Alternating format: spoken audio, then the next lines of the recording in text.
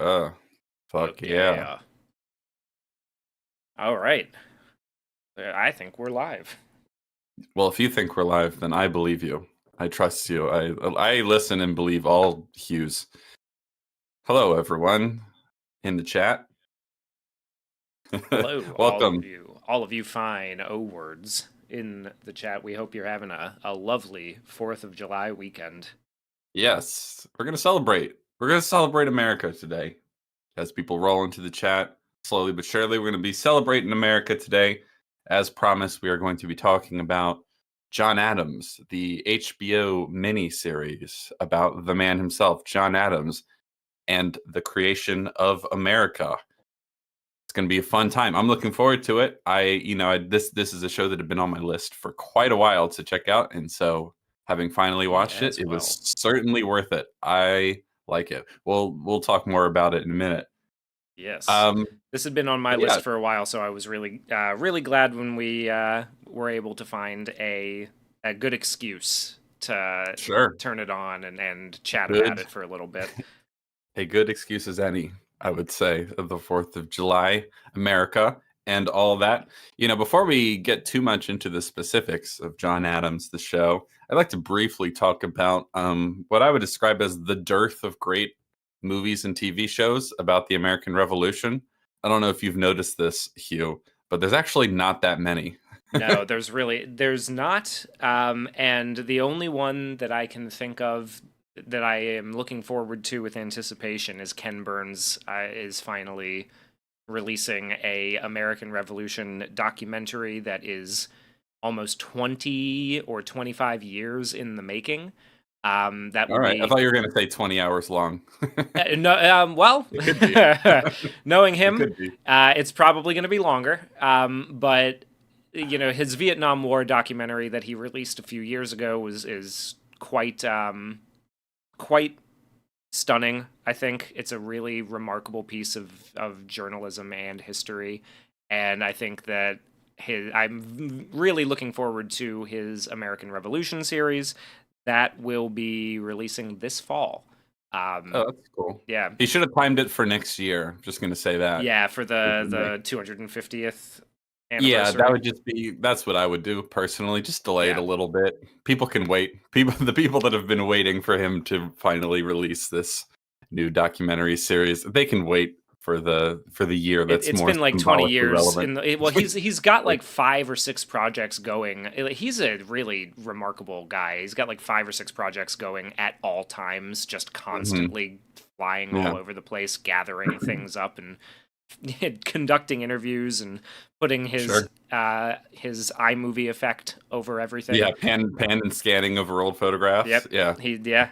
He's constantly doing that, and it's Well, pretty incredible. speaking of Ken Burns, the show John Adams is based on the Pulitzer Prize-winning biography by David McCullough. David Yes. McCullough, for those who do not know, was also the narrator and a leading contributor to Ken Burns' Civil War series, which is neato. Yeah. David McCullough is quite an accomplished and prolific American historian. Hugh, you said you've read a couple of his books, right? I have. Yeah, I've read The Pioneers, which was the last one before he died, which received some pretty bad press because, lo and behold, it Well, didn't portray the pioneers as evil colonial empire encroaching on the poor and peaceable, entirely communist utopia of the well, tell Native the fine Americans. people in the chat what the subtitle of that book is, because it's a good one. I don't remember what the subtitle. Hold on, let me Oh, look it up. I'll look it up while you keep talking. The other one that I've read is 1776, which is a companion piece that he released in addition to John Adams. In preparation for this stream, I dove a little bit into the John Adams biography, and I really enjoyed it. If you're into reading, I would highly recommend just picking up any of his You're books. into reading, yeah. Hey, we Yeah, got we my I think what my brother has a philosophy that why would I read a book when I could do literally anything else? So yeah, he some would say other some bullshit like he that. would, but other people Um, tend to appreciate to appreciate that. the Oh, but written some word. people hold to that, and I understand, right? Like if you're not into like sitting down and reading a book, um, Why are yeah, we making excuses for these people, Hugh? you know, I don't know. Well, I'm not sure. don't give it to them. Don't let them off the hook for that. Fair enough. If you like reading, pick up any of David McCullough's work. It's always, in my opinion, worth it. He's a really great writer. So the Pioneers history book that he wrote is called "The Pioneers: the heroic story of the settlers who brought the American ideal west." That's a pretty important That's going to subtitle. be a hell yeah for me, brother. Anyway, yeah. So this is based on John Adams, the HBO 7-part miniseries that was released in 2008. It was based on the biography by David McCullough, and it was written by a man named Kirk Ellis. I hope I'm getting that right because I saw it many times in the watching of the show, but I think I might have. Hold on, we're gonna make sure that I'm right about that. Yes, Kirk Ellis wrote 7 episodes of this. Obviously, David McCullough gets a writing credit for having written the book, but Kirk Ellis is the main man who adapted said 750-page historical biography about John Adams into a narrative miniseries, and I think he did a I pretty bang up job. he did a bang up job. I think, yeah, I'm very impressed with how well he took. I mean, I don't know how much you said you've read most of No, not the most book. of. I've made it like 100 pages in. Well, It's how would you say it is in terms of like a narrative? Like how much of the narrative arc of the show would you say comes directly from the book, and how much would you say is sort of um well, in overall adapting, like the book is the story from start to finish of the life of John Adams, right? Like, and it goes chronologically through every detail. It's less concerned with certain historical situations. It's more concerned with just sort of providing you the overall picture of the man. This mhm. does a really solid job, I would say, of taking that and boiling it down into what are essentially 7 episodes that really define the life of him. Because Yeah, obviously, you can't do the entirety of his life in a and manageable. presidency, and yeah, no, it's that's well. The reason I ask is because, making a biopic about any person, especially anyone this accomplished and important historically, is a daunting task. And I feel like a lot of biopics either they try to tell a person's entire life or they like narrowly focus on a certain moment in their life, right? Yeah. And I'm always drawn more towards the latter because the former they often struggle to tell a story that feels like one story, like one narrative with a consistent sort of beginning, middle, end, with consistent conflicts, with consistent themes across an entire person's life, because people's lives don't really fall neatly into story form very Not often. It often. I happens mean, it sometimes. happens It sometimes, can, and of course. it can, and maybe perhaps by the end of this, we'll decide that in a way it has. Yes. Yeah, I think certainly this story lends itself to that in terms of what the raw facts of this of history are. But I think what I'm really impressed with regards to this show is how well they've spun a story that feels like one thing, feels like one narrative all the way through out of all these raw historical facts. I find that very impressive. And we'll talk all about it as we go through. A couple things in the chat. Topaz Dude says, a huge U.S. history fan, big David McCullough fan, but when it comes to U.S. biographers, I prefer Ron Chernow's prose. Do you know who that is? Because I do not. I I don't think I've never read any of his work, but I think he's the guy who did the Alexander Hamilton biography, if I'm not mistaken, the one that Lin-Manuel Miranda adapted into the musical. Oh, okay. Yeah, that's him. Yep, he did Alexander Hamilton, and he actually just released, and I saw this at Costco when I was there yesterday, an incredibly heavy tome on Mark Twain. Oh, nice. Yeah, That's cool. Yeah. Yeah, and I picked Professor that also thing up and I was like, Jesus fucking Christ. This Professor is also nuts. mentions that towards the end of the 20th century, we got a lot of decent Civil War stuff, but revolution has always been slimmer pickings. Yes, getting back to that point, I think it's kind of a disgrace that there are so few good movies and TV shows on the American Revolution. There are obviously some that are more historically accurate than others, some that are more crowd pleasing blockbusters than others. I'm thinking, of course, probably the most famous one is The Patriot by Mel Gibson, which is an exciting, compelling movie. Not the most historically accurate thing out there. Whereas John Adams might be something closer to the opposite end of the spectrum. It is certainly less thrilling and exciting than The Patriot, but it is much more concerned with historical accuracy, I think, for the better. I've also heard recently that there is a TV movie called, oh my gosh, someone told me on Twitter recently. Gosh, where is it? Of like a shockingly good TV movie with Jeff Daniels Oh, about oh, is that the crossing. yeah, is it isn't it just called Washington? I think it's called The Crossing. Yes, it is called The Crossing. Okay. There was And a mini series called Washington on the History Channel about the life of George Washington, sort of like a sure. yeah. Yeah. Okay, Jeff Daniels is not in that one. I would yeah, because I So was that's one looking that I for want to watch. similar ones as well That's to one this. I want to watch at some point because I've heard good things about it, and that it's, like I said, shockingly good for a TV movie. But yeah, to the broader point, there is a real dearth of good American Revolution content, which is why I wanted to talk about this show. And I was just really thinking about it, and I said this on Twitter, but I haven't talked to you about it, Hugh. That I think any Hollywood studio that wanted to make a buttload of money and give people what they want would be hard at work right now on any sort of uh, uncynical historical epic about the American Revolution to be released next year. I think any anyone. Hollywood Yeah, exec that was worth their salt at all would be hard at work trying to make that happen. I doubt they are. I doubt anyone is, and I doubt that will happen at all. And I just think that's a shame. I think that's a shame. Hopefully, the sort of general spirit of anti-Americanness pulsing through the entertainment industry is on the decline.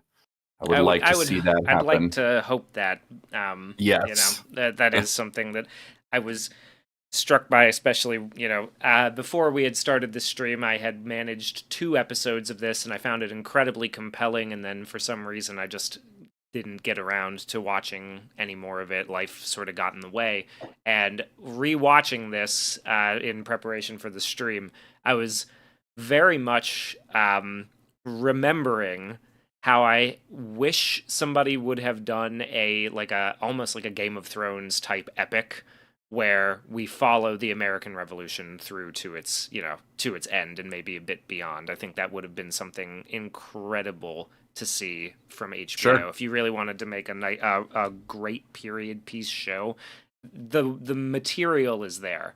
Oh, absolutely, it's It's there. it would be Absolutely, it's there. incredible to see.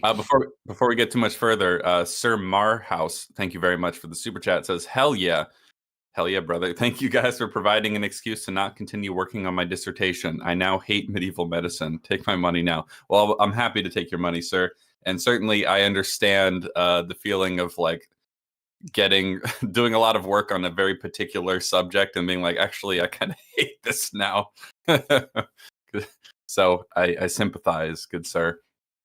Managed 42 says, I love this show. Yeah, this is we'll get into that right now. John Adams, the miniseries, I think is a really solid show. I really liked it. I was very compelled by it the entire way through. The only things that I don't like about it, essentially, are like the direction and visual presentation.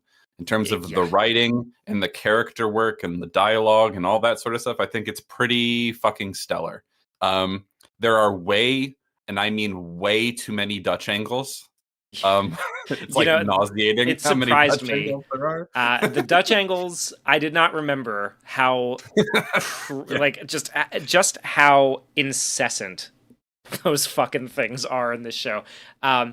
This show was directed by Tom Hooper, famous for 2019's Cats, among other things. But his cinematographer, we've discussed on this show before, Tak Fujimoto, who you could be forgiven from watching this, that you might forget he directed he was the director of photography on Silence of the Lambs. He was Oh, also on The Sixth Sense. those are much better looking than this. I I hate to say it. This isn't an ugly show by any means, but I think the direction and the cinematography is the worst part of it. yeah, It's too many really Dutch lacking angles. in the sauce. it's and I think it is absolutely it's a combination of things that I don't think pair well together. One is the overabundance of Dutch angles. There are so many of them. It's absolutely insane. The other thing is that the vast majority of the show is handheld, which is not a problem in and of itself, but handheld Dutch angle shots are kind of nauseating. I feel like I'm drunk when I'm watching it and I haven't had anything to drink. It's not a great combination.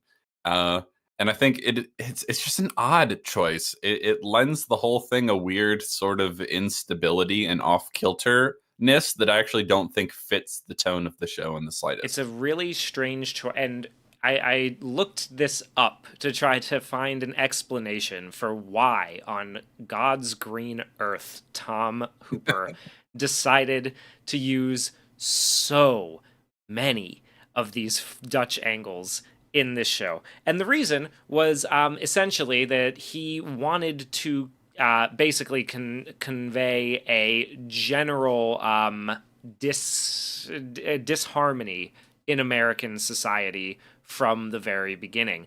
Apparently, according to this was a Reddit thread that popped up, the only time that he stopped using Dutch angles was when he filmed the Went to scenes Europe? in Europe. But the problem Yep. is that that's not entirely true. He still uses tons of Dutch angles in There every are scene in less. Europe. There are There are there are less in fewer. Europe, and there are less handheld shots. They're more like locked off tripod stable Yeah. shots in Europe. Yeah, But they're fewer, but they're still all over the place, which sort of undermines that idea, right? And then like towards the sure. end, you would think, especially as John Adams is becoming an old man and reflecting on his life and times and his accomplishments and legacy, that maybe you would want to stabilize some of the cinematography a little bit, especially if you're going to begin with so many Dutch angles, indicating instability and discontent within American A general society. sort of energy of chaos Yeah, around around the sorry. revolution Exactly. and the coming war and But then all of as the things political stuff. stable out, you would think you would drop those, but they just don't. No, he doesn't. It's a In it's fact, a you could say he strange hits the choice. gas on them in It's a some. strange choice, and it's a bad choice as far as I'm concerned. Having said that, everything else is really, really, really good. It's the biggest criticism, and we've gotten it out of the way now, and so I'm happy for that. But yeah, when you watch it, if you haven't watched it yet, and you're going to watch it, you will notice the Dutch ankles. You can't help but notice they're everywhere in every scene, in every Yeah, episode. it It's it really quite has remarkable. put, like, according to the subreddit, it has put quite a few people off of continuing the show Yeah, after the first episode because it can be nauseating with the a way little that bit. it just So doesn't look good. that's the weakest part, for sure. And then let's move towards the the stuff that's kind of in the middle, the stuff that's okay. I would describe the music as okay. The I theme wasn't song I particular. really like. The Yes, opening credits theme song. I yeah, think that there is that's some good quite good. music in the show. I think when the music shines the most, it's when they're using original pieces from the time period. Yeah.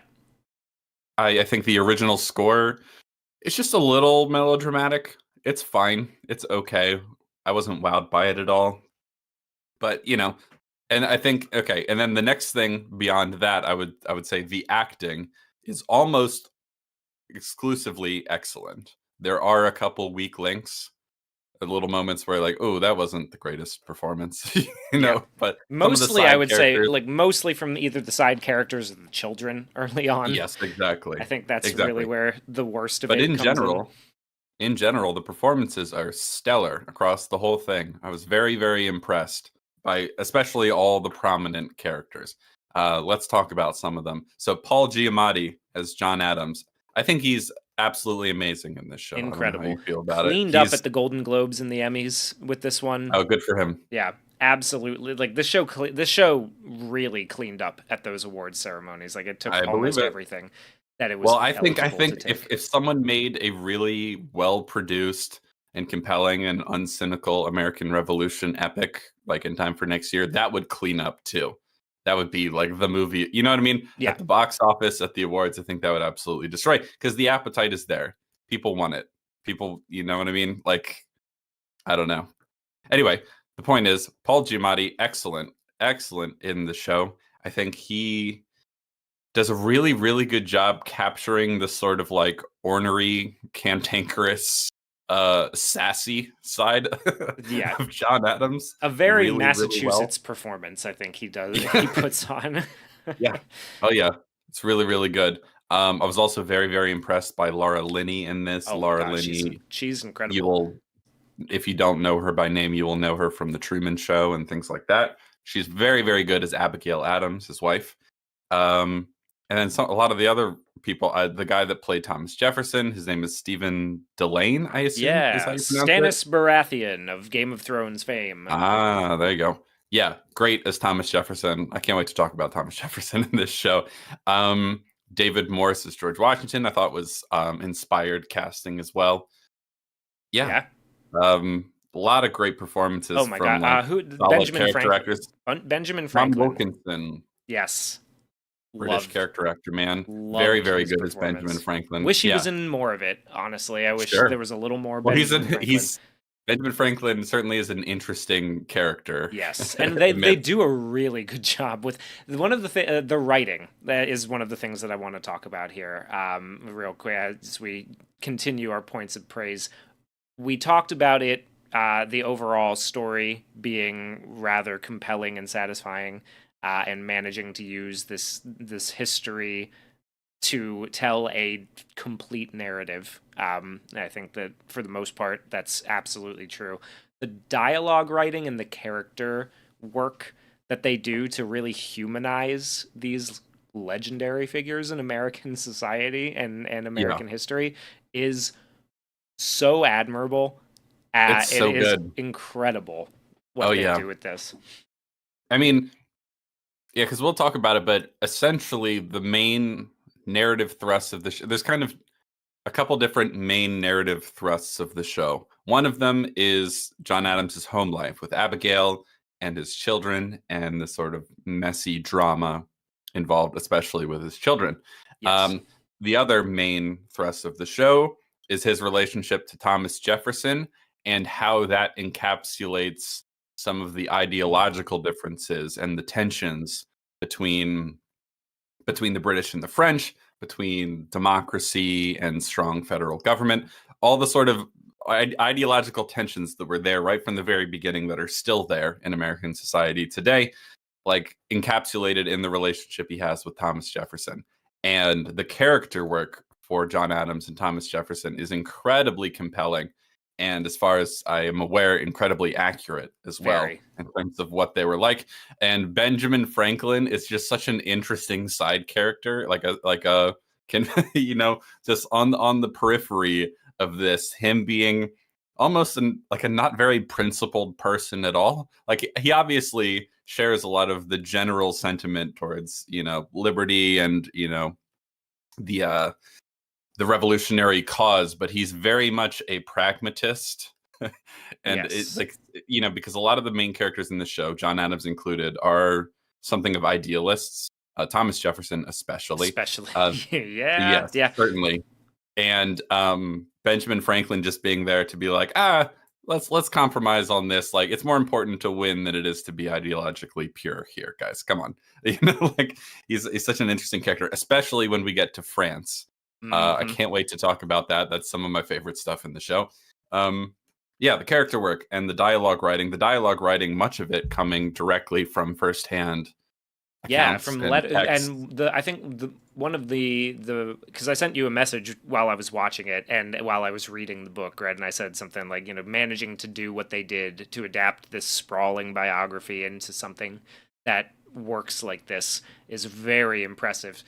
A lot of that is because there, John Adams is one of the most documented founding fathers, if I'm remembering correctly, because he was such a dedicated diarist and he kept a lot of records. And of course, And he wrote a lot of letters. Yes. Yeah, wrote lots of letters, lots of articles, lots of opinion pieces, especially towards the end of his life. And one of the things that this show really manages to do that I find incredible is that they manage to take some of the best lines of his from letters to individual people and work them into dialogue in believable scenes. Yes. And yeah, that's something that it sounds like it should be simple, but they do it's a little harder to accomplish, I would say, than most people would realize, and to make it work thematically with the scenes and the drama that you're conveying, I think is just incredible. It's a really well done. Yes, has a really commendable sense of realism and like natural organic progression in terms of what things people are saying when and how these conversations play out.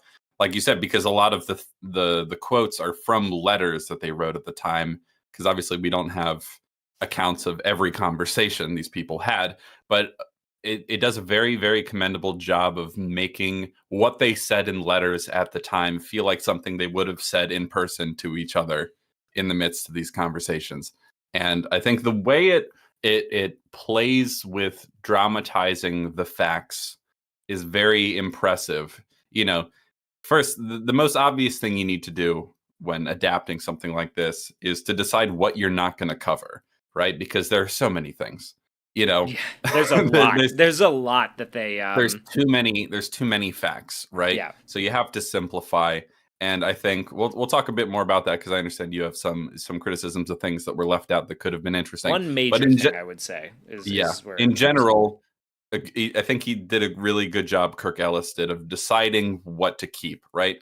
And then in terms of how to dramatize scenes where we don't actually have an account of what was said, basing it word for word on letters he wrote at the time makes a lot of believable sense, because you can totally imagine that, like, someone's thinking through these things. They're writing it in letters when they're talking to, especially to Abigail, his wife, who was also one of his primary confidants and advisors in his life. And like, you can totally imagine that things he's thinking through in these diaries and in these letters are things he would have tried out in person with other people. You know what I mean? Yeah, exactly. Like and it lends the whole thing a credibility that's like, well, we know for certain he thought this word for word. Whether he said it in that moment is really not super important, exactly. Because they they did a really good job, and I think there's certainly an attempt being made here to make this incredibly historically accurate while keeping it a compelling story. And I think that balance is achieved quite well. And you can tell that that's sort of the motivating spirit behind the work here, especially in one of the final episodes when we get John Adams's thoughts on a painting done on a famous painting that you will no doubt have seen if you're American, on the signing of the Declaration of Independence, and his major criticisms of how anachronistic and ahistorical it is. So it's clear that John Adams himself was, in a rather sort of ornery fashion, mad at people for distorting and mythologizing the history in annoying ways, and it was very concerned with the true history of what happened. And so I feel like this show really does a good job of, I don't know, honoring what he would have thought and what he would have wished to have known about how it went. And that's true of the presentation as well. This is not something like that musical 1776. This is very sort of like, everything's kind of muted and sometimes drab in terms of the locations, and they're kind of dirty, and sometimes they're a little dingy and stuff like that. There's no frills here. Oh, the scene where they show up at the White House. Oh yeah, Oof. there's a deliberate act to not romanticize or mythologize things and try to present them in a way that is heroic and is very satisfying and is does justice to um, the story and conveys a sense of sort of pride and accomplishment in the country and what was done, while not like over glamorizing it. And I think that's another thing that's a very tricky balance to achieve. And I think they did a really, really good job. Yeah, I would agree with that.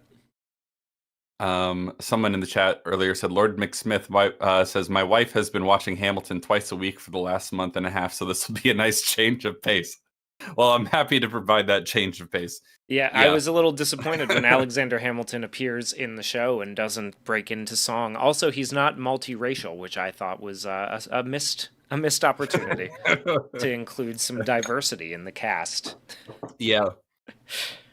Yeah, in general, I'm very impressed with the casting in this show. There's a whole bunch of great like, oh, it's that guy character actors. You know, Yes, Justin yes. Theroux as John Hancock. That would be the director from Mulholland Drive, among other things. We mentioned Tom Wilkinson as Benjamin Franklin. He's great. Um, there is Andrew Scott, who Is that who plays Mr. Dickinson? The guy from In Bruges, the Canadian from In Bruges who gets hit. the Canadian from In Bruges. It's like, The well, saying it obnoxious over and over Canadian. again isn't going to make any more sense. Yeah, Yeah, the obnoxious Canadian plays the obnoxious Pennsylvanian in this one, and I quite yeah, enjoyed that. the Quaker guy. Yeah. Um, yeah, he's pretty fun. I'm excited to talk about him. And then Andrew Scott is okay. He's been in a bunch of things, but he was oh god, in the BBC like Benedict Cumberbatch Sherlock show, he was Moriarty. That guy. Oh, You know what I'm him. talking Yeah, about? yeah, yeah, yeah. Okay. Yeah, yeah. He's another like, oh, it's that guy character actor who does a really good job in this. The guy who's the sort of obnoxious cousin in The Bear plays John Quincy Adams quite well, I would say. There's Rufus Sewell. Sewell, I'm assuming I'm saying that right, who plays Hamilton. I thought he did an excellent job as well. There are a lot of great. It's a who's who of mostly British character actors from the time. And I think basically everyone did a really good job, except for a couple of the child actors here and there. Yeah, so we talked about the Dutch angles. Lamentably, there are far too many real of quick, I them. just want to point out for Topaz Dude, who says, with the recent discovery that Hamilton almost definitely owned slaves, John Adams has the undisputed anti-slavery belt of the founders. Yeah, That's a nice segue into talking about something that I encountered at my office over the course of this last week while I was reading the book. One of my coworkers I saw it on my desk and asked me how I was enjoying it. And I told him, and he goes, "What do you think about the idea that John Adams was a big baby who like that was his exact words, was a big yeah. baby who just did like he was like the lesser of all of the founding fathers." And I kind of like I was taken aback a little bit, and I was like, where the hell have you read the book? And he says no. I was like, oh, did you watch the show? He says no. I'm like, oh, wait, who have you heard that from? Where are you hearing that? And his response was, well, I hear it from a lot of people, just because he was in between Washington, Jefferson, Madison, and Monroe, who all were particularly accomplished presidents. He's just sort of like the lesser of the group. And I realized that since I live in Virginia and this guy is citing only the Virginians as the accomplished presidents. Yeah, I was like, oh, that's because all okay. of them were Virginians except for John Adams. John So of Adams, the course he only would one think of the that. first five not from Virginia, the only one from Massachusetts. And his son then, becomes the sixth and the second from Massachusetts. But yeah, that was so. There's a little bit of Virginian bias, I would say, clearly evident in the even modern takes on John Adams and his administration that I find. Virginians to this day still think they're far more important than they actually are. Yeah, That's a pattern I've they call noticed. this place like, oh, this is the state of presidents, the birthplace of presidents. It's like what, like the first five, yeah. where where are the rest? It's an it's an interesting thing because going into this, one of the reasons I wanted to talk about this today because is I was really desperate for good American Revolution oriented content to talk about to celebrate the 4th of July. And one of the reasons I had never really given this show a try is because I had this purely ignorant view that John Adams would have been like one of the least important point of view characters to do a show on. After watching the show, I was sorely mistaken. I really think he is one of the perfect point of view characters to make a show like this on. I think he is kind of a weird center and fulcrum of all the ideological disputes at Yeah, the heart of the revolution, and he's a very interesting figure in how he relates to all the different swirling opinions and directions and movements that the country could have gone. very And much also, he's interestingly. also he's funny because he's so obnoxious, Yes, you know? cantankerous and obnoxious, Yes. even from his youth. Yeah, and that's really fun, I Yeah, think, honestly, him getting into arguments with people. And I really love the way Paul Giamatti plays him in this. So yeah, before watching this, I would have been like, John Adams, not who I would have picked necessarily. But in hindsight, how wrong I was. I think my most like one of the misconceptions that I would have had is also that he was sort of a yeah, I knew that there was a show made about him. I knew that the biography, I was like, oh, that's an interesting choice to go with the lesser known of the founders, the one who served one term in between Washington and Jefferson. I mean, people Because talk the about, first five all served two, except for him, right? yeah, I think so. I think so. Make sure I've got a little list of. I stole a set of presidential cards from my girlfriend's parents, um, and they each have like little biographies and the dates served on the back. Yep, every one of the first five except for him served 2 terms. Yeah, and his son only served one as well, which Yeah, is just his kind of his funny. son only served one, and his son's was like he lost the popular and electoral vote to Andrew Jackson the first time, but he was confirmed by the Senate uh, instead. I And see. yeah, and then Andrew Jackson dominated him in the bout for re-election, and Yeah, then managed to go on.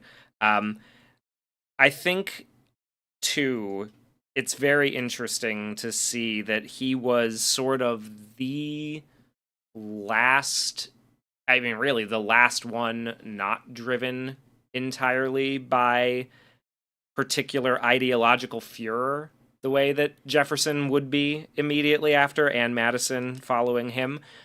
He remained very independent minded through his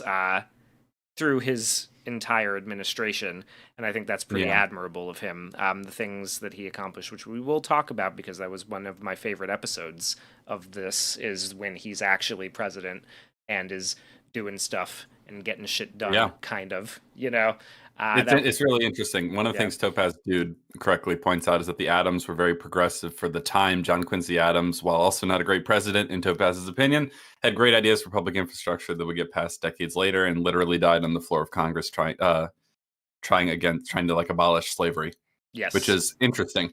Yeah, so it was mentioned earlier that that John Adams is one of the few of the first presidents who didn't own slaves and was actively against it. It's really interesting in the show.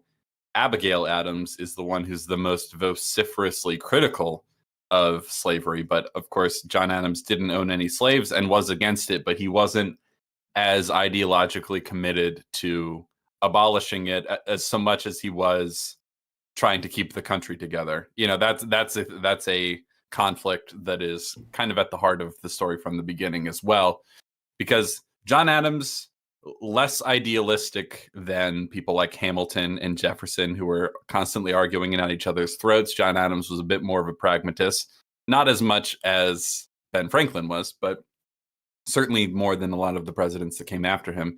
And it's really interesting how committed he was to unity, because I think he recognized correctly how fragile the country itself was from the very, very beginning. And that kind of motivates a lot of his decisions. From like one of the first things that we really see him do at the Congress is say, like, oh, well, this decision to declare independence from Great Britain needs to be unanimous. Yes. They have at a certain point, they've argued it quite a bit, and it's clear that they have a majority and that the motion will pass. But he's like, no, this needs to be unanimous or else the country's not going to hold together. So then they have to work even harder to try to bring, what is it, Pennsylvania, New York, and South Carolina along with them, because they know that, even if a majority passes it, it needs to be unanimous or else the whole thing's not going to hold together. And that sort of core instinct is also motivating a lot of what he does when he becomes president in the show. So he's a really interesting figure. And Yes. I suppose now is as good a time as any to sort of jump in to what actually happens in the show. Now, it real is quick. 7 episodes long and they're all over an hour. So I don't want to go scene by scene through the whole thing. So I figured we could talk about it in certain chapters or certain, narrative threads. Absolutely. I think that's probably Jump around the best and all that way sort of of stuff. doing that. Yeah. Managed 42 asks, didn't Adams try to make speech against the government a crime? Yes, he did. We'll talk all about it. We'll talk about that. Yeah, that is a big point in one of my favorite episodes of the show. So one of the interesting things is that Thomas Jefferson was the first president to be elected that was actually a change in party from the previous president, because they became known. They weren't exactly titled. There's a funny moment where John Adams is actually objecting to the names at all, but they became known to history as the Federalists and the Democratic Republicans, respectively. George Washington and John Adams were considered Federalists primarily because they thought it was very important that the federal government have power and respect and be able to do things in order to keep the country together, while Thomas Jefferson and others were much more concerned with the tyranny of a strong federal government. So they were very hesitant and unwilling to give the federal government too much power and respect. The central conflict that's been running through American history ever since, right? Yes. And so there's an interesting moment when it's partly motivated by John Adams being flustered at not commanding the same respect that George Washington commanded, which is very, very interesting. That's great character funny, work, honestly. that he tries to put his foot down and ban what he considered seditious and anti-American speech. And Thomas Jefferson, of course, objects to that. And there's a nice moment later in the show, and this is based on reality as well, where John Adams is talking about their legacy and says that was one of the only things he thinks Thomas Jefferson was right about. That in hindsight, he was right about that, but nothing else. Yeah. Pretty funny. Interesting. Very. Episode 1, a particularly compelling story, and sort of the first hint that we're going to explore the American Revolution from a decidedly different perspective than the sort of rah, chest pounding kind of story. John Adams is retained as a lawyer to argue in defense of the British soldiers who committed the Boston Massacre. Yes, the opening of the show is John Adams riding in on his horse into town, into Boston, and then soon after that, the Boston Massacre happens. He kind of sees a little bit of the chaos in the aftermath of it, and then is approached, like you said, to defend them. And he's one of the few people that will, because anti-British sentiment has grown quite high and serious in recent years. So he's one of the few people that do it. And so one of the things, like you said, that sort of exemplifies the different approach to how the story is being told is that John Adams, from the very beginning, is actually rather hesitant about separating from Great Britain. He's very reluctant to do so, because this is one of the things that's kind of a theme running through the whole show, is the sort of tension between England and the UK, essentially. Sorry. England and the colonies. No, I was gonna say England and France is what I meant to say there. Yeah. In terms of ideological perspectives, and obviously the French Revolution plays a big part in this show later, and there's a lot of tension between England and France, and how involved in the conflict between those two the US should be, and the sort of ideological and cultural differences running through them. John Adams vibes with the English much more than he does the French, and there's a whole episode dedicated to how much he does not vibe with the French. It's very funny. I'm a big fan. But like from the very, very beginning, the colonists all viewed themselves as Englishmen, right? Yes. And when they're talking in the Congress Well, about the Declaration of Independence, one of the things that they are talking about is that they feel they've been suffered these injuries from the king against their rights as Englishmen, right? Yes, And exactly. John Adams in particular is very much uh he vibes with the British. He likes the English, and so he's but he's also he considers himself very much a man of principle, and he feels that a strong legal defense is something that everyone is entitled to. And since no one else will do it because everyone else is mad at the British, he will defend the soldiers involved in the Boston Massacre. So right away, it's like, oh, interesting. We're following a guy who is one of the few people to, on principle, stand in their defense. And as we get into, he actually he makes a very, very compelling case that the Boston Massacre wasn't just the British soldiers indiscriminately firing on perfectly peaceful and noble Boston colonists. Um, it's a very, very Yes. interesting way to start the story. I think it's very, very strong. Yeah, I agree. One of the things that I think it does, you mentioned his pride as an Englishman, right, and that pride in his rights, and attempting to regain the rights that Englishmen are entitled to.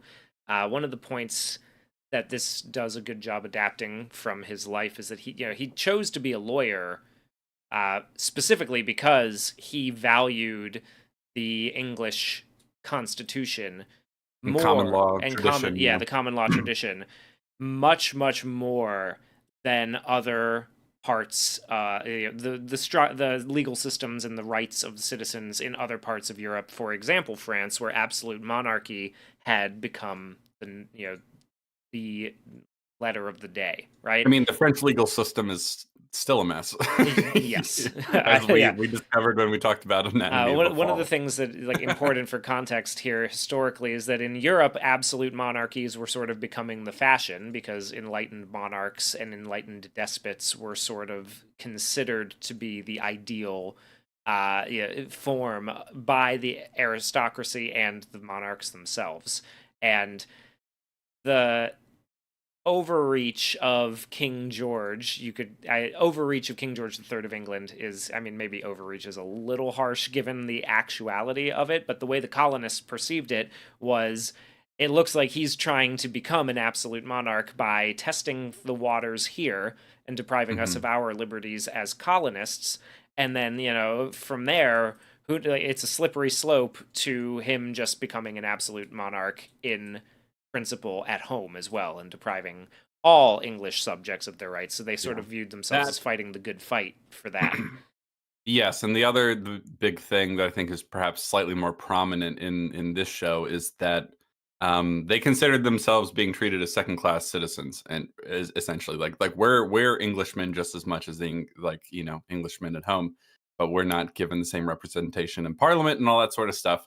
That was sort of core to what they were angry about, in addition to all these taxes and like trade impediments and tariffs and things like that they were dealing with, that they felt imposed upon them and they had no say in, right? Yeah.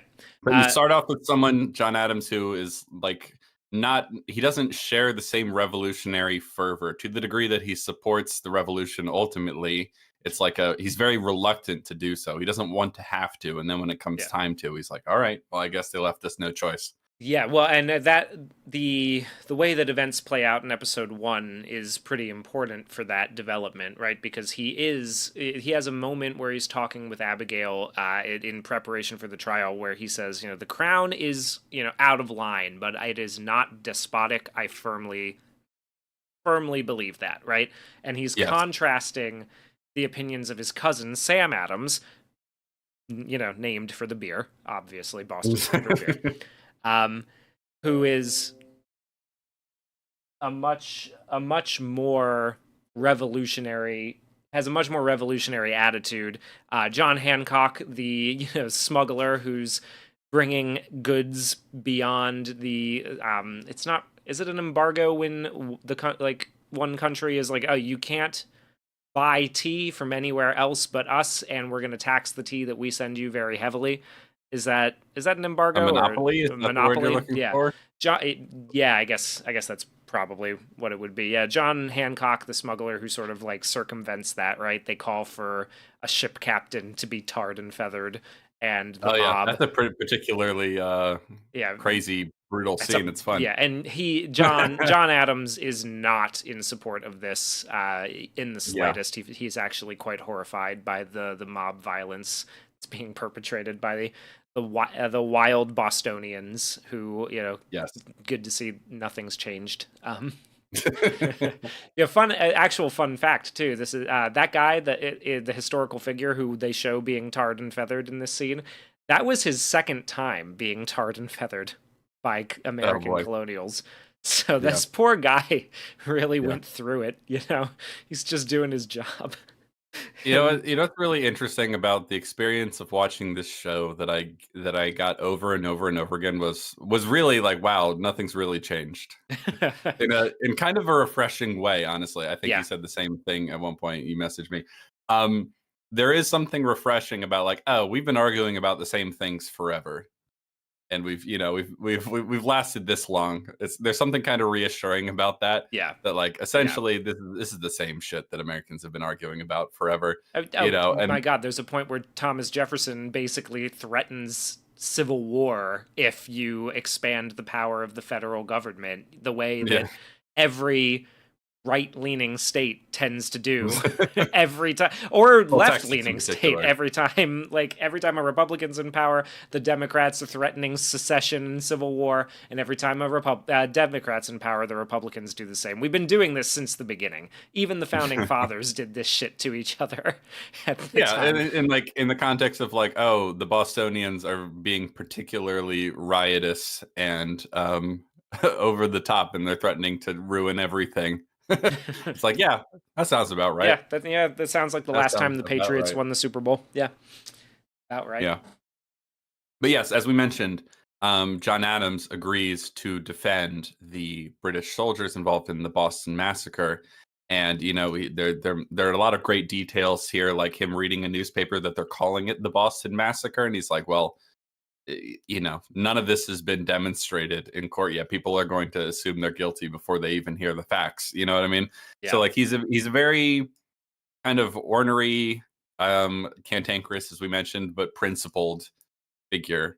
And I really like how he's portrayed in terms of defending the British soldiers, because ultimately what is proven in court is that despite the testimony from some of the protesters, the rioters who were there, it is demonstrated by multiple, or it is testified by multiple witnesses that they had clubs that they were throwing at the British soldiers, and that the general, the British general, did not actually order them to fire. Yeah, because originally the rioters were saying that, oh, he was standing behind his men and he yelled the order to fire, right?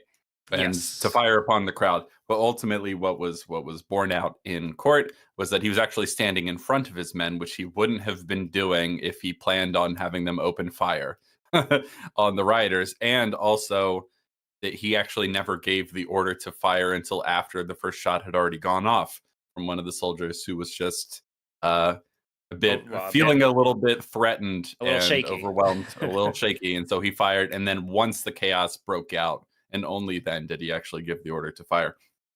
So ultimately, through this trial, which is a really good legal drama, this first episode, ultimately it's decided that they are found not guilty. Yeah, well, And and he has to. So one of the big points of conflict is that he is sort of making an enemy of himself to the yes, mob in Boston, who are incredibly anti-British, and he is defending the British against the mob. He shouldn't be doing this. Is perceived as something he shouldn't be doing, and the sure, way that, so he wins, and everybody's quite discontented by this, right? Oh, really quick, it's an important point, Mr. Prater, or however you say that. The crowd was also yelling for them to fire. Yeah, they were Yes, daring them to fire. the Yeah, crowd was daring them to fire, and then they did, and I and of love course the they way that seized on it politically. Yeah. they kind of give you that hint right from the beginning, because he hears everyone yelling fire and assumes that there must be a fire because it's winter in Boston. Everything is heated by, open flame essentially. Yeah, So yeah. he assumes there must be a fire, and they run out, and then they hear the gunfire. Um, it's a really effective scene, that one as well. They do a really good job of giving you a exciting and compelling bit of action at the beginnings of episodes. Generally, I would say there's also Yeah, though I thought the my one criticism of the opening action scene, the Boston Massacre scene, is that it's too dark. It's hard to see what's happening. That's just a criticism of the cinematography and the direction. But in terms of, the writing, quite good, quite yes. effective. Super chat from Sir Morehouse. Thank you very much. Says, I've spent the last year living in the UK, away from the great USA. I'm sorry. This whole time here, and especially this week, I have grown to dislike the English. Miserable people, and I cannot wait to be home. We cannot wait for you to be home with us, sir. uh, it could be worse. It could be the French. I'm so excited to talk about how the French portrayed in this show. I am Yes. so excited. Yeah, It's great. yeah. Yes, So but yeah, yes, we he has look to forward save to some your face. return, Sir Morehouse. Yeah, yeah, sorry. And I think we missed a super chat earlier. Nick the Greek, thank you very much. Says, I really enjoyed this show. Loved Paul Giamatti. Have you all discussed the Chernobyl HBO series? If not, please do it. We have not discussed it. Have you seen that show?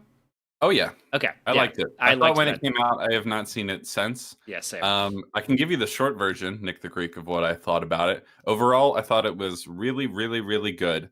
My only real criticism is that they rather unnecessarily over dramatized what the effects of radiation on the body are in order to make it more visually compelling. Because, like when people are exposed to the high radiation, like you just see their limbs start to decompose and things like that.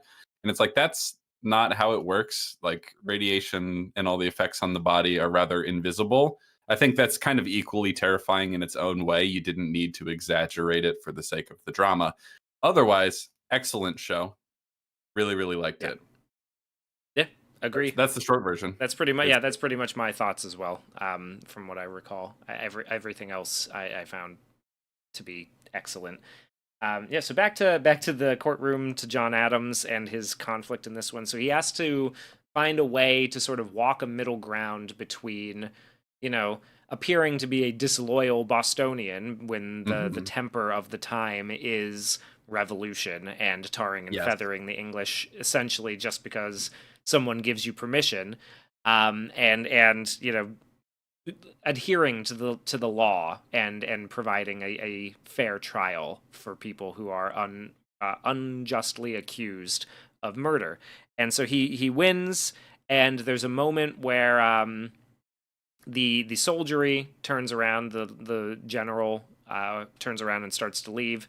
John Adams asks him to stay for a second. He says, "Do you really think you'll be safe with this rabble, Mr. Adams?"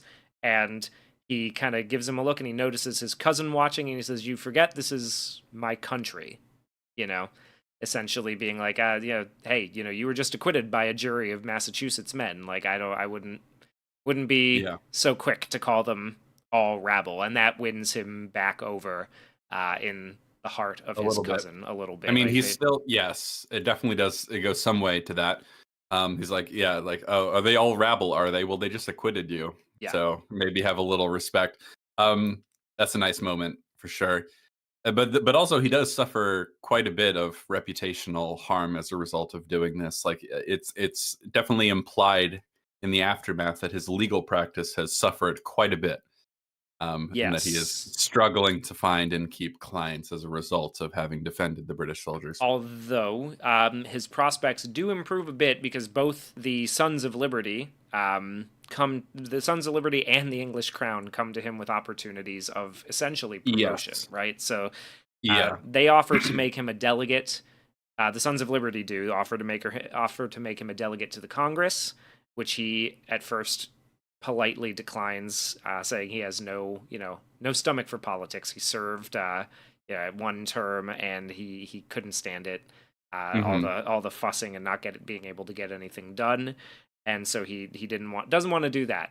He But doesn't want to get involved with politics because it's a nightmare. yes, Interesting little bit of of that thread running through the show. There's a great moment later. I believe he's talking to John Quincy Adams, like several episodes later, where he's like, I don't remember exactly how he phrases it. It was well phrased, but it's something to the effect of like, well, if wise men won't do their duty, it will fall to other people who yes, you don't want doing it.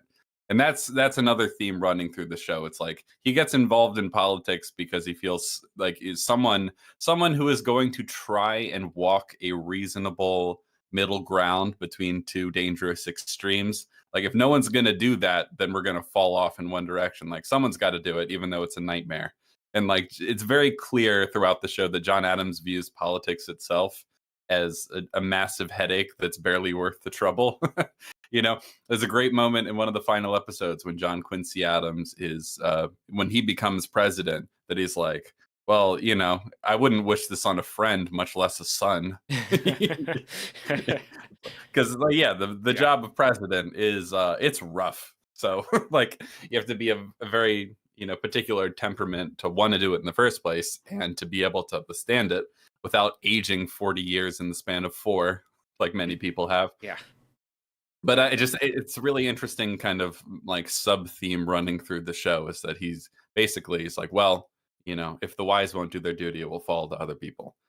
So like that's why he gets involved in politics. Essentially, he doesn't want to at all because he finds it annoying. He finds it's full of blowhards and grandstanding and all sorts of stuff like that. But he does it anyway because he feels it's his duty. He's a very like duty and honor bound, like, principled character, which I find really compelling. Yes, me too. I think that's pretty admirable of him, honestly. The other opportunity presented to him after he defends the British soldiers is the representative of the crown comes to him to offer him a position in the royal government. Um, Is it as an attorney general or something like that? I yeah, think. I think it's something Yeah. like that. He's reluctant to accept it, but I think he's more interested at the time in possibly going along with that. Uh, Yes. but the tipping point comes a few days later when the Declaration of King George is read that American citizens will be removed from the colony's shores to England to be tried for any crimes. The British Yes. soldiers, in order to ensure a fair trial, which is the exact words that kind of get to him, will also be Hmm. taken overseas to be tried for anything that they do in America, which you can see where the problems with that would arise, right? Like if Oh that, yeah. yeah. Yeah, so Um, there's a number of things that are decreed here, including one of the things that will eventually result in the Fourth Amendment is that soldiers can be, citizens of the colonies can be forced to house British soldiers and all sorts of things. There are all sorts of things that are decreed here. It's a sort of a crackdown, if you will, and they view it as a tyrannical one, a crackdown on the sort of revolutionary fervor bubbling up here, right? But God bless the editors, who I think were very smart to cut to Paul Giamatti's face for a close up, right? When they say that to ensure a fair trial, any British soldiers accused of a capital offense will be brought to England for the trial. And obviously, that really offends him. He's just like, I just proved you can have a fair trial here. And you know what I mean? And with, notwithstanding all the dangers that could result in, like, because almost assuredly there would never actually be a fair trial. You know what I mean? yeah. That would ever come down on the side of the colonists, even if the facts, demanded that it be. But he's personally offended by the notion that the crown has decided that no fair trial can be had here, but has to Yes. move to England. Yeah, And obviously that personally offends him. And I think the editors do a really good job of like highlighting his face in that moment to really drive absolutely. home why that's Absolutely. so important to him. And he does appeal to the representative who offered him the position of judge in the Admiralty Court. Thank you, Georgius Rex, in the chat.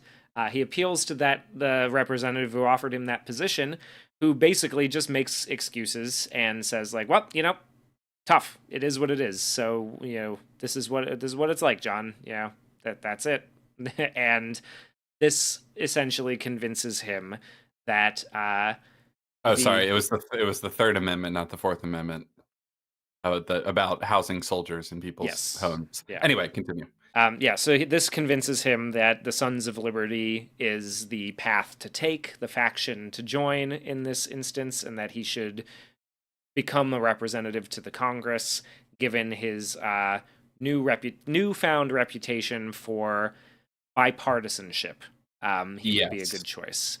Yeah, And they view him as someone who would be a sort of grounding, centering, sort of moderate figure, important to keeping the revolution from getting too crazy, essentially. yeah, And I think that was a wise choice, guys. Good job. yeah, And there's a really great the conclusion of the episode. Obviously, his mind has been set that like, okay, well, I think revolution will be necessary. He's not thrilled about it, and he's going to like do his duty to like make sure that it's gone about in the most wise and judicious way possible, to sort of keep from descending into a sort of brutal mob oriented, you know, revolution, right? And so yes, then they have a big meeting at a local church where they announce that Massachusetts will be sending its delegates, including John Adams, to the Congress in Philadelphia. And John Adams gives a little speech in front of everyone, which I think it's the conclusion of the first episode, and it's really, really good. I really like this scene, especially because he gets up there and he starts to speak, and someone's like, "Louder, we can't hear you." And so then he has to like, say it with gusto. And he actually does, I think, a really good job of, winning over the crowd and talking about in principle why this is so important and everything. And one of the things I found very interesting about it, this is another theme that kind of runs through the show. I think they could have maybe driven home a little harder. Um, is how religious and how the whole movement essentially was founded on rather deeply held religious convictions. yeah, The speech he gives in the church, not just because it's in a church, but because he was a deeply religious man himself, is very, it's stemming from, his deeply held religious beliefs, and I think it's really emblematic of what a lot of the founding fathers actually believed. I think John Adams is the one. This doesn't come up in the show, but I think John Adams is the one that's like, our Constitution is suited to govern a Christian and moral people. It's ill suited to govern any other type. You know what I mean? Like, it was kind of very core at the very beginning, was that like, this is, because there's a lot of talk, especially nowadays, especially regarding, the separation of church and state and all that sort of stuff, like how secular versus how religious the United States of America is. And I like that this show makes it clear that there is a sort of tension there from the very beginning, but that the sort of Christian ethic and values is really embedded there from the very beginning, and very much at the forefront of the minds of a lot of people involved. Thomas Jefferson being the least among those, but even he, when he wrote the Declaration of Independence, used a lot of religious language in it. So it's a really interesting kind of tension. That's one of the few things that I wish was developed slightly more, but it's still there, and I appreciate the show for that. yeah. I agree. And this leads him to where he is at the beginning of episode 2. I mean, it's a really strong first episode that Hmm. develops us a bit in it introduces us very well to who he is and the kind of influence that he's going to be over the Congress. Yeah. And it gives us the tenor of the times in Boston in particular, the way that the mob is sort of ruling the day a little bit. Yes. And he Where the winds are blowing. yeah, he needs to attempt to be a voice of reason and sort of bipartisanship in this atmosphere, and how dangerous that can be right from the Yeah. beginning, sort of establishing how rough of a time centrists have it in the United States. Yeah. Well, the other thing it establishes right at the very, very, very end is like him seeing off his family as he goes off to Philadelphia to, do his duty. But there's like kind of right from the very beginning, and this is one of the things that also runs through the entire show, is the tension between your duty to your family and your duty to your country in a time like this. Yes. You know what I mean? That's obviously a source of drama and tension between him and Abigail, between him and his sons, especially Charles. Sorry, yeah, continue. Yeah, but it's just we established that right at the very end too, that he's kind of like leaving his family to go spend, I think, months, I believe it was, on in Philadelphia. So he's away from his family, he's kind of leaving them to it. But of course, at least at this point in time, Abigail is like, no, I understand that you need to do what you need to do. You know, I'm proud of you, but like as the longer it goes on, especially when he has to go overseas to be a diplomat, the sort of tensions start to Yes. flare up.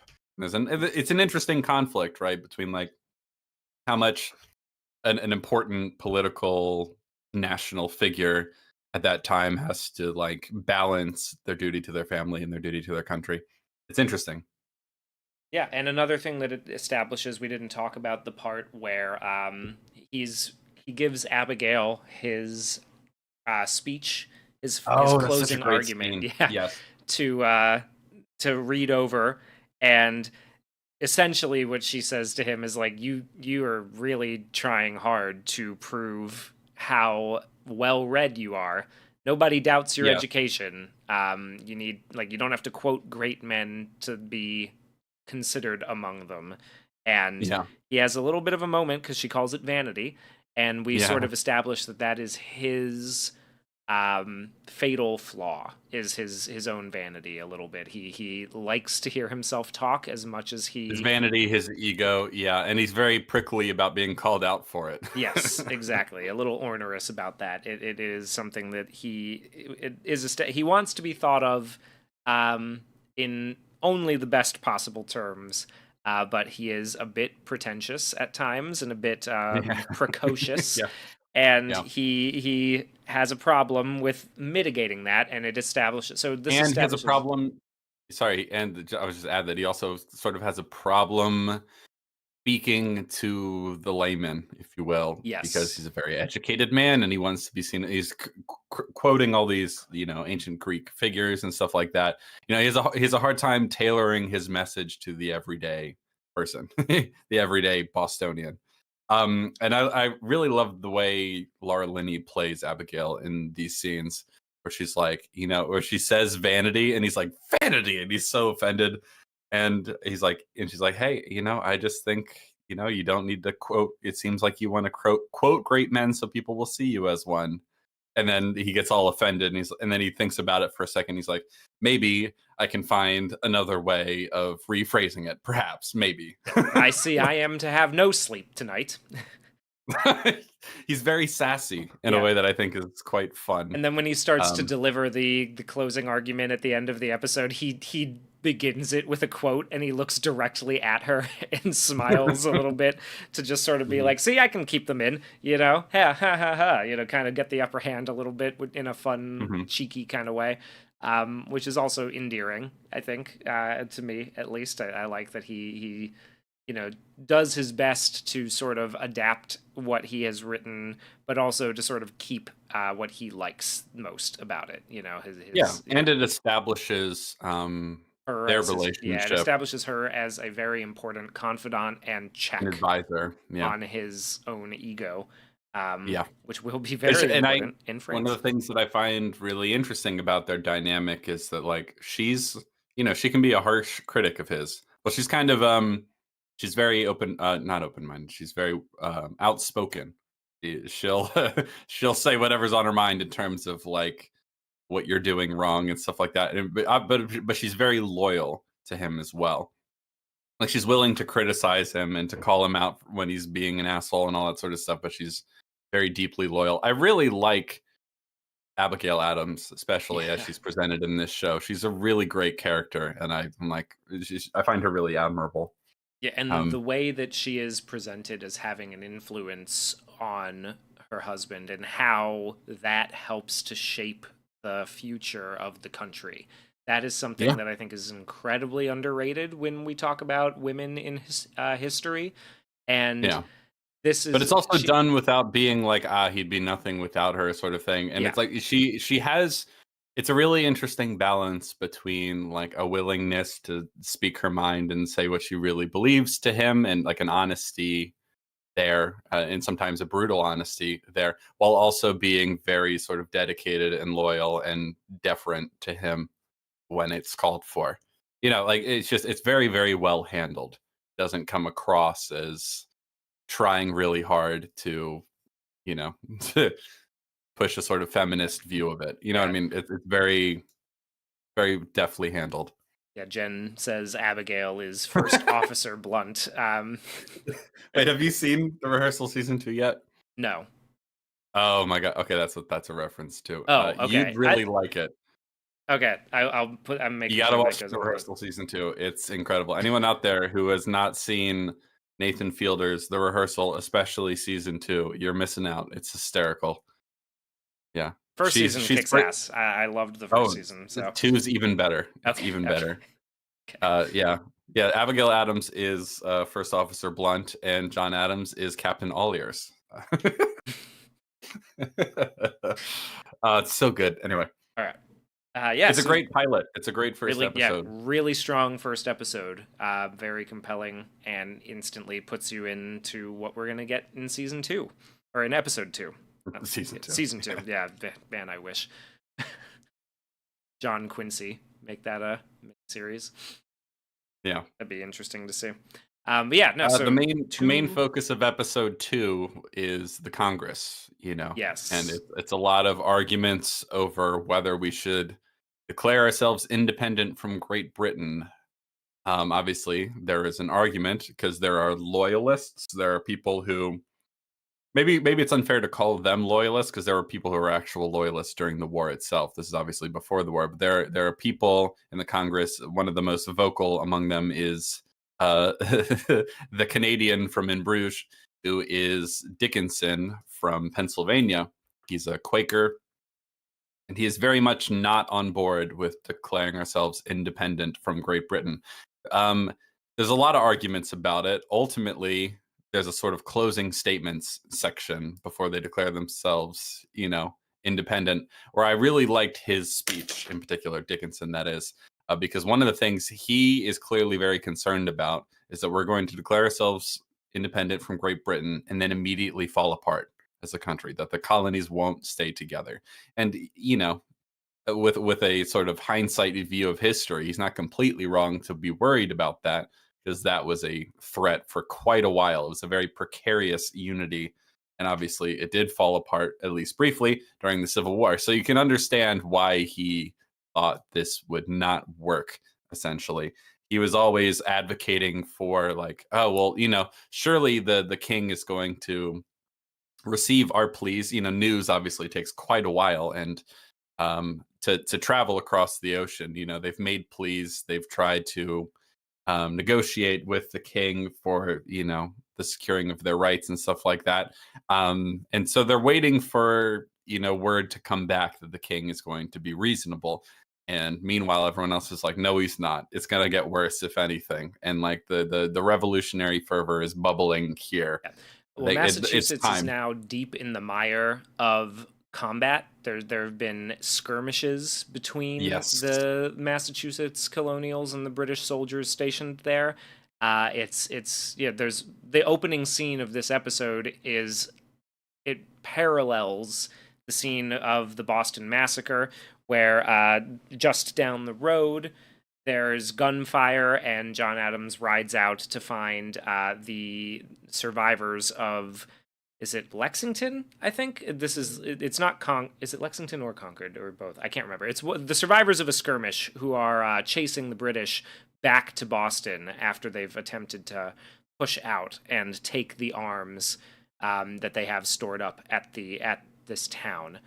Um, so he sees this another scene of brutal violence and of his own neighbors and countrymen being attacked and killed by the British soldiers, and so he brings that experience to Congress and is arguing for independence because he sees what the rest of them have yet to see at this point, because Pennsylvania Hmm. is not under attack. New York is another sticking point. That one's not under attack. And South Carolina also not under attack. And those are the three big ones that are arguing to not declare independence and make matters worse. Um, Yeah. yeah. So that informs a lot of his actions moving forward, and he starts being particularly blowhardy, right? Like he's up there Yeah. Yeah. and kind of just declaring what he believes and what he thinks needs to happen, and he's being very blunt about it. He ends up um, Insulting Dickinson. insulting Yeah. Dickinson by questioning whether or not his Quaker beliefs have completely blocked him off from the possibility that violence might be necessary. A retaliatory violence might be necessary to combat what's going on. Is like you're just afraid, essentially, is what he's saying. You're a big pussy, Yeah. and so he needs to. This gets him nowhere. They essentially determine that we got to wait and see for the peace terms. We've got to Really quick, because there are a couple bits of dialogue that I want to highlight. I don't want to go through line by line the whole show, but I really think it's it's well done. So Dickinson says, "If you New England men continue to oppose our measures of reconciliation, you will leave us no choice but to break off from you entirely and carry on the opposition in our own way."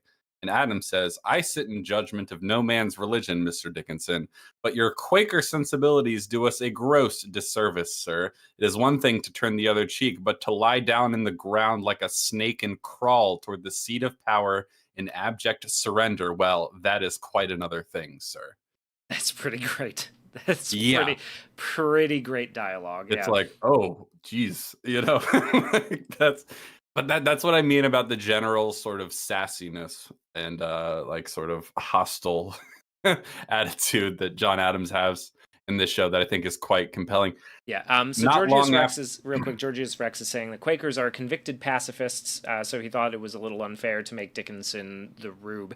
I would say that this it doesn't necessarily make him a rube. He's I don't think so. I don't think it does him that much of a disservice. I Especially think when you hear his closing statements, you're like, yeah, well, I see why you're concerned about that. yeah. Absolutely. Yeah, I think the main reason for that retaliatory barb by John Adams is essentially the insinuation that Pennsylvania would advocate for abandoning one of its sister colonies Yeah. to what he has seen is, bloodshed and violence. And he's basically just like, what, are you really trying to say that you're not going to stand with us even after, like, we would stand with you, is essentially what he's saying. Is like, we wouldn't do that if it was you. He's also making a sort of a religious argument, because he's like, like, obviously he's critical of Quakers' tendency towards kind of extreme pacifism, right? Because he's like, turning the other cheek's one thing, but crawling on your belly towards tyranny and surrender, that's quite another thing. You know what I mean? Like, it's like pacifism can go too far, is sort of what he's saying there. And he says it in a particularly blunt and not very nice way. And then soon after this, he's alone with Benjamin Franklin, ever the pragmatist. Hold on. If you can find the line that I want to find the line because it's really, really good. Yeah. I will find it, but he has a little moment with Benjamin Franklin. Benjamin Franklin's like, you kind of insulted his religion in front of everybody. You probably shouldn't have done that. Would you prefer I insult him in private? And he says, yes, actually, I would have. I would have preferred you not do it in public, because if you insult a man in private, go for it. Yeah, so let's see. Franklin says, okay, I'll just read this conversation because it's really, really good. Franklin says, "You seem a little distracted, Mr. Adams." And he says, "I had thought you were with us." And he says, as I am. Adams says, "But not enough to come out and say so." Because Benjamin Franklin is a member of the Pennsylvanian delegation. He's at the table with Dickinson during these arguments, but he's not speaking up in the actual Congress itself, right? And so Adams is a little annoyed. He's like, "Hey, I thought you were on our team. Why aren't you? Why don't you get your boy in line?" Essentially. And he says, politics is the art, Franklin says, politics is the art of the possible. What did you get by opposing the motion? It was carried with or without you. All you did was make enemies and make yourself feel better, of course. Adam says, do you not believe in saying what you think? And Franklin says, no, I'm very much against it. Thinking aloud is a habit responsible for much of mankind's misery. St. Thomas à Becket might have lived to a ripe old age if he, and then he stops himself and he says, you insulted Mr. Dickinson. You had insulted him in public. Adam says, would you have me insult him in private? He says, it's perfectly acceptable to insult someone in private. Sometimes they might even thank you for it afterwards. But when you do it in public, they tend to think you are serious. Yeah. I love the way Franklin is characterized in the show. He's just kind of, he's cheeky, but he's kind of, I don't know, he's a nice sort of balancing figure to John Adams here, because John Adams is coming in here kind of vain, self-righteous, a little bit of a blowhard that likes to hear himself speak, saying But whatever also comes like to saying mind. whatever comes to mind and whatever he thinks, and he doesn't want to have to compromise on his principles, which is, it's Sure. admirable, but to a fault. That's sort of Yeah. where he is at the beginning of this episode. And Yeah, Benjamin and Franklin. it's really, but one of the things I really like about this show, and this is the kind of story I'm attracted to generally, is like idealism versus pragmatism, like idealists kind of bumping into the harsh edges and reality of the world. I always like Yes. that sort of thing. And one of the things that, like, the ultimate conclusion of this little arc about trying to get the Declaration motion passed is that ultimately he realizes that him and Dickinson are both kind of idealists who don't want to compromise their principles. And so there's a nice little moment at the end when they're going around to all the different factions and they're like, all right, this needs to be unanimous for the sake of the future unity of the country. What will it take for you to join? He's very much influenced by Benjamin Franklin here to be like, all right, politics is the art of the possible. What do we need to do? And a lot of them, like New York's like, well, you need Virginia to join, or you need Pennsylvania to join. And they're like, fine, okay, we have to convince them first. Eventually, that sort of last holdout is the Pennsylvanians. And he goes up to Dickinson and he's like, well, it's this nice little moment, the sort of the resolution of this conflict where Dickinson's like, I said what I said and I believe it. I'm not going to compromise my principles. And John Adams says, like, I wouldn't expect you to. Like, I admire that you stick to your principles. I see that we both share that inclination. I wouldn't ask you to compromise your principles. And then the Benjamin Franklin side comes out. He's like, but hypothetically, if it came time to vote, maybe you just don't show up. Like Maybe you maybe find yourself indisposed. yeah, maybe I don't know. Like you get sick that day, or you're a little late because the wagon broke down. Whatever, like Yeah. maybe you're just not there. And then he gives them an out, right? He's like, we're not asking you to say anything or agree to anything you don't agree to, but maybe just don't show up when it's time to vote. It's a really interesting little resolution because like that's Yeah. enough for him, And he has right? to do And so he, something similar with New York, because New York doesn't want to vote yes, but they do not want to vote no. So yes, they abstain. they abstain. So Yeah, in the ultimate tally at the end when they're voting on Lee's resolution to declare themselves independent from from Great Britain, ultimately there's 12 yeses and one abstention. The abstention is New York, and so the Yes. motion passes. Another big important bit from this episode is when the letter arrives, or the declaration arrives from King George. They've sent their appeal, and Dickinson is banking on this sort of like appealing to the king's reason, right? Like, oh, come on, just like, look, we're submitting things properly, we're doing everything the way that we should. Stop fucking with us, please. Like, come on, like, here, we're being very reasonable. And the declaration arrives that the colonies, Massachusetts, the colonies, and the Continental Congress essentially are in open rebellion and will be tried as traitors and hanged until dead once caught. And this sort of changes the game a little bit. Like, now all of a sudden they realize that this is not, like, it's not going to work out for them.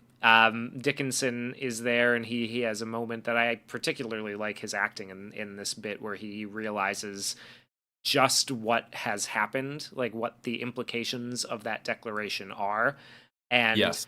now they're sort of into the next gear. More people have been convinced that independency is necessary, but Dickinson is still holding out because he doesn't want to plunge the country. Even with this declaration, he doesn't want to plunge the country into war, which is an admirable thing in its own right. Like, you have been Sure. declared a traitor, and if you get caught, you will be killed. But like, he still wants to vie for peace and would perhaps prefer to go out a martyr for the cause, as opposed to, violently, civilly, Yeah. advocating for that sort of path. And Well, it's an interesting narrative choice that eventually, when he becomes president, John Adams kind of takes on Dickinson's role a little bit yeah, for different yes, reasons, and they are different in terms of their context. But that's just such a great. It's crazy, like that happened in real life. You know what I mean? yes, Because it seems like a perfect narrative choice. Like, you would write it that way if you were writing this as a fictional story. You know what I mean? yeah, Really quick before we there are so many great lines in this that we won't have time to share, but because it's right after the bit about the "Would you have me insult him in private" line, there's a great moment sort of highlighting the kind of clever nature of Ben Franklin, where he says, like, so Adam says, "I feel myself hated in this town," that being Philadelphia, and Franklin says, "Go gently, I beg you. You are a guest in Philadelphia. Fish and guests, fish and guests tend to stink after 3 days." It's like, yeah, that's a good line. I yeah, like that. yeah. and that Me and too. that kind of wins Adams over too. He's like, that's clever. I like that.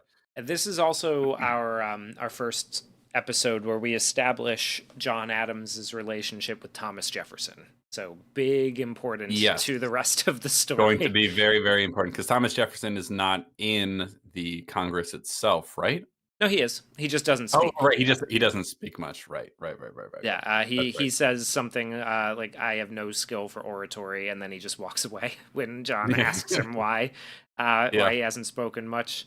Um, Speaking of people who are in this Congress, someone mentioned earlier when I was talking about how kind of religiously grounded the whole revolution was ideologically. Someone said, just don't ask them what they feel about the Catholics. Well, there actually was one Catholic in the Congress. There was one Catholic who signed the Declaration of Independence. He was, I don't remember his name, but he was from Maryland. So yeah, well, there's at because least one of them there. Maryland was established as a Catholic colony, right? Queen Mary Yeah. land. Yeah, is it? Yeah, Maryland doesn't get a lot of love in this show, but that's Yeah, that's okay. fine. Pennsylvania gets enough hate that I think I'm okay with it. Yeah. Yeah. So the drafting of the Declaration of Independence is another really interesting scene, and we talked a little bit about this independently. Um, but Thomas Jefferson, they decide to have him draft it rather than John Because Adams. John Adams has read a number of his writings and finds that he is very articulate with the Yeah, yeah, written I think he word. says that too. Is like sort of like he's saying that to sort of convince himself, because I think he wants to do it, but they do also say that it should come from Virginia, don't they? Doesn't Ben Franklin say something Yeah, like Ben that? Franklin says, like, you need to win over Virginia. Like, they're the most powerful colony. None of this is going to happen without their support. And so it seems that he actually does admire, Thomas Jefferson's gift for writing more than his own. Yes. And also because he is a member of, the Virginian delegation, people would be more inclined to support letting him write it. Right. So Yeah. it's a bit of both. Yeah. We also get our introduction to Colonel Washington, who has a really great Yes. introductory moment. He's quite quiet through most of the Congress until they're all at recess, sort of hanging out in the courtyard. And John Adams notices the black band on George Washington's arm, and he asks, "Oh, I didn't know. Who are you in mourning for?" And he says, "For Massachusetts, an attack on our sister colony is an attack on us all," which that Yeah. does help to sort of steel his convictions that maybe he isn't in a hopeless situation, right? Like that Yes. little bit of support from someone who oh yeah, he walk and then he Washington bows, and this is another one that I really like. Franklin says to him, like, or he says to Franklin, "A born leader," and he goes, "Well, he's always the tallest one in the room. He's bound to lead someone somewhere," which is Yeah. which Yeah, because is pretty great. he was like 6'2" in real life or something like that. Yeah, he was And very tall for the time. Yeah, there's even I think there's a Shane Gillis joke where he's talking about like 6'2" in 1776. That's like 7 foot today. Yeah. Yeah, I really like the way Washington is portrayed in this show. He's kind of on the side of the main drama, but one of the things that I really find interesting about this period is you have the people who are doing a lot of there's this general thesis that comes at the final episode of the show, talking about all the major figures in the American Revolution and the founding of the country, but like the show's kind of thesis is that like Thomas Jefferson and John Adams are kind of like the North and South pole of the intellectual, and like, the thought leaders behind the revolution, if you will. It's more complicated than that, but they're sort of, the two people in tension with each other in terms of the general principles that often come up in the conflict of the country. What I like about George Washington as a character is that he's a natural born leader. People would follow him to the ends of the earth. Ultimately, he's not an ideologue. He's not an idealist really at all. He's like, I'm here to serve the country however you need me. He's like, he's wearing the black band. It's like, who are you in mourning for? He says like, well, I'm in mourning for Massachusetts because they attacked one of us. They attacked all of us. Like he's like a loyal, very, I'm He's proud to American. be an American. Yeah, Yeah, he's yeah. a loyal American who is willing, like he wants to do his duty and nothing Yeah. more. That's basically Yeah, his. he's Yeah. not he's not really he's not chirping up during the arguments about how we're going to, phrase the Declaration of Independence, whether we should. He's just like, if you want me to lead the army in case we go to war, I'll do it. I'll do whatever you need me to do. It's like, damn, I like this guy. He's good. And he does, I think the actor portraying him, whose name is David Morse, I think he does an excellent job of just commanding the sort of like quiet attention and respect that you imagine George Washington would have. You know what I mean? Yes. Very well Yeah, done. I think he does a In really this good job. second episode, there's a great little moment he has with Abigail Yeah, Adams. this is the one where that I was really really impressed by is when she's worried because her letters aren't getting through. It's an inconsistent post the war is sort of in effect at this point, or at least the conflict is beginning to escalate to that point. And she gives George Washington a bunch of letters saying, like, we're worried about interception and everything. So, if you could please take them. And he says, I'll have my own courier send them straight to Philadelphia.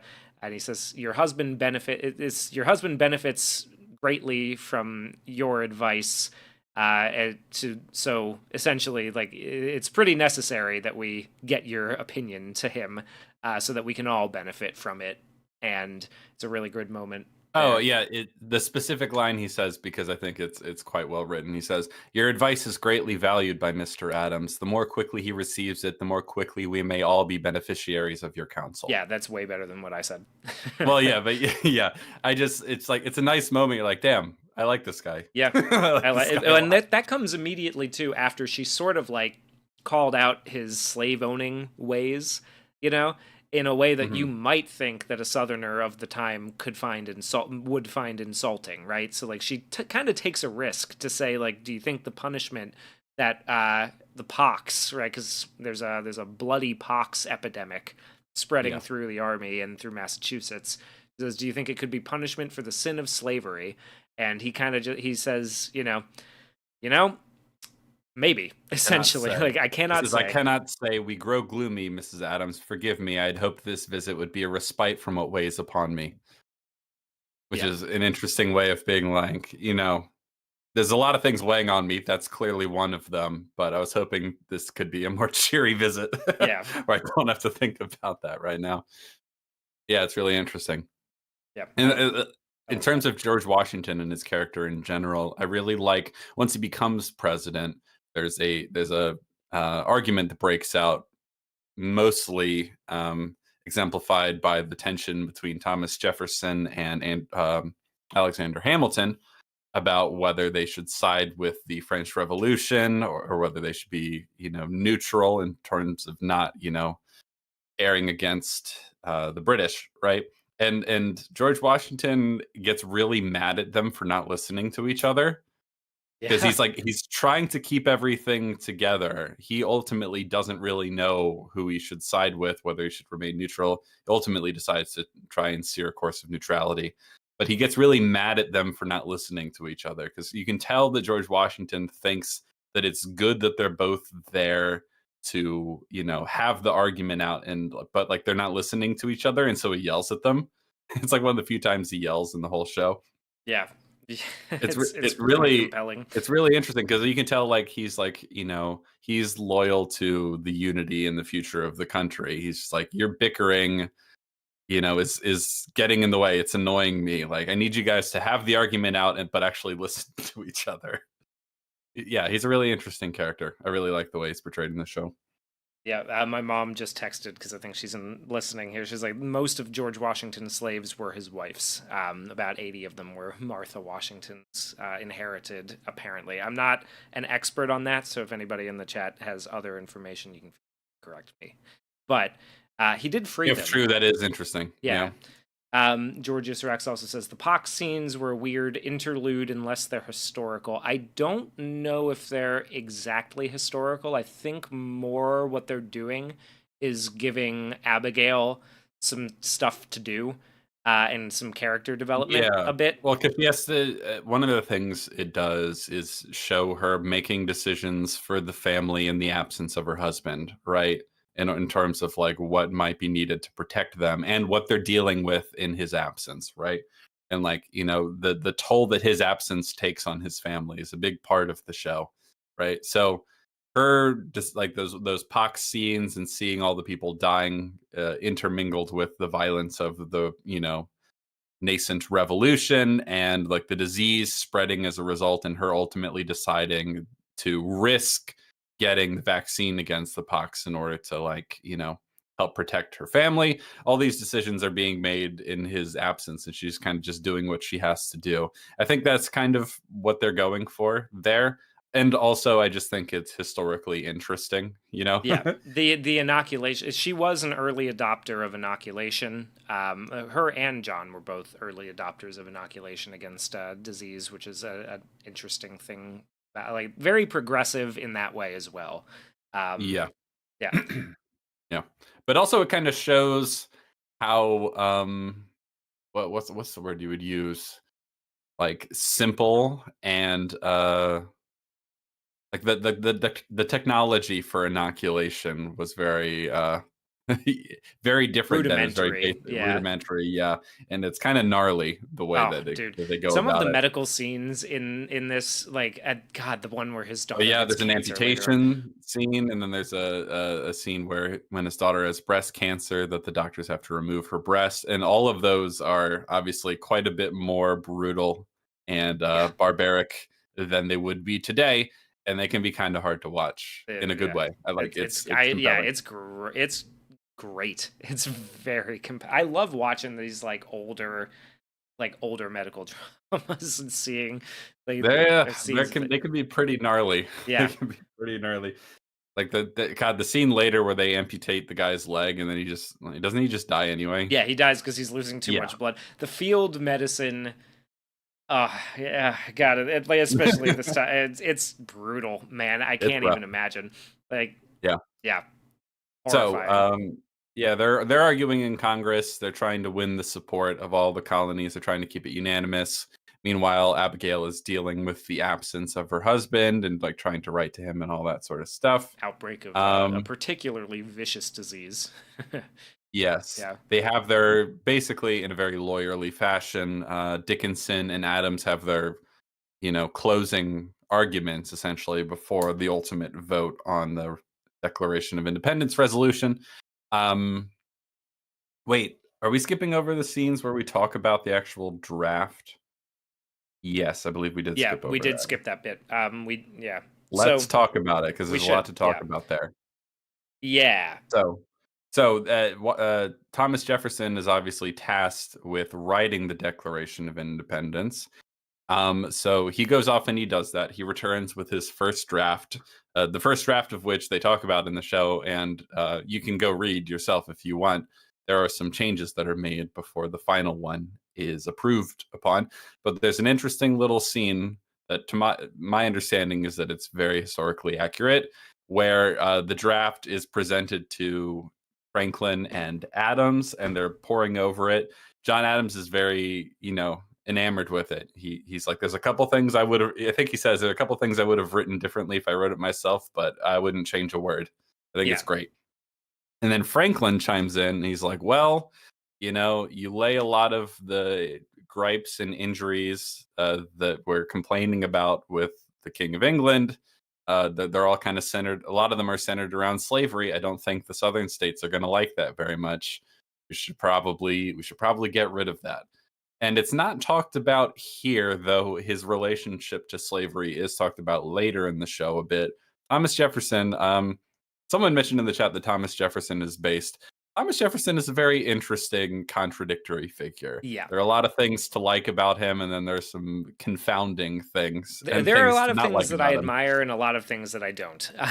Yes. Not the least of which is his support for the overall violence of the French Revolution, but we'll get to that when we we'll get talk to it. all about that. George Rex says not enough Demosthenes for Adams. Oh my Exactly. God, that line where he's like, they're arguing into the night over everything, and he says the thing about, he starts off the speech about when Demosthenes traveled to face the tyrant of Macedonia, is like, he says, if John Hancock says, look, if you're going to take us on a lesson through history, I might as well call my landlady and ensure she doesn't waste any eggs for my breakfast. And everyone laughs. And then he finishes, he says, it was not to capitulate to, a tyrant. And the South Carolina, I can't remember the name of the representative from South Carolina. The really young one? Yeah, the young one who's a bit effeminate and French in his style. Who says, is like, oh, forgive me for not recognizing the great Demosthenes. I mistook you for a Massachusetts man, which is another really good line. Yeah.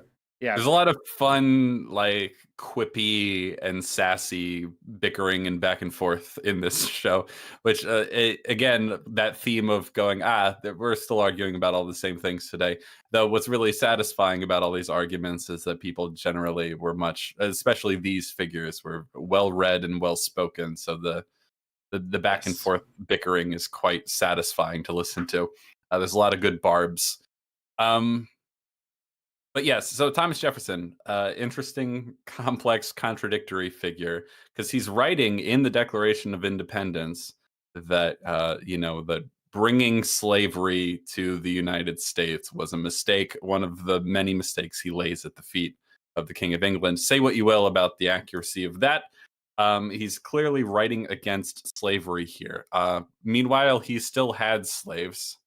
And if he wasn't at this moment, he certainly would later be raping and impregnating them.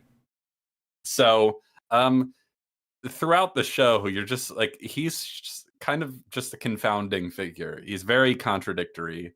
He's very like believes one thing and does another, and just can't quite reconcile different sides of himself. Very interesting figure. But Benjamin Franklin, for pragmatic reasons, is like, look, if we want to keep the unity of these colonies together, we should probably cool it on the anti-slavery stuff. I love the like how I don't want to harp too much on how good the dialogue is, but he says, I hardly think that the southern states will countenance an attack on slavery, which is a really great way of putting it in that moment. Yes. And then the other interesting change that Franklin proposes, they're reading the initial lines, and the initial phrasing was, we hold these truths to be sacred and undeniable, that all men are created equal, yada, yada, yada, right? And Franklin reads this, and he goes, sacred and undeniable, smacks of the pulpit. And Thomas Jefferson goes, it does? Does it? Does it really? And they're kind of like, I don't know. Does it? And Thomas Jefferson has a nice moment. He's like, I can assure you that all the words were chosen very carefully and deliberately, but, if you think they should be changed, I'm open to it. And Franklin proposes that the line be changed to, we hold these truths to be self-evident, which is obviously what it ended up being.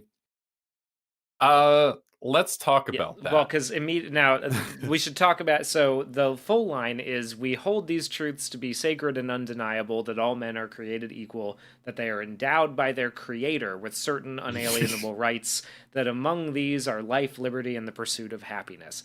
And Yes. sacred and undeniable, Too evidently religious. too religious. Endowed by their Smack to the pulpit. Creator, we're Not fine with not so much.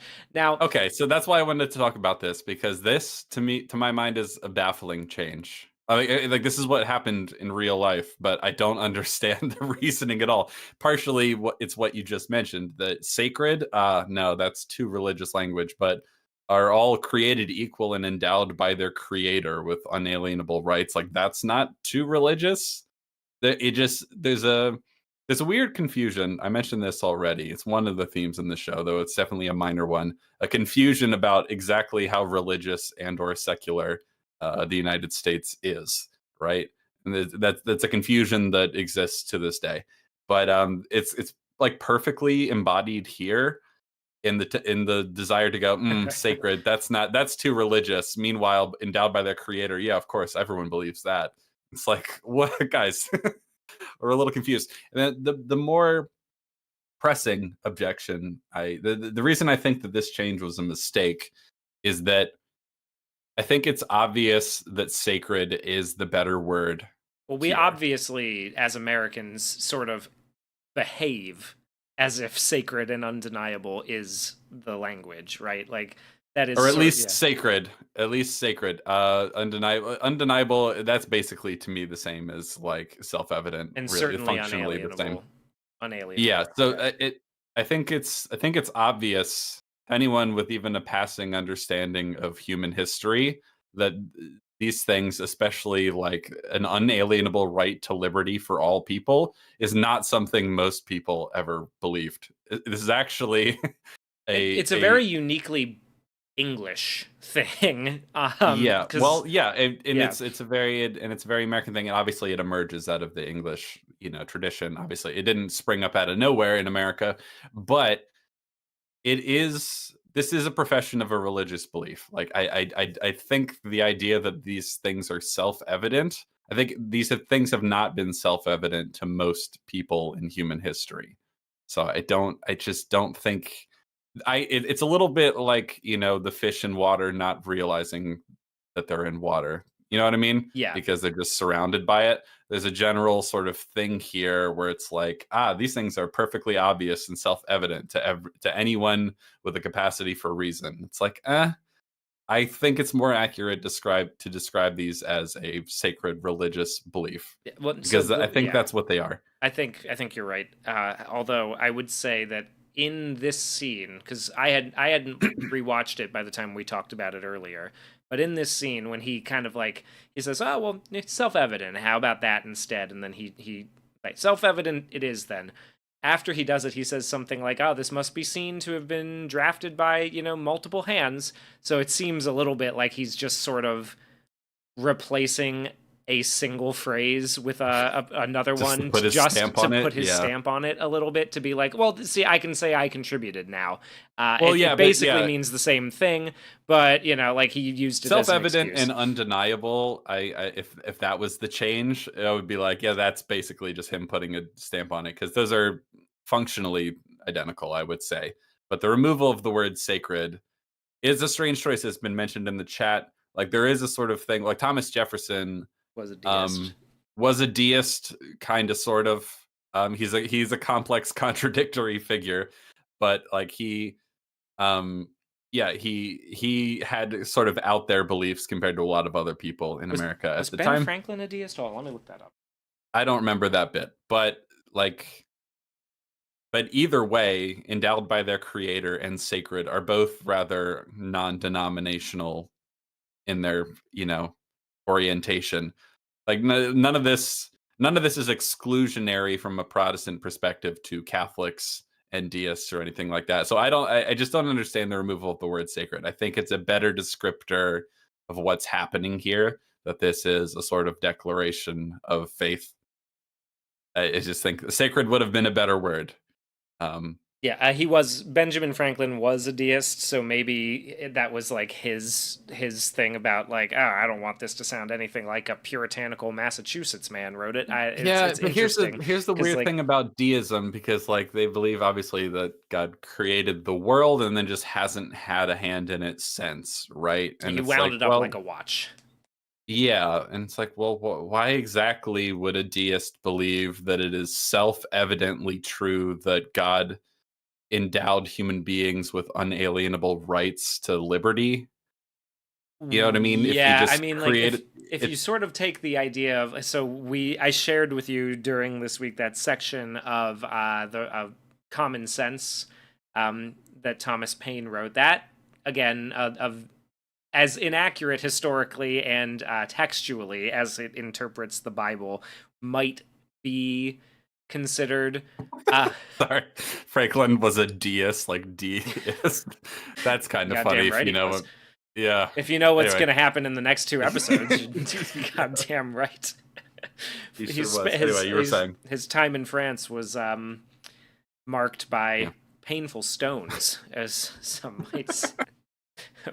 He really wore himself out. Uh, no, so the idea that like history, like from an English perspective, a rationalist English Enlightenment perspective at the time, that you could maybe argue that they had really all bought in on the ideas presented in Common Sense, that human history Well, Adams is didn't. Adams didn't, that's true, but like you could make like if I was taking the argument like, oh, what is self-evident, because John Adams is basically just like, I go, sure, yeah, I guess. I mean, like, we can go with self-evident. Yeah, if you think that would sell better, I suppose, is sort of how he is in the Yeah. scene. But if you take that as like, oh, this is what they believed, right?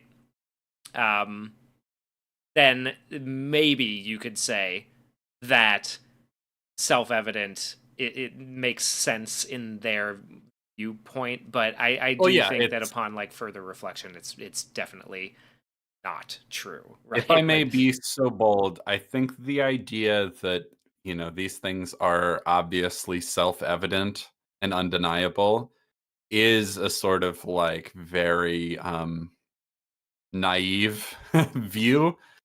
In the you know what it reminds me of? It reminds me of people nowadays who look at characters like Captain America and Superman and think, oh, well, they don't really represent American values. They represent all human values, as if those are the same thing, as if American values are the default values of all people in the world and that they're actually universal. And it's like, no, I'm afraid they aren't.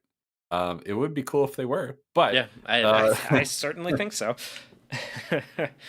yeah, and Jefferson did George. also Georgius, thank you for pointing this out. Jefferson did also famously take a pair of scissors to the gospel to remove all the God bits from Yeah, it. basically any time his the Jeffersonian Bible removes all of God's like hand in the world. You know what I mean? So there goes a lot of a lot of the Gospels. That's for sure. He's an interesting figure. It is interesting that I mean he initially wrote "Sacred and Undeniable" and endowed by their Creator with unalienable rights. So like He didn't yeah, find he's it objectionable. Yeah, is the thing. no, Yeah, it's like just that odd. deist didn't. Anyway, it's an interesting scene. I'm glad they included it. I've been thinking about it a lot though, and I'm forced to conclude that this was a mistake. I just think sacred is the much better word and the more accurate word. Um, and anyway, that's my thoughts on that. Yeah, fair enough. Well, Ben Franklin changes it and presents Mhm. it, and then Oh, really quick before we move on to it, we were talking before you mentioned Thomas Paine because you have been doing a lot of reading leading up to this. What's the name of the book about the like the the sort of like pamphlet. intellect? No, no, no. Wasn't there a book you were reading about like the sort of Oh, ideological the perspective? ideological origins of the American Revolution. Yeah, Yeah, yeah, that's a good one.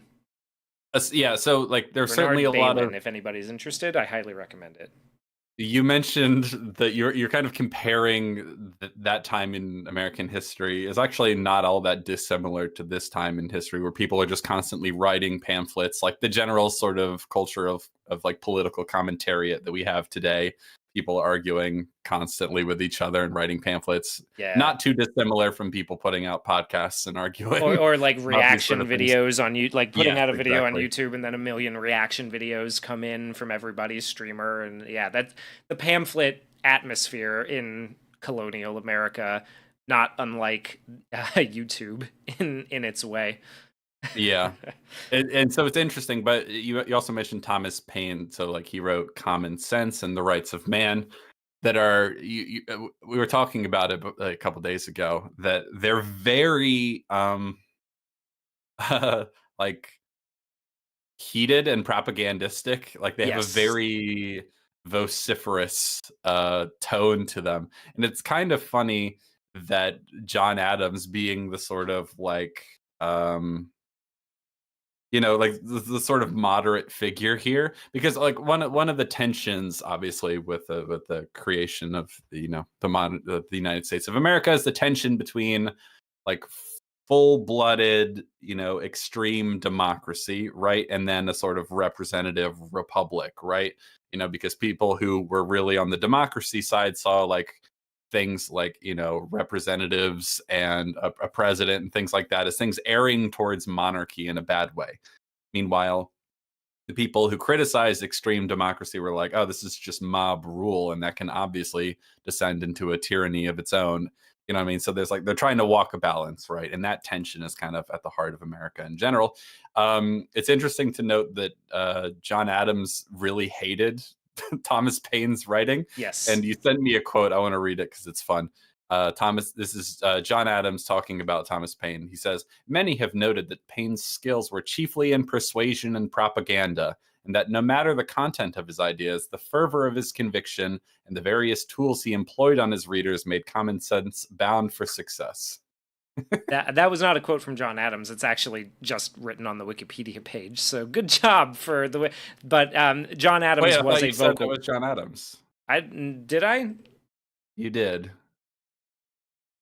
I think I sent an earlier quote from John Adams about it, talking about how he didn't All care right. Well, for it. I'll look it up because that's what the other quote from John Adams was. Oh, okay. John Adams said, "Common sense was so democratical without any restraint or even an attempt at equilibrium or counterpoise that it must produce confusion at every evil work.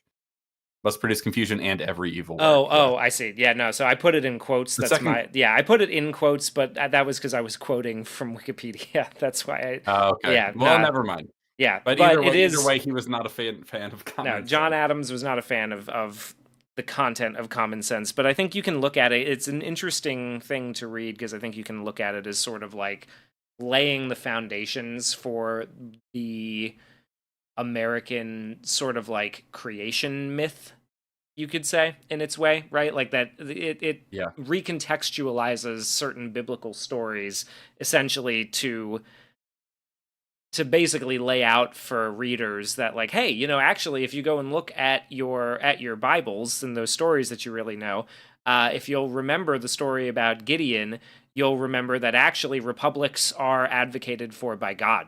And Yeah, he was like, kingdoms. actually, the Bible says that kingdoms are bad and monarchy is evil, and it's like, I don't know about that argument, but okay. Yeah, I don't know if that's true. I think that might not be actually, Thomas, but enough people bought into it, and that pamphlet did sort of boost the morale of all of the lads in the field who were suffering during that winter of 1776. So Yeah, read it. Yeah, it was that's a big reason why that is such an important document in yeah. the country's history. It's also just funny to me that John Adams was like, ugh, this guy sucks. Like he doesn't agree at all.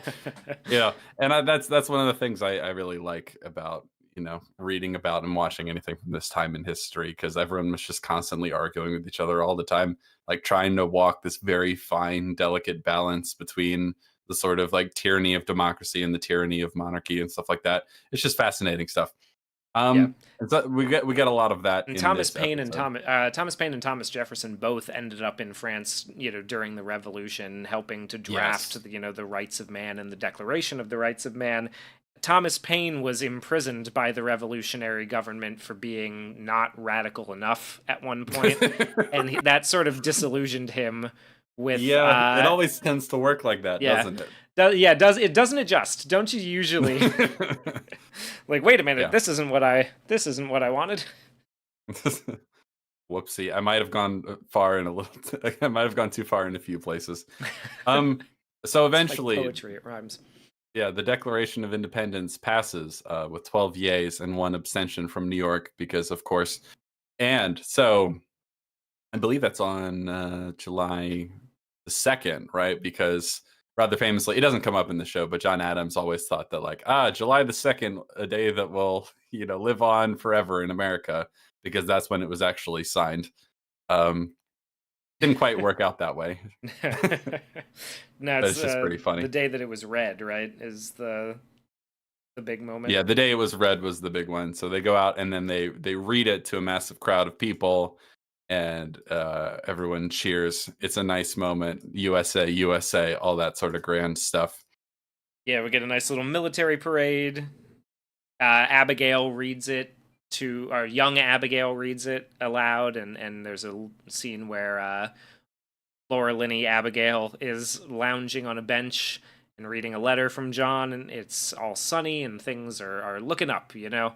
Um, yeah, and it's And that's strong. basically how episode 2 ends. Before we get on to episode 3, Kevo, thank you very much for the super chat. Says, gotta work today, so just hopped in to say hello to you boys and the chat. Take care, fellas. Thanks, Thanks, Kevo. We Gibbo. appreciate Yeah. it. And a happy 4th of July to you. Belated, but better late than never. So that's the gist of episode 2. Now we are at the point where we have declared independence from Britain. As a quick side note, I've always quite liked that we celebrate when we declared ourselves independent, not when we actually finally won it. It's just like, yeah, it was true when we said it, bitch. Like, I like that. I've always been fond of that. Yeah, Very Georges American, Rex I says, I would guess say. they got over the pox already. The daughter looked pretty bad. Yeah, she was in a rough state there for a little while. Yeah, Um, because it was mentioned that the doctor said that, like, this will, this could be protect pretty a number of fucky. you, but like, taking the inoculation against it you might get sick and die. Like, that is a risk. And so Yeah, Abigail not Abigail. What's the daughter's name? Abigail. Oh, it's also Abigail. Yeah, Of course it is. Nabby. They Yeah. call her Nabby to distinguish. Yeah. She came pretty close to the edge there, Yeah. but Well, and interestingly, so I don't know if this is how it worked, like how it actually worked. I found that because they had the guy who was afflicted with smallpox on a wagon out front, right? And he came yeah. out and scraped a little bit of it off, and then Yeah. used that to inoculate the family. Um, from what I remember from reading The Demon in the Freezer, usually the inoculation took place with cowpox. That might have been later, though, because it was Mm. so similar and it didn't cause as much of a problem because using smallpox was really dangerous and Well, sure. That makes yeah. sense. Yeah. When I saw him come out there and scrape off an actual guy's smallpox, I was like, oh fuck, that's scary. That's not a great place to be. But yeah, so she recovers. She makes it through, thankfully, and is able to read the Declaration of Independence to the family. And now she should be safe from smallpox. One small step on the path to eliminating it forever. A damn good thing, as far as I'm concerned. And we get to episode 3, which begins with John being told that he's going to be sent on a diplomatic mission to France. He's going to go join Benjamin Franklin in France.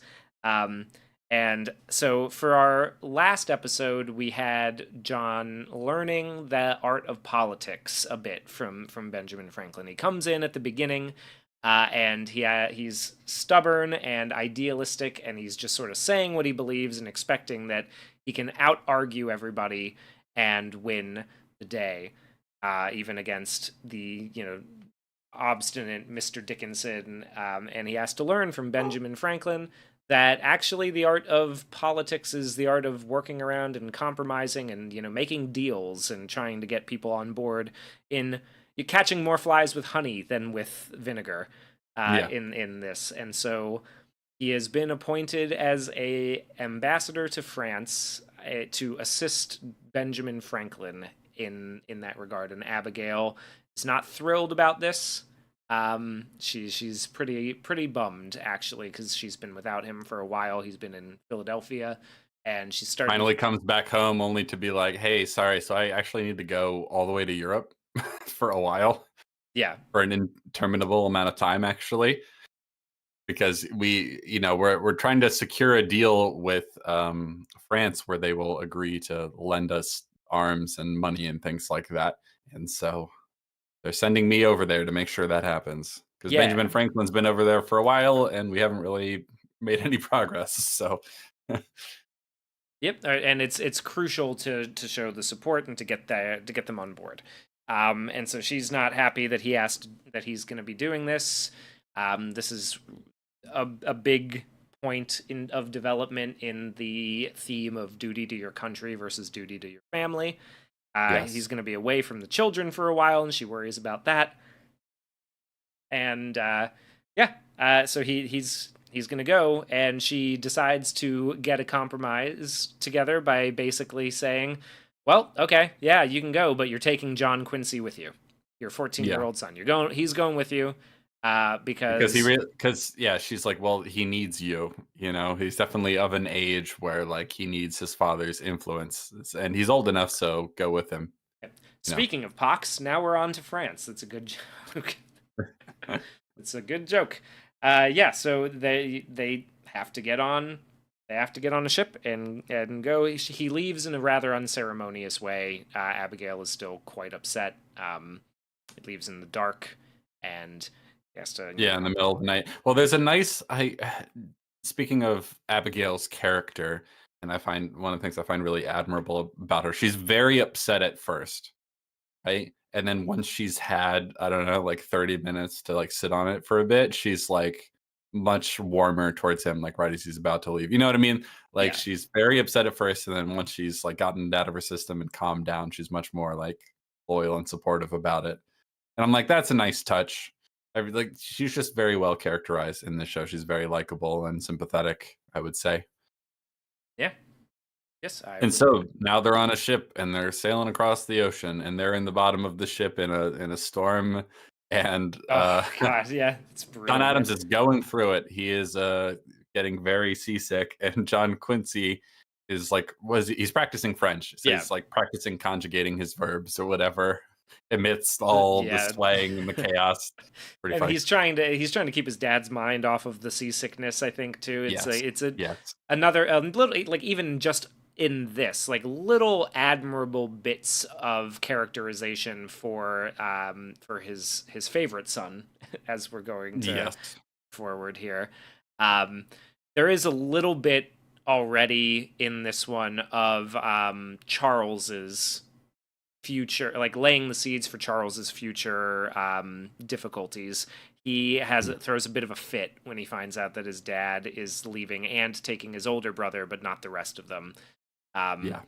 and understandably so, but that is something that really doesn't sit well, and is going to set up some stuff that happens What, later. he's like 6 or 8 or something like that, Yeah, maybe even yeah, younger.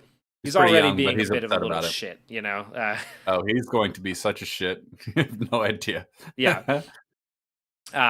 So yeah, they're on the ship, and there's the scene in the storm, and that's pretty bad. And then the next scene, they get spotted by a British vessel that is attempting to stop American ships from reaching France, and it's a pretty great battle scene. I do like Yeah. a good 18th century naval battle. Or Oh, yeah. yeah, whatever century this is, I do like those a lot. You had it. And this one is The pretty opposite. pretty sick. Uh, Anyway, yeah, I like that, John Adams is told at first, like, you need to get below deck. It's our duty to protect you and bring you safely there. So, like, we'll take care of the battle. You stay below deck. And he's down there below deck, and he's just like, God damn it, I don't like this at all. I don't feel like I feel like it's my duty to help in the Yeah. battle. I don't like being forced to stay down here. So he grabs a gun and heads back up to the deck, and then he like uses one of the cannon holes inside of the ship to go shoot kind of in vain ultimately at the ship because it's too far away and he's just got a little musket. But He I like shoots that and then he kind about of like him. gives a satisfied look and then realizes what's happening when he notices Yeah, that the there's the cannonball hits. Yeah. cannonballs come through. It's a pretty good battle sequence. The commander or the captain of the ship is injured pretty badly. His leg gets run over by a cannon and snapped in quite a few places, so they have to carry him down and amputate, do an emergency amputation, which is brutal. Yes. Oh God, like, yeah, drink as much of this rum as you can, boys. Like, let's, yeah, Yeah. that's tough. And so they cut his leg off, and he loses too much blood, and he dies Hmm. pretty quickly. Um, but they And win. so They win the day. yeah, they ultimately win. They win the day. The ship is ours, as he says.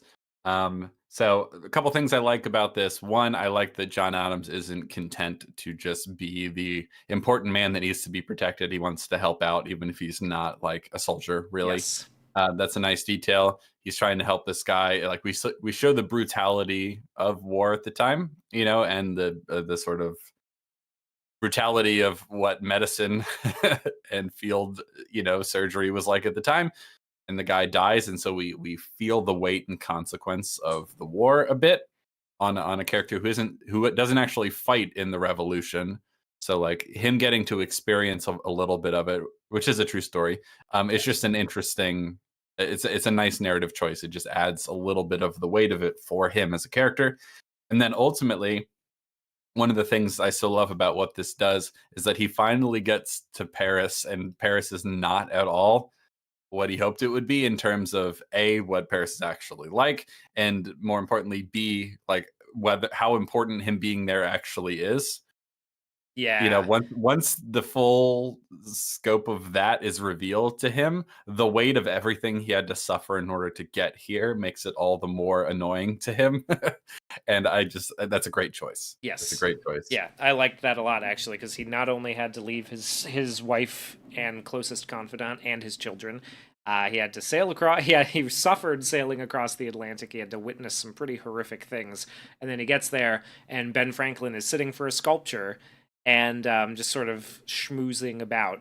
And Mhm. lounging around and being like, things move a little slower here. We don't have, you know, we don't have as much to do, so we can afford to sort of just relax in the luxury that is French, Bourbon French culture for a while.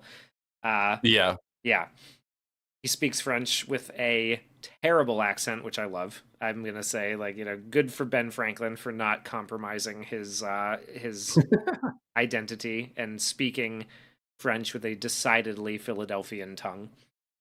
Yeah.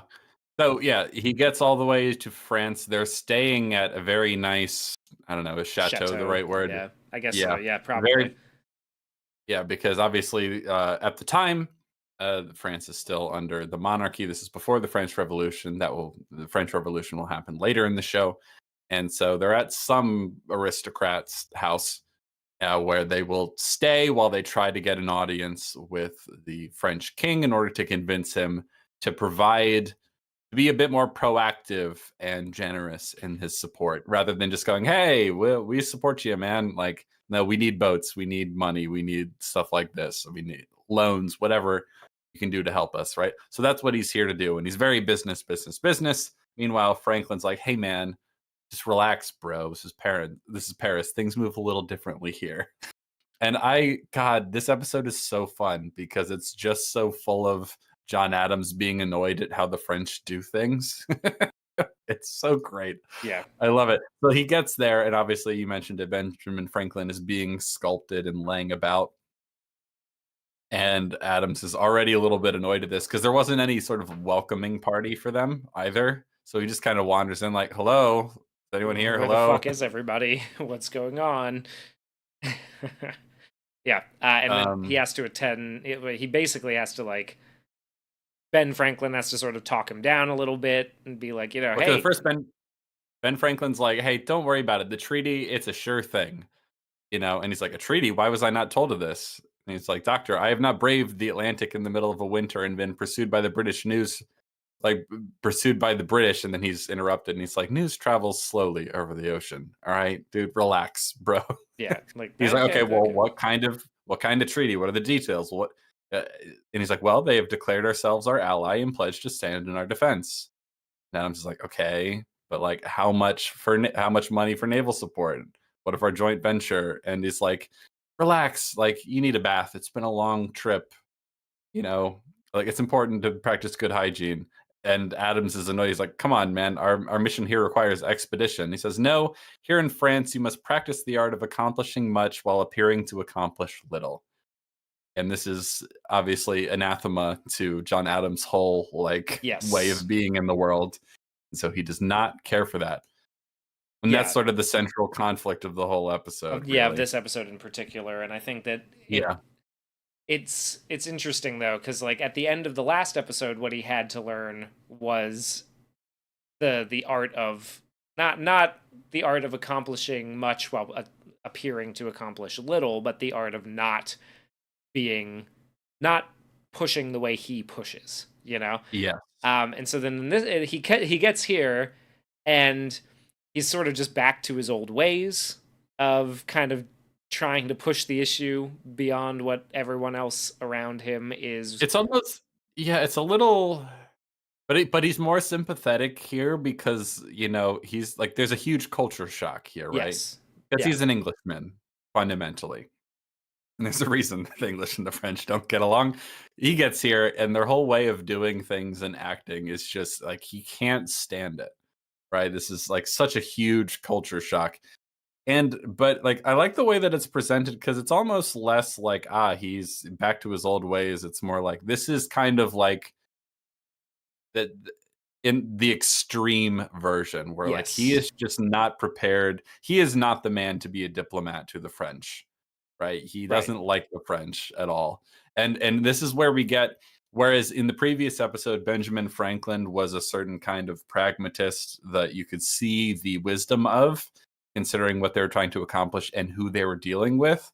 When it comes to the French, Benjamin Franklin is clearly just really enjoying living the high life and having affairs with French women and schmoozing and doing very little, honestly, in terms of accomplishing much for the sake of the revolution while everyone's fighting and dying back home. yeah. No, So it's a bit, I do like that. I do like this. yeah, I there's a do bit, it's a, wish that we would have got a bit more as to why why Congress would think John Adams is the man to send to France. I'm sure there was a reason, but we don't get a yeah, lot of that, right? So no, we don't. I'm kind of sitting here at the beginning of this one being like, yeah, this doesn't seem like, I mean, yeah, I get he's not on board for this. This isn't something that he's good at. Did no one See this coming? realize like that he might not be the choice, and why did they choose him? Because there has to have been a reason. This is true, this did happen, right? So what did prompt them to choose him is something that I might have wanted a bit more of, especially once we're getting into the point of him being elected president. So one Yeah. of the complaints that I have about these next couple episodes, 3, 4, and 5, is that we we don't really see him accomplish much of anything politically, and it does make me wonder a bit why he would be a choice for president. Like, why did people have to have appreciated something about him to have elected him second president after George Washington, right? Because he wins not like decidedly by a majority, but he wins by majority. So There's a couple things that I think they do actually make fairly clear. One of them is that he, you know, like when he's vice president to George Washington and he's presiding over the Senate, as they do, but he can't really contribute much. And like the only time he really contributes is to be the deciding vote when there's a tie, right? Yeah. Otherwise, he just sits there and listens to them be blowhards, right? They're clearly the next generation, and he's kind of the previous generation. So there is a certain kind of like when it comes time to decide who will succeed George Washington, there is a like it should be someone who was there from the beginning. Yeah. Like there's like a oh, they're the respected generation. They're the founders. You know what I mean? Like, so Yes. that's Yeah, part there's of the that. motivation. The other Well, I thing think though that I, like real quick before you continue, because I do want to point, like in that episode there is also the insinuation that he like the it does sort of, the show does sort of treat this as if it as if it were fact that Hamilton had conspired to take votes away from John Adams in the first election to avoid embarrassing George Washington in the overall result.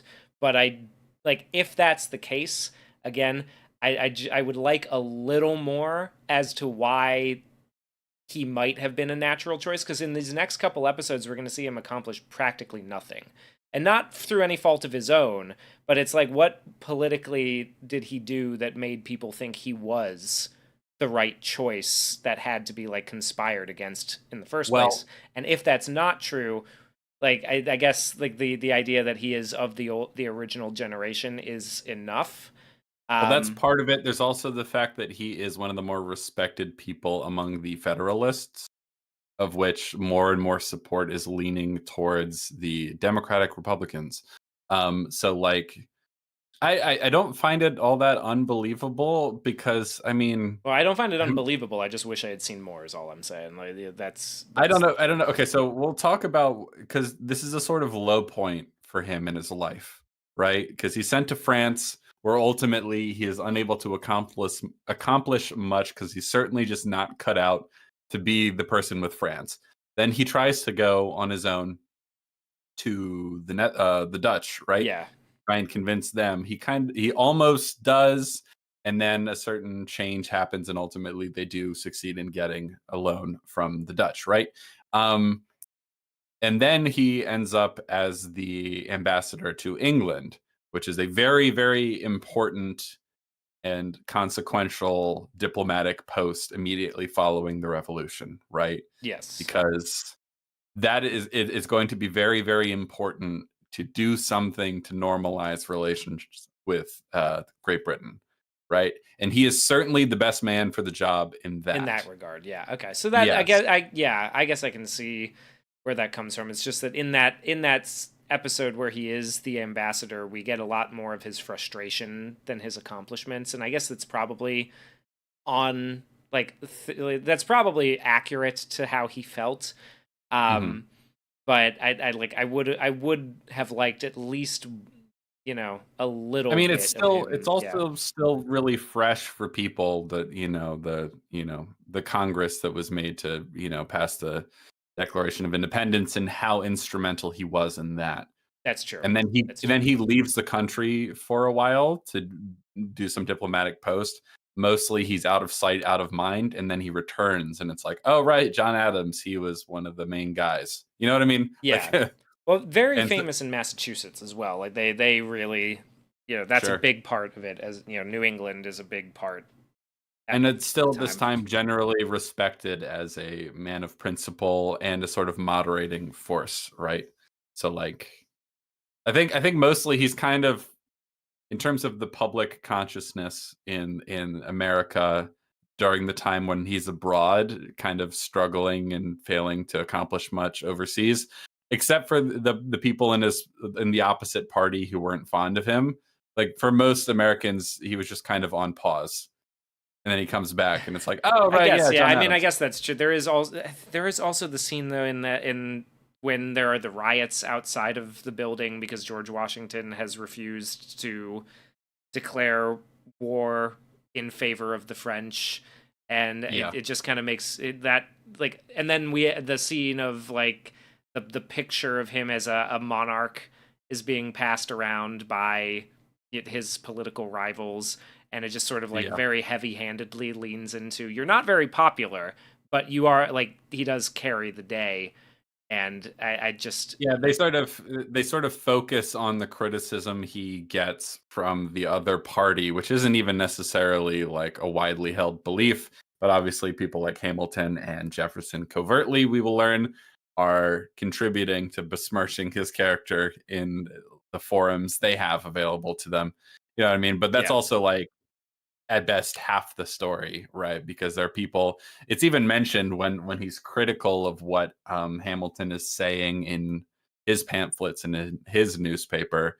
And it's like, well, I think Abigail Adams actually says it's like, well, or someone says like, oh, well, the Federalist newspapers are doing the same thing against them.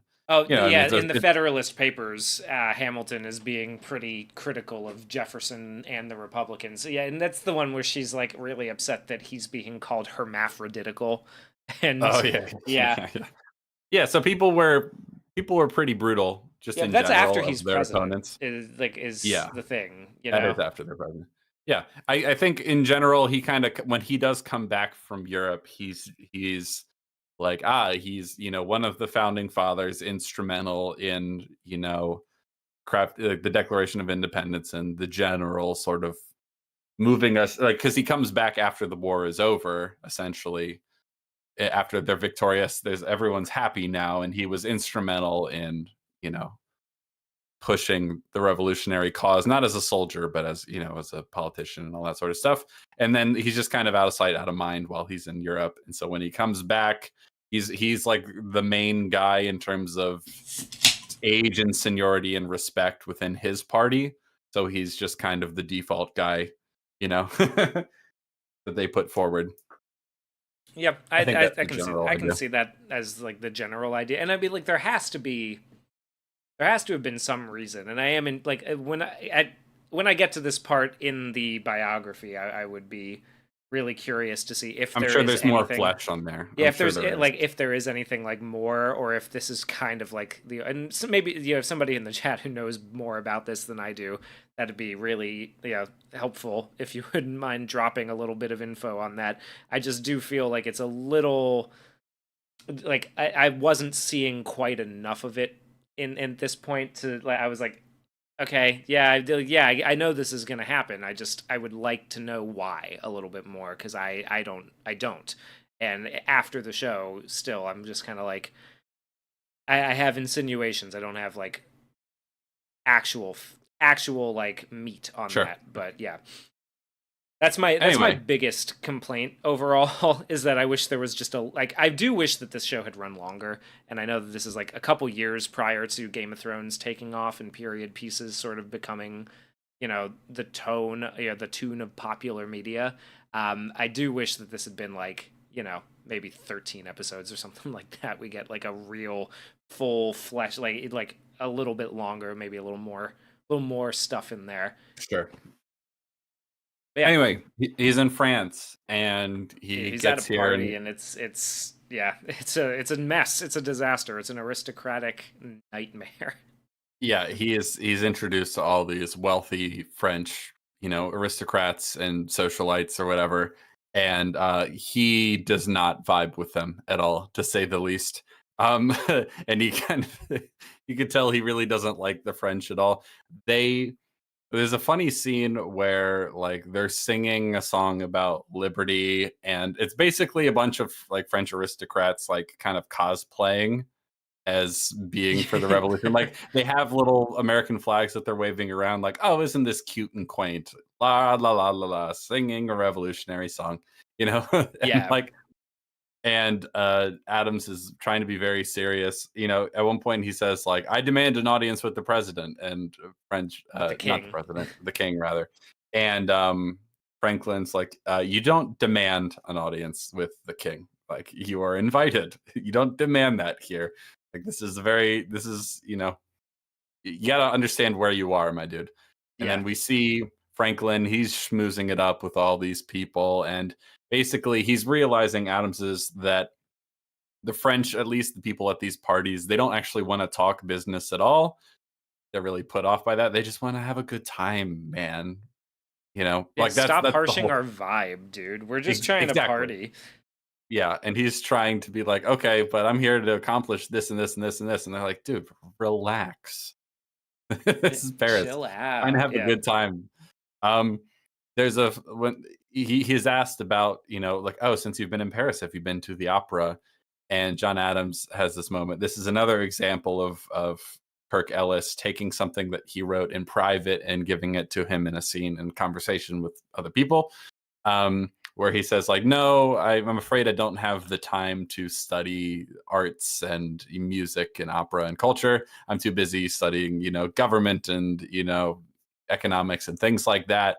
And he has this whole rant. I don't remember the exact quote about, like, oh, I'm studying these things so that my future children can be free to study the arts and things like that. He has this whole line, he has kind of canned line he has about it. One of the French people because he hasn't bothered to learn any French, which is another problem. And so one of the French aristocrat guys like translates for everyone else at the party what he just said, and he adds in French like he has it all figured out, like, Yeah. as like a little barb towards him. And I was like, oh, that's a good line. Yeah. I like that. That was pretty funny. We'll give him a little bit of credit. Yeah, that is funny, and that is interesting too, because this is his earliest moments in France. He ends up spending enough time in France that he does become fluent in French. That Yeah. is an actual fact about him. He's one of the because I was looking this up because of his son, who becomes president later, spoke something like 7 languages or something like that, Yeah. or 9. Like the presidents back then all spoke multiple languages, which is something that we have come away from Certainly.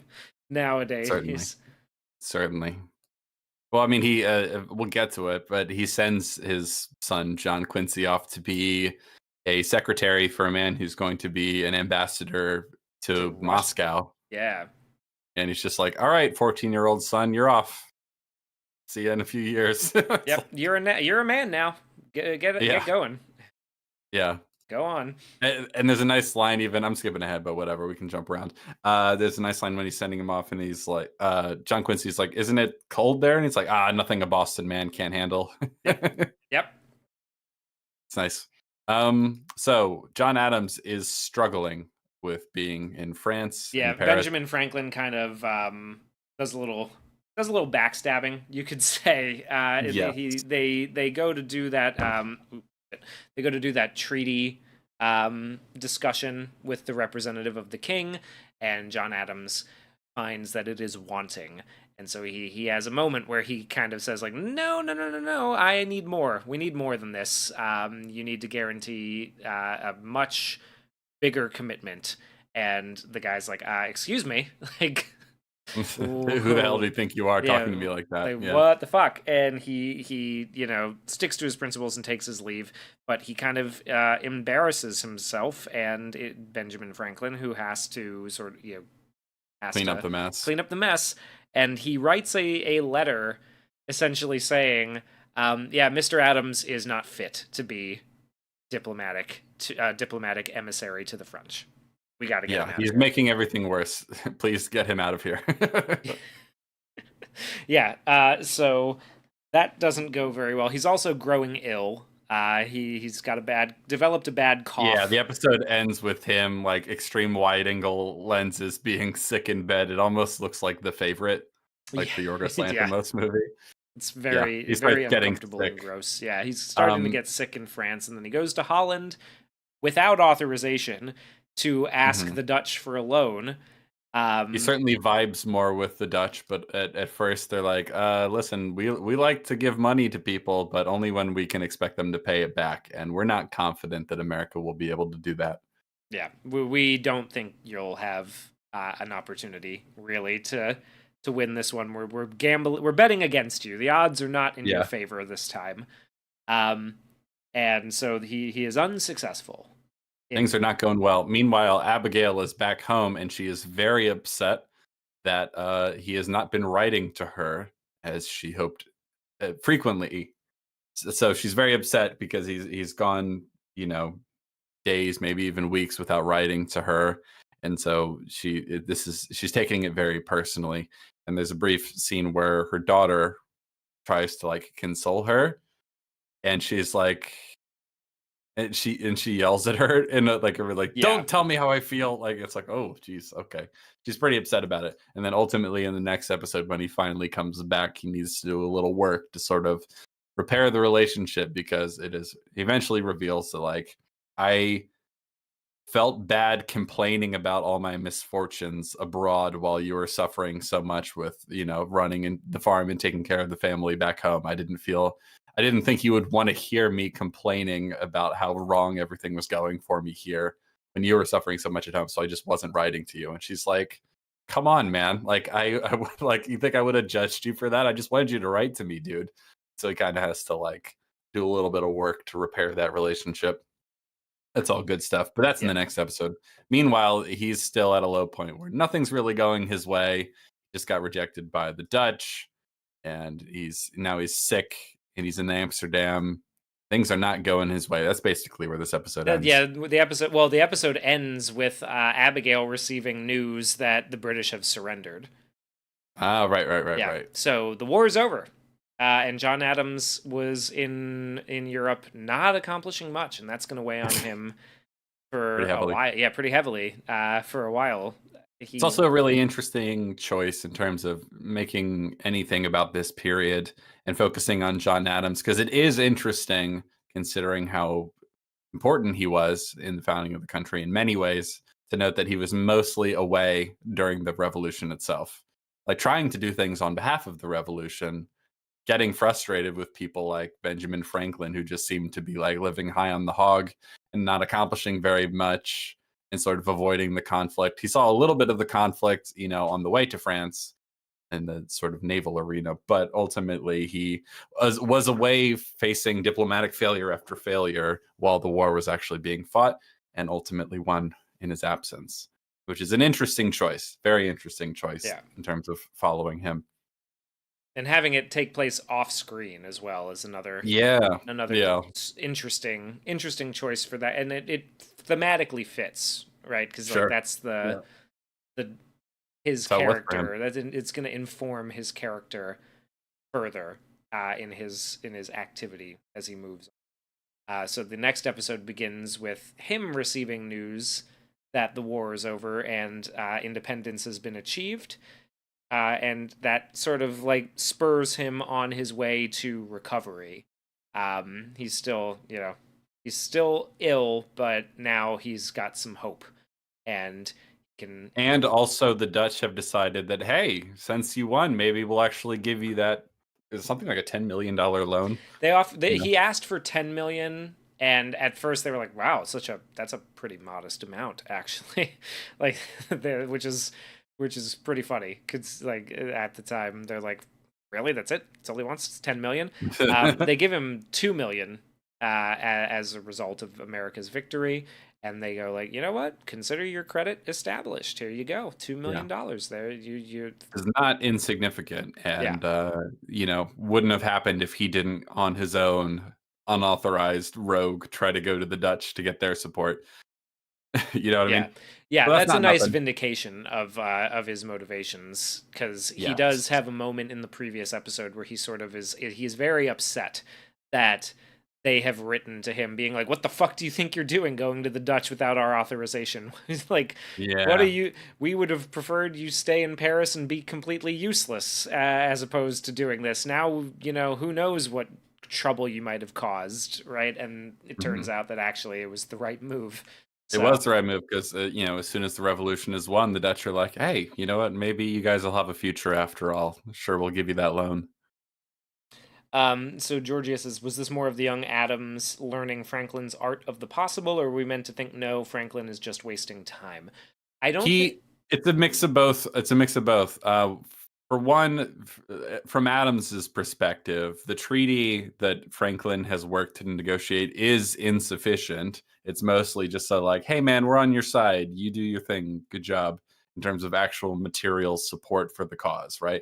Yeah, So clearly he's looking for more, views that as insufficient, and views Franklin a little bit like he's just enjoying, the high living high on life. the hog, living Yeah, the high life here in Paris, because he walks in on him having an affair with an older French woman. It's very like the Grand Budapest coded, that scene. But so like he definitely there's a little bit of like, oh, Benjamin Franklin, like he's just kind of enjoying this post more than he's actually accomplishing a whole lot. But that is not to say that Benjamin Franklin didn't accomplish anything by being here.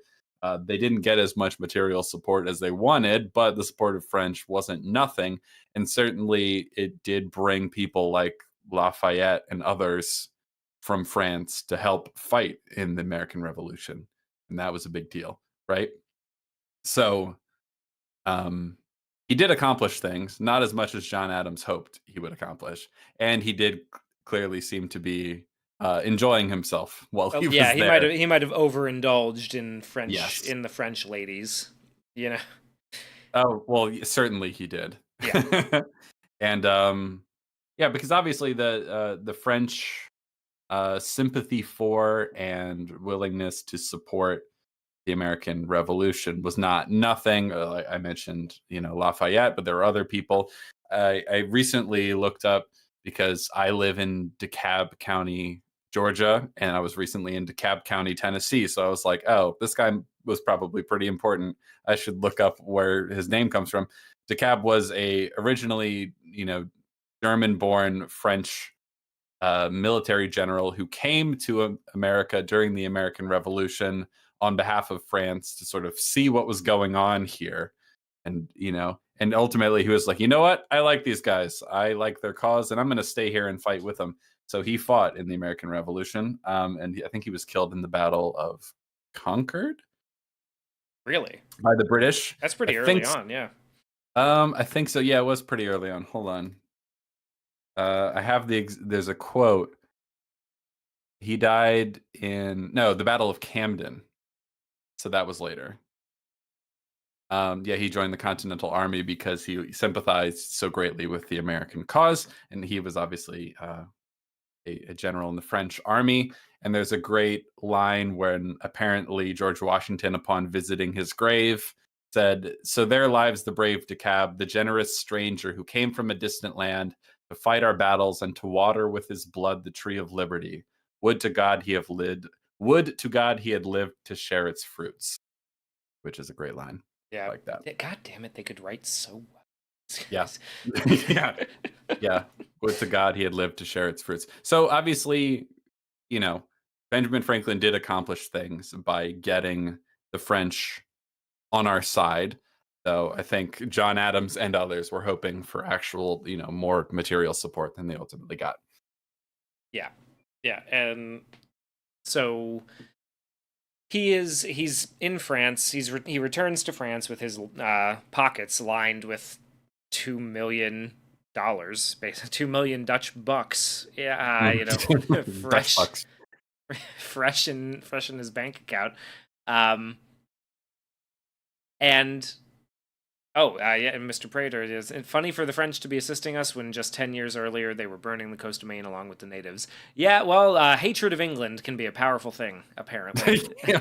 I mean, that's one of the weirdest things about American history is like, and now we're with the French, and now we're with the British, because Like, funnily enough, like the whole reason that all those taxes were being attempted to be passed, right, is because the British spent a lot of money trying to keep the French from killing all the colonists, and yeah, then the colonists are like, "Hey, what the fuck? How dare you do that? Frenchmen, come and help us!" Like, mhm, it's a little bit, we yeah. do swing wildly one We way. we swing from the Brits to the France when to the French whenever it suits our purposes. Yeah, yeah. uh, And the French were on our side because they were anti-England. It's really no more complicated than that. they were bored. Like, if this show is any indicator, they were bored. They were just like, They're like, "Oh, how quaint. Yeah, new how, country. They're against the oh, British. We hate the British. Perfect." we've got a ship or two to spare. Yeah. Um, So, now he's sent back to France, right? yep, and he And brings Abigail with him. Or he yes, calls Abigail to come with, or writes a letter to Abigail and says, you should come to called her up France. on the phone. Says, Calls her up "Hey, on the phone, says, babe." hey, catch a plane. Catch the next flight out of Logan Airport, please. So she comes here, and at first she's like very much, overwhelmed by the sort of like wealth and luxury of the place where he's been staying, and she's kind of taking it all in. But there's a sort of tension between them, that like eventually when they have a chance to talk alone, this is where we have that conversation about how like you stopped writing me and that hurt my feelings. And he's like, I didn't want to bore you with my failures. And she's like, you should have shared them with me. I would have You should have supported you. bored me with your failures. Yes. You And he's should like, have. I'm so sorry. Please forgive me. And then they have sex. Very That's yes. that's the long and short of it. And the Um, guy, to his credit, John clearly has not been indulging in any of the French pussy, because yeah, it no, that ends isn't. quick. It's been a long time, John. He's a Minuteman. What can you say? Yeah, no, but in general, I quite like that about him, obviously, because Benjamin Franklin is cheating on his wife here while he's in France with anyone he can, he's a deist, as someone in the chat said earlier. And then, so obviously, he's given that opportunity. There's even a scene or two where there's a young French lady who's like making eyes at John, and A he few he does times, not yeah. indulge. I did so little filmmaking thing. 3 times we get a nice shot of her like giving him the bedroom eyes, and Mhm. 3 times John denies it, which I just I think Nice touch. Yeah. symbolically good touch, well done. Yeah, he remains faithful, and then when Abigail finally comes, they have sex, and it doesn't last very long, but he's missed her very much, so she understands. Yeah, And what a and then the woman. next, we're having a nice lunch or tea or something like that, and Abigail is meeting Thomas Jefferson, and they're having a nice little conversation. Yeah, this is a pretty great little scene too, right? Because we establish something is up with Tom. He's not Yeah, quite himself. They're dancing around certain topics, and things get a little awkward at one point when they mention like just being married, right? Or they mention like yeah, wives and everything. And come to find out, Thomas Jefferson's wife Martha has passed, and he yes. is quite broken up about it. Why'd you And say that name? he's quite broken up about it, and he's taking solace where he can, and he's glad to be in Paris, where it's like if ever there was a city designed to distract us from our woes, it would be Paris. Is how he puts it, Yes. which is a This is nice line. It's a nice touch, and also we're setting up how much Jefferson is changed by being in Yes, Paris. and at being in Paris, probably at such a what's the word? A vulnerable point in his Tumultuous time, life. yeah. Yeah, he's at a low point, and now he's here, sort of looking for a new start, which I think any reasonable person could infer might be what causes some of his more francophile tendencies to Yes. bubble to the surface and really sort of take hold. Yeah, certainly. Yeah, Interesting, just a little bit of dialogue here, because I just the character work is really strong, and the dialogue is as well. So there's a nice moment where, so Abigail arrives in Paris.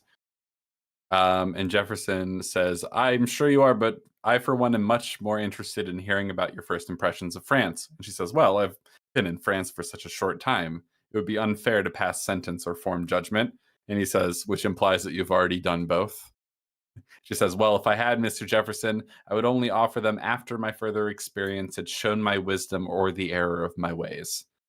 And he says, an admirable caution. And Adams adds, yes, and highly uncharacteristic, I assure you. And then they all kind of chuckle.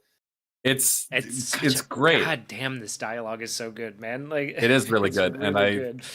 it's a very like political answer from her. You know what I mean? It's good. I like it. Yeah. Donald's angry. Good afternoon, boys. Indeed, happy Independence Happy Day. America. Happy Happy America. America, folks.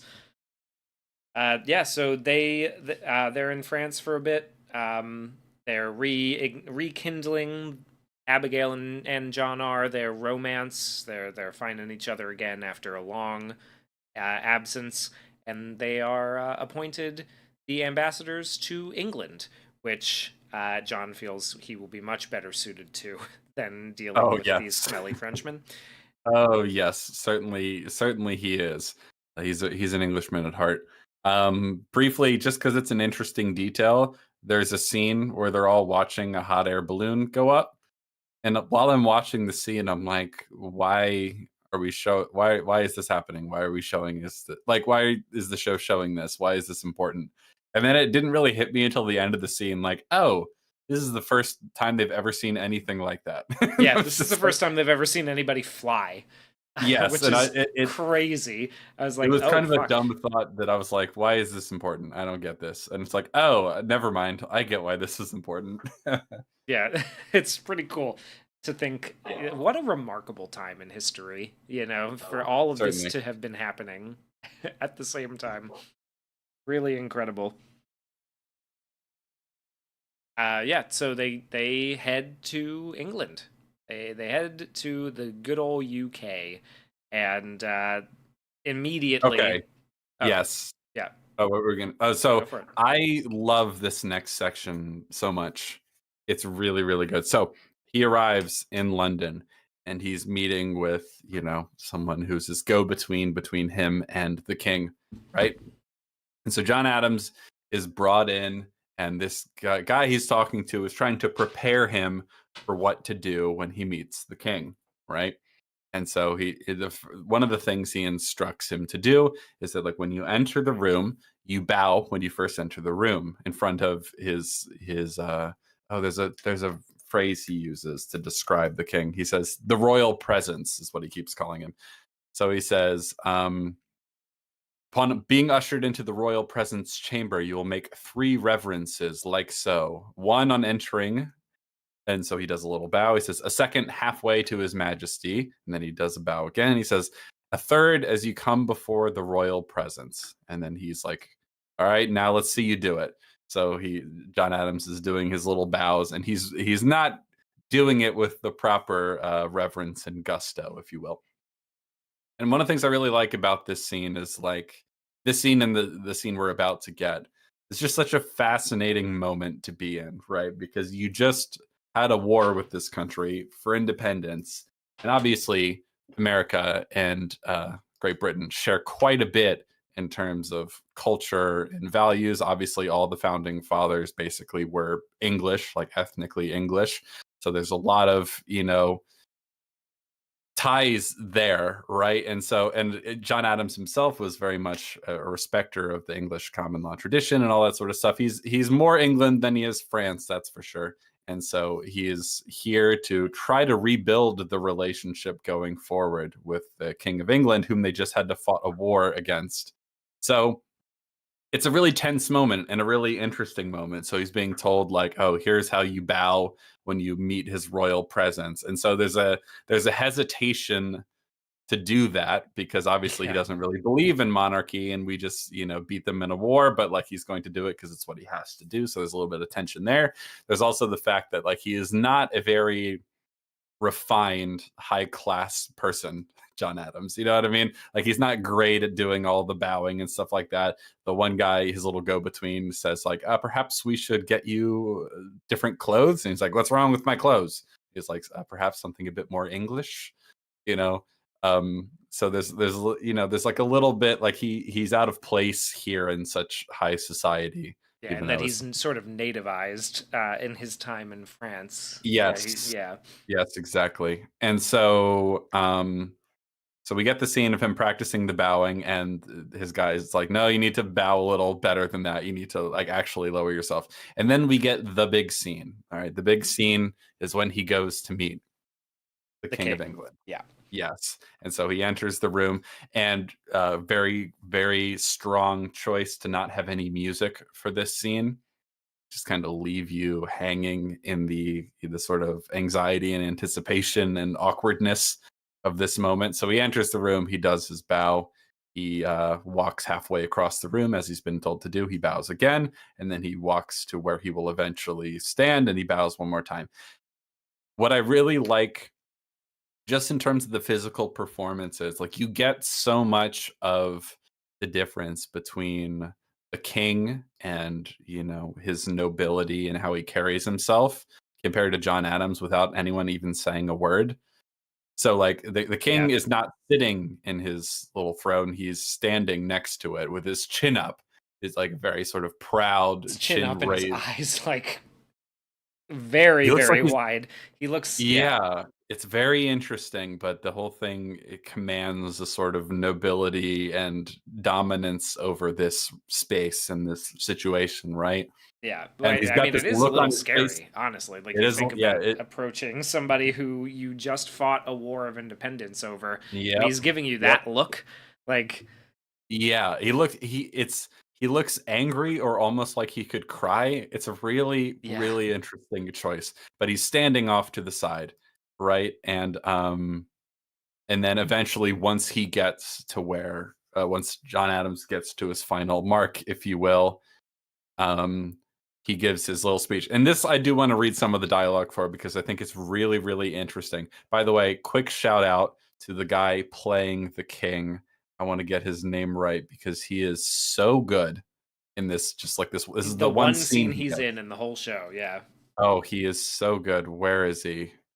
Tom Hollander Yep. is his Tom name, of Pirates of the Caribbean fame.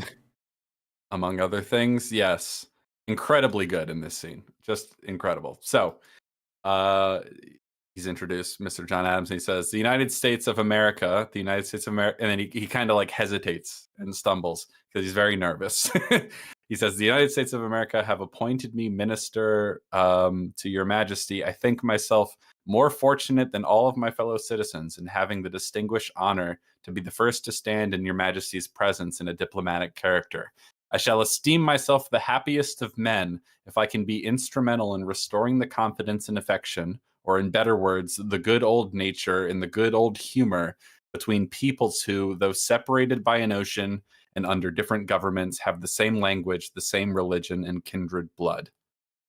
Which is just great writing, by the way. Yeah. I really like that. And he says, "I beg your Majesty's permission to add that though I had been before entrusted by my country, it was never in my whole life in a manner more agree." So, wait, did I get that right? "I beg your Majesty's permission to add that though I had been before entrusted by my country, it was never in my whole life in a manner more agreeable to myself." Yep. Um, yeah.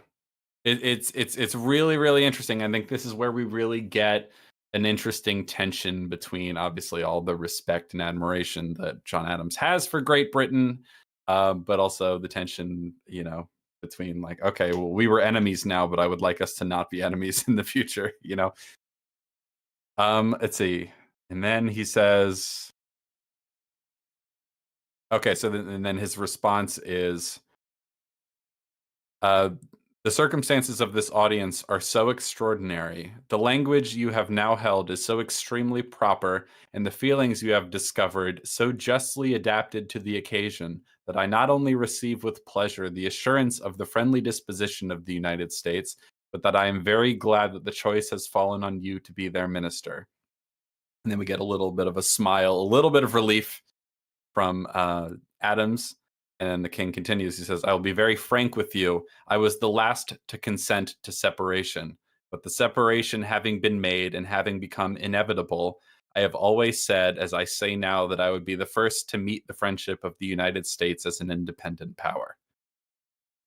And just the way he presents that, because we're playing so much when he says, I will be frank with you. There's a lot of tension hanging there. There's a big pause because you're like, oh God, what is he going to say? And then John Adams says, "Thank you, Your Majesty." And then he says, "There is an opinion among some people, Mr. Adams, that you are not the most attached of all your countrymen to the manners of France." And he says, "Yes, well, I vow to Your Majesty that I have no attachment to any country but my own." And then at a great little moment, the king says, "An honest man will never have any other." Like, damn, this is good stuff, man. Yeah. I love the dialogue in this show. It's so good. Yeah, that's really good. That's really good stuff, and I really like. So one of the things that you'll hear a lot in the histories of it, like, and in the propagandistic writings of the era, is like the madness of King George III, and I think like the fact that John Adams is probably like for the last few years, this character has heard that kind of stuff, Yes. And he's been sort of fed by this idea that there is a ill-meaning despotic power. As much as he didn't fully buy into it and believe it at first, he Yeah. advocated for independence, and he was threatened to be hanged as a Yeah. You've seen rebellious the subject, crackdown. and he's seen the Yeah. crackdown, and he gets there, and the guy is rather reasonable and maybe even a little vulnerable. He does Yes. look at this moment like he's about to cry a bit, Yeah. like that this is actually paining him to have to Yeah. like let this arm of his empire go, right? For Mhm. whatever reason, one reason or another. But Yeah. he gets here, and this guy is pretty reasonable and pretty well spoken, and they actually even have a little moment of, like maybe not friendship, but admiration for one another, and it's a huge, huge, like relief, that Yeah. that his his skills actually do mean something. Like there is like this is a Yes. big deal for him coming in Yeah. front of the king. You know, Mhm. Oh, and so there's a yeah, great I little love that. line at the very end here where the king gets a little he gets his little sassy line in. It's just great. He says, "I pray, Mr. Adams, that the United States does not suffer unduly from its want of a monarchy." which is which is a little bit like, I sure hope you don't suffer too much from not having me. And Boy, I just like sure I sure hope it's like the kind of like bitter X. a little bit, a little bit. I mean, it's a great line, and I like the way he delivers it. It's very funny. And he says, "Yes, we will strive to answer those prayers, Your Majesty." Good, good. It's clever. It's clever. It's got a Yeah. nice, like, considering the tension and the weight of this conversation, that there's a little bit of banter there is quite fun and satisfying. You know what I mean? So, great scene. I thought it's excellently played on the part of both actors.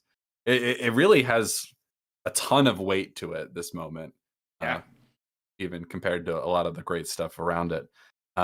Very well handled. Now we are, after that scene, uh, meanwhile, so there's a great contrast here because he just had a rather amicable and friendly uh, interaction with the king himself, and now he's reading about himself in the London Gazette, and they're Yes. just fucking tearing into him because they hate him, because it's that same sort of thing where like the rabble of the mob and the lay people are much more like they're much more vociferous. So obviously, you can imagine that the average person in Great Britain would not be very happy about the Americans at this Yeah. point in time, and so they're much more like vociferously critical than even the king was, which is a really interesting distinction there. And they're like, "Why they?" He's reading the newspaper. He says, "Good heavens! Like, why they call me a vain impostor and a Pharisee of liberty?" It's like an idiotic phrase. It's like, they very helpfully informed the readers I was, quote, so pitifully embarrassed as to be very nearly tongue tied. You know, he's getting really mad because he's reading the comments, and Abigail's like, you got to stop reading the comments, dude. It's not healthy for you. It's not good for your mental health to keep reading the comments. Get off of Twitter, John. Get off of Twitter. Oh, that's interesting. I didn't know that. The king was known to suffer from what is essentially bipolar disorder, which would come and go from time to time. The last and most serious Oh, bout caused his son to rule his regent for a decade. That's see, I interesting. I I didn't knew know the that. part that the madness, like the true madness, like really set in later in his life, that he really kind of devolved. I always just assumed that it was like a form of dementia or something. But yeah, that's interesting. That That- is interesting, yeah.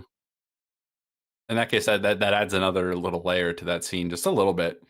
You know what I mean? That yeah, there's a sort of there is a danger in it, right? Like you can never yeah. tell exactly like what he's going to do. Like he could maybe at any moment have just been like, maybe I don't. Maybe I just kill him.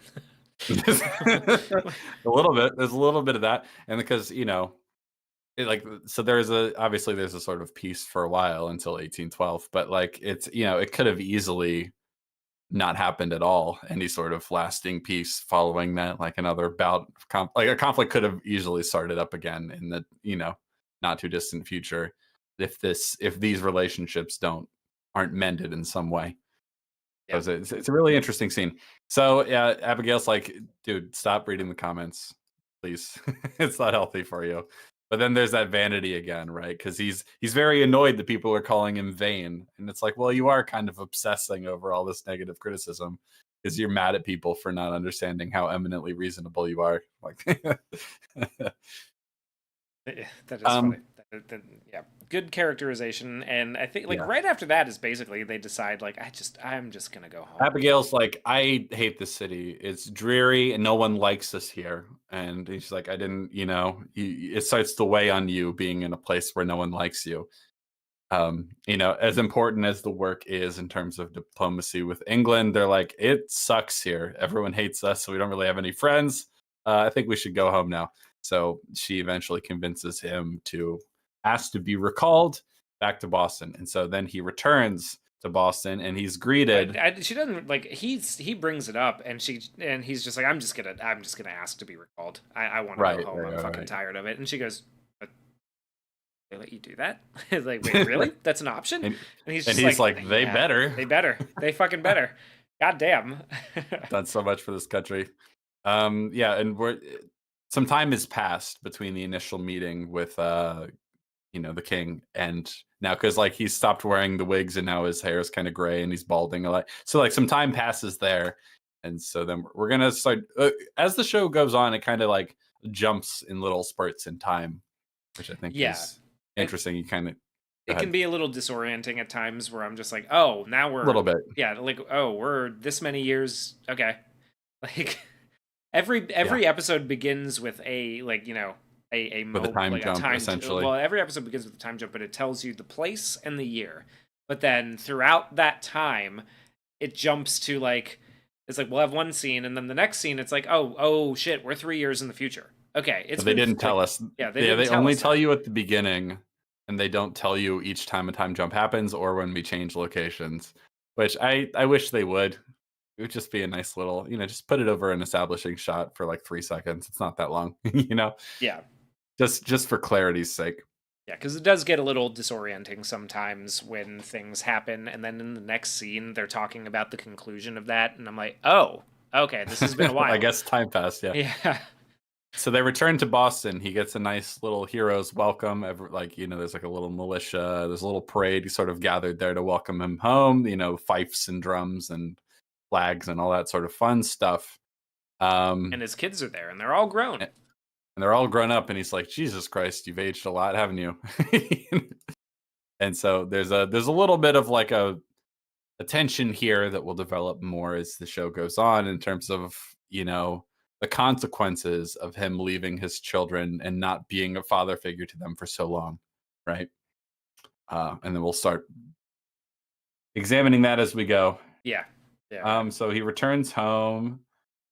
The There's tension develops pretty immediately, right? I mean, like he's at yes. home, and um, Well, one of the things is someone asks his daughter's hand in marriage. I think his secretary, Colonel Smith, yeah, and he's the source of one of my big like maybe not criticisms but something that I want to talk about for real like moving forward because they kind of have his secretary asks for his daughter's hand in marriage and the courtship has been going on too little time for for her parents to fully accept it. John Adams does not like that idea, but Abigail kind of convinces him that hey, she knows she's not stupid. She believes it's been long enough. We can trust her judgment here. Um, And part of the thing motivating this too is like he comes home. He's been away from his children for like years at this point. He comes back and he tries to be like, no, like you haven't been dating long enough or whatever. And it's like she's like a grown woman now. Like I know he's kind of overcompensating in yes, the like she's my little girl thing because like he's been gone for so long and he clearly kind of feels a little bad about that he's like not really respecting her as like a full adult, which she clearly is at this point. So that's motivating part of it as well, why he doesn't want to like give her away because he kind of just got her back. yeah, yeah. Um, and in the next few episodes, and I'm going to jump ahead a little bit with this That's storyline, fine. but in the next few episodes, that marriage it begins, and the first thing after their wedding that he asks is for, and this is when John is vice president, he asks for basically put in a good word with General Washington, who I served with, in Long Island, and see if he can get me a position in the government. And John Adams says, "No, I'm not going to do that." Yeah. And I'm that not going to allow you to trade on my family's name. That wouldn't be right, you know. Yeah, and that rubs him the wrong way, and he has to try to go make his own. That was kind of his only plan, essentially, and he has to go try to make his own way. And eventually, his disappointments, as he puts it, pile up, and he kind of vanishes from the show. He says, "Oh, I have prospects in the West. I have to leave you for a while. I'm gonna go ahead and just." Go chase those down. You can stay with your parents for a bit. Mhm. Eventually, when I'm successful enough, I'll come back and grab you. Um, so the reason that I was a little curious about this because she ends up having cancer, and she ends up it doesn't go well for her, as you might expect in those days. So I looked him up, and it turns out that he actually was appointed by George Washington to be the first U.S. Marshal for the District of New York. He was appointed the surveyor of the port of New York by John Adams when he was president. And then he ended up going on an expedition with a bunch of mercenaries to Venezuela to sort of foment revolution he claimed it was under the instruction of Thomas Jefferson, that he had sort of given him the okay to gather up a force of mercenaries and head down to South America to liberate it from the Spanish and turn it into a republic, to follow through with Jefferson's sort of universal revolution Sure. ideology. And he brought his son, his oldest son, one of John Adams' grandchildren, with him. They were both captured, and they both managed to escape. And then they were indicted by a grand jury during, I think, during Adams' presidency. I'm not mistaken. A little earlier during Adams' presidency, they were indicted by a grand jury, and he ended up because neither Thomas Jefferson or James Madison appeared to validate his testimony, he ended up being found not guilty. But it was a big scandal for a while, and he ended up living in New York and getting elected to Congress. So None of that happens in the none of that show. happens in the show. He just disappears, and he leaves her high and dry, living with her parents and Well, getting did that cancer. part happen? Not so, yes, but it wasn't to chase down prospects, ambiguous prospects in the West, and try to make his Yeah. fortune. It was because he claimed he was acting under Thomas Jefferson and James Yeah, yeah, Madison to yeah. go down to Sure. Venezuela with his son to, overthrow the government, the Spanish colonial government. And they completely ignore that. Now, the reason that I think that might be a misstep a little bit is we are building to the overall conflict between Jefferson and Adams in I the see what you mean. yeah, Yeah, that would have fit right in. that it would have fit right in and would have given us some really interesting drama playing through his presidency. And it's not that there isn't already some, but it would have really added fuel to the fire there, right? Because he Yeah, was because famously trading on the Adams name. Now, their marriage she did move back in with her parents, and she didn't end up living with him again after he came back. But it wasn't the way that it is portrayed, as if okay, he just that abandoned that her. is interesting because you walked through the basic arc of his story in real life. The basic arc of his story in this is that he obviously served under Washington. He asks John Adams to put in a good word for him. John Adams is like, no, because that would be corrupt and nepotistic. I won't be doing that. And so he's mad about it. And he's like, well, you would have done this. You did this for your sons, whether they deserve it or not. And that really annoys John Adams that he says that, but it seems to be true.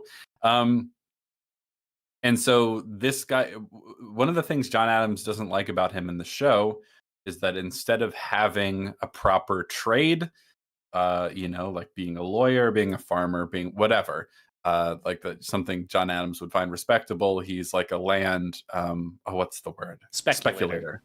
Right, like he's a financial speculator, and John Adams doesn't like those because he thinks they're not actually doing an honorable trade. They're just moving money around. He doesn't like that, and so and betting essentially on like real estate prospects, and he doesn't respect that about him. And in the show, he will eventually lose a lot of money in the speculation game and have to have his wife and children move in with the Adams because he cannot afford to take care of them. And he is going to go off vaguely to the West to try and make money there and earn enough that he can come back and, provide a home for his family in the future. And he's kind of ashamed of all this. And ultimately he makes a decision to leave, doesn't ultimately find success while his wife is still alive. In the meantime, she will eventually get breast cancer. No. Yeah. Wait. Yeah. Okay. So I forget. She gets breast cancer and has the surgery. She dies, and then at the end, he comes back and says, "Well, I'm sorry, she did not live to see my success." Which, that's interesting. That's it's very different. Even if superficially true, it leaves out a lot of interesting and important information that really does change the story, even if nothing we see in the show is technically incorrect. You know what I mean? Yeah. And I could understand wanting to keep it simple so as to not pile on too many things, but it does seem, I take your point, that how things actually played out is perfectly in keeping with the general tension between the different approaches to government and revolution and the tension between him and Thomas Jefferson. So yeah, well, and especially considering that later on he's going to, reject going to Jefferson's inauguration because he doesn't want to watch his coronation. They have fundamentally different ideas of what it means to be revolutionary. That Jefferson has changed a bit. What the point of government is, Yeah. and whether we should err on the side of a representative republic or democracy, etc. Yeah, and they have fundamentally different ideas of how to push that as well, right? Jefferson believes that they should be allied with the French because the cause of the French is the cause of the Americans, even if it means killing the people who we were allied with who helped win us the war, and even if it means, bloodshed because, it can happen here, with, dignity, essentially, right? It's not like, for all of the brutality of the American Revolution, it's not like American colonists were beheading British soldiers and carrying their heads through Boston on pikes. That's something that's a bit beyond the pale for us. Is it the Reign of Terror that it was called? Yeah, the reign. Well, yeah, when they just started decapitating everybody, including themselves. It's like that didn't happen here, and Jefferson kind of implicitly supports it in theory. He's rebuked when he finds out exactly what kind of blackmail the French are demanding of the Americans after being well, he kind of has a similar moment that John Adams had with the British, because originally he didn't want revolution because he thought the British would be reasonable, and then when they're not reasonable, like they start decreeing things and cracking down, he's like, oh shit, maybe what I thought idealistically was wrong. And Jefferson has a similar sort of thing with the French Revolution eventually. So but the idea that his son-in-law, who he didn't immediately reject the idea of introducing, putting in a word for him with Washington, and Washington gave him a place in the government, and so did Adams, right? So it's not like they were immediately dismissive. It's he was more revolutionary than Adams wanted to be, and thought Yeah. proper, and he sided with Jefferson. That could have been leveraged really well for like an in-family drama, at this point, right? And it's not like there isn't enough there already, but why? I think a little bit of a misstep to just sort of have him disappear from the majority of the end of the series, you know? Yeah, I think that was a missed opportunity and would have been perfectly in keeping with themes of the show. So yeah, I see that. Yeah. Um, so we are towards the end of the fourth episode here, and what after he comes back, the revolution has been won. It is now time to pick a president, and so I kind of love the it's yeah, kind of great. Yeah, he is convinced to stand for election by it's Dr. Rush, who is another confidant who appears multiple times throughout the show. Um, yes, and he kind of says like, well, surely General Washington is the logical choice for this, right? hmm And they make an argument saying like, well, I mean, like Massachusetts probably would prefer you, you know. New yeah. England would probably prefer a New England man be in the seat of power. And so And he decides to put his name in essentially. And eventually he's a little annoyed at how few votes he got because he's like, it would have been better if I didn't run at all because this is embarrassing. yeah, Essentially. he's really mad that he didn't win. Yeah, And it's because just it's the ego, yeah. right? Originally, of course, he thought George Washington is the obvious choice, and then he gets convinced to put his name in. So then, when the results come and he gets kind of a rather poor showing, he's like, this is so embarrassing. I should have never done this at all. But he came in second to George fucking Washington, Yeah, and now exactly. like I love when Abigail just goes, John, you are vice president now, and he Yeah. kind of just goes, so it is, and just sort of like walks away, walks away, which Yeah. is really funny. I love that ending of that episode. It's really good. Like it reminded me a lot of like I don't even remember know if like this is exactly how my grandparents were, right? But my grandparents were from Massachusetts, and it sort of reminded me a little bit of them, where like my grandfather would be like blustering about something, and my grandmother would just be like, okay now, and he'd just be like, right. And then it's sort of like, it just feels very like married couple, like that old idea of a married couple keeping each other in check. I really love the characterization between the two of them. hmm And so in the fifth episode, he's vice president. Yes. So a couple things that are very interesting here. Well, first of all, before we go too much further, ultimately, obviously, George Washington wins, right? Yes. And there's a does this happen in this scene? Or I think it's the next episode where they're arguing about what the title of the president should be, right? It's the beginning of this one where he starts Okay, so we yeah. we won't get to that yet. But George Washington is made president, right? And he's inaugurated, and then there's a really funny bit, which apparently is absolutely true, where he's being sworn in, and they're like, "Do you solemnly swear to uphold the Constitution?" And George Washington's like, "I solemnly swear to uphold the Constitution." Like, he's just like really, he's so soft spoken that everyone's like, "What? We can't. What? We can't hear you." And he just kind of mumbles the whole thing, which is pretty funny. Also, I don't blame him because he had like partially lead dentures with like the horse teeth and slave teeth, and it was a whole mess up in his mouth. All right, Yeah. he didn't feel like We're talking gonna very get a much. small like we're gonna be treated to a small little bit of that in this episode where he's eating dinner, and he has a moment where he's just, oh, his blasted teeth. Yeah, yeah. But all just the inauguration of Washington is very fun, satisfying, hell yeah, America moment. So that was fun to watch.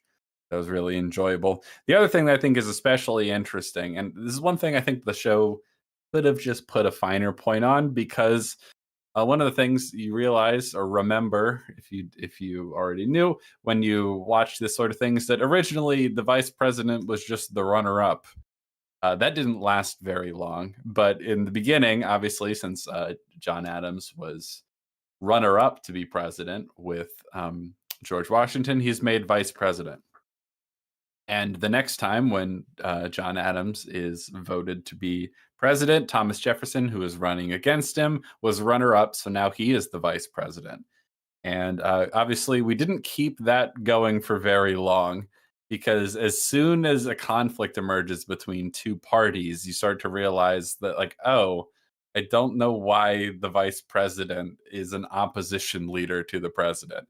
Like, and you can tell, you can understand initially why they were like, this will be a good thing for the unity of the country if whoever's runner up becomes vice president, because then we're sort of unifying people around, like at least they're part of the government and that will bring Yeah. unity. Can And you then imagine? basically it's Thomas Jefferson's fault that doesn't last very long because he ends up, as we will see later, sort of undermining the sitting president while he's vice president. And everyone goes, why would we have the opposition leader be the VP? That's dumb. We shouldn't do that.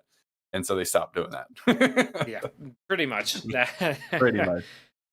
Yeah, the Articles of Confederation era does kind of just get blown right Oh, past, I well, think. that's the other thing. Yeah, it's mentioned is that, like, the crafting of the Constitution happens while John Adams is in Europe. Yes. So he's not actually super involved in that. He ends up reading about it later, like when he finally gets the Constitution and goes like, "Wow, this is great. This is amazing." But he didn't have any hand in it himself because he was away in Europe trying to, fight for the cause there and raise money and support from European countries. So And yeah, so we establish our diplomatic lines of relationship. credit and all that sort of stuff. Yeah.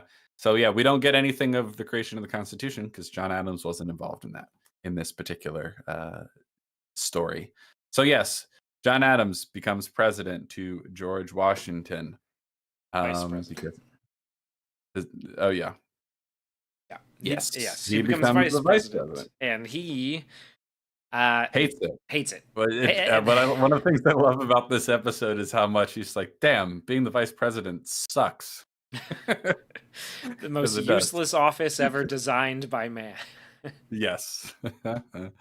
Pretty funny. Yeah, that's the thing about being VP. It mostly sucks. You don't get to do much. You get to be the tie-breaking vote in the Senate sometimes. That's not nothing, Well, I suppose. that will be important Yeah. later on in this episode. But I also like that he's like, I have to sit in the Senate and listen to them bicker and argue, and I don't get to say anything. This sucks. Yeah. Especially because you know how much he loves to talk. Yeah, so now he's vice president.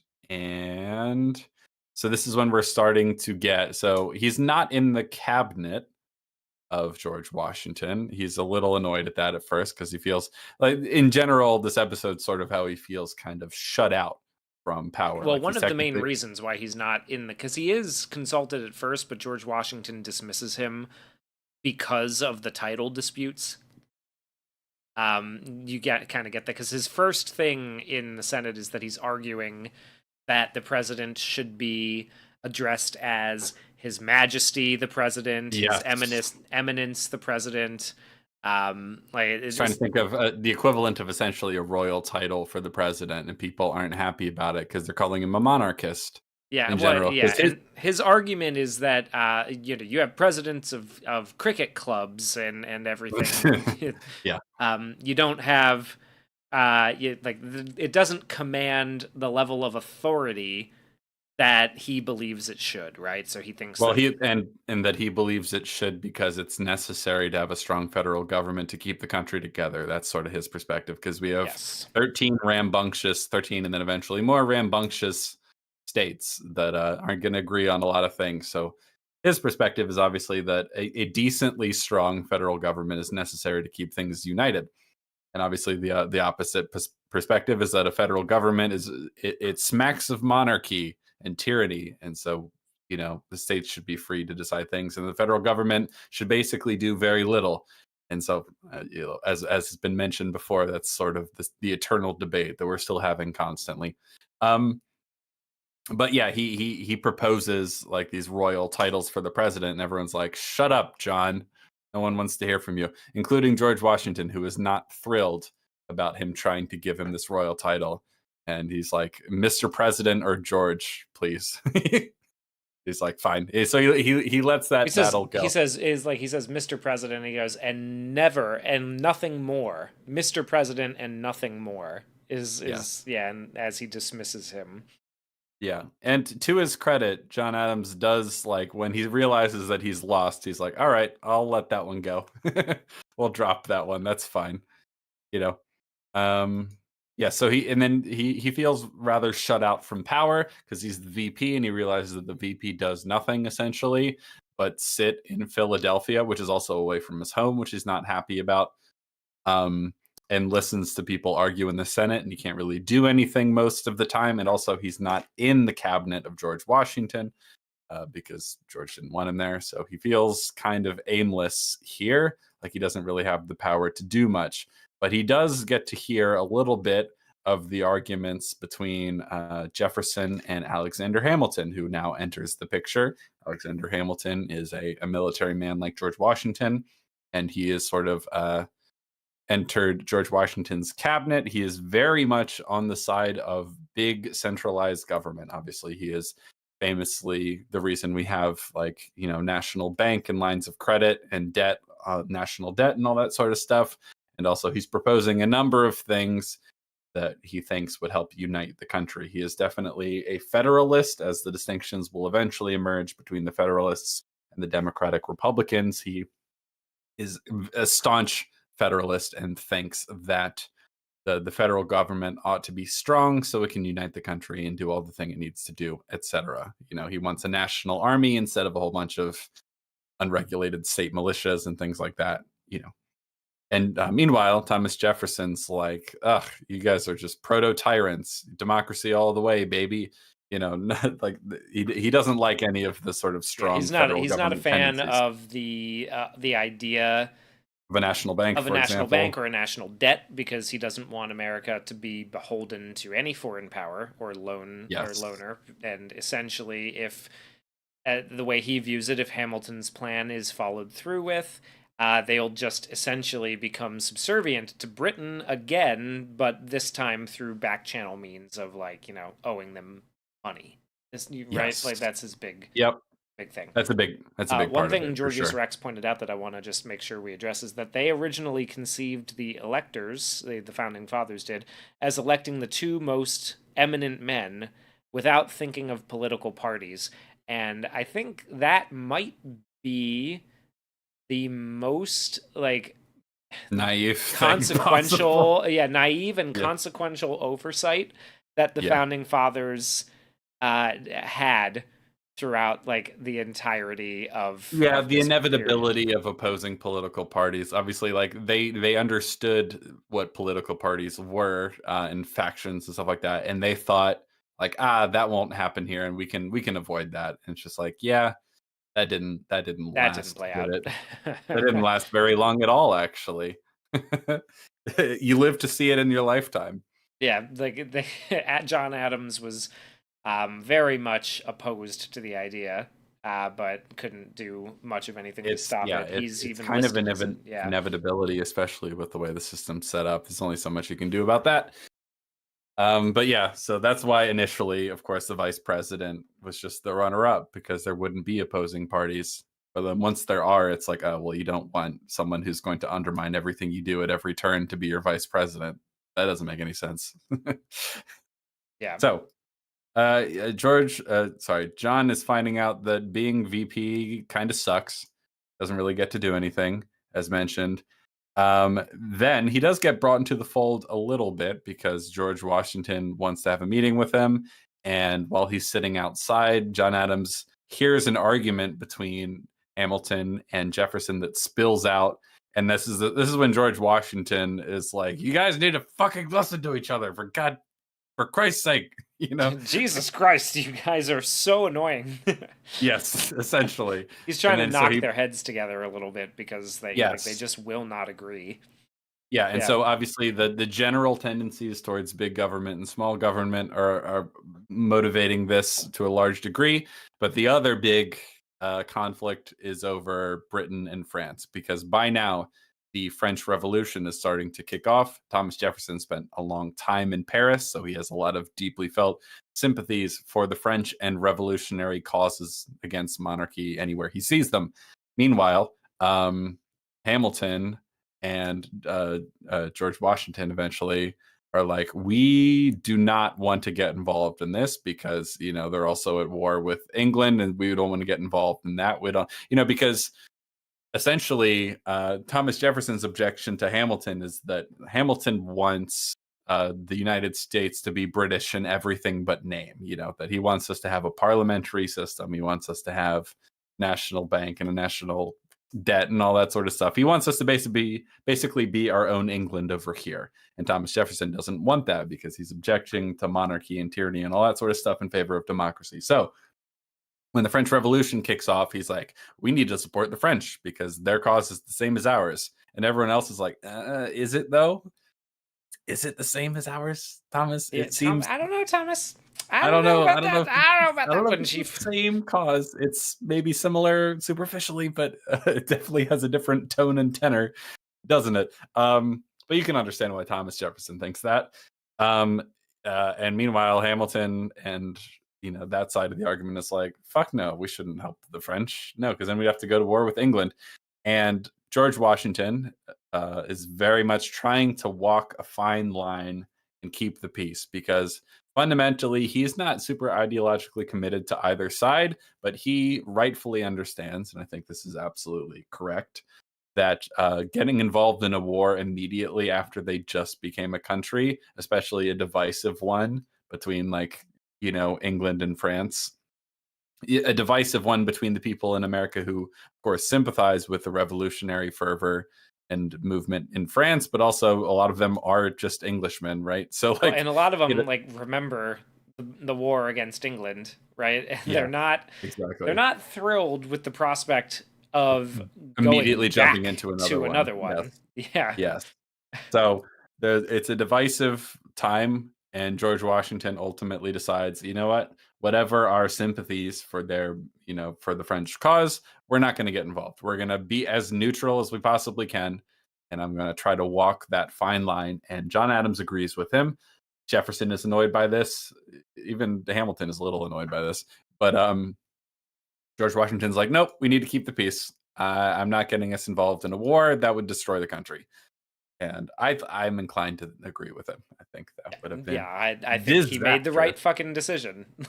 Yes, I think him and John Adams both made the correct decision to avoid involvement in a war and allying with revolutionary France. I mean, I think that's pretty clear.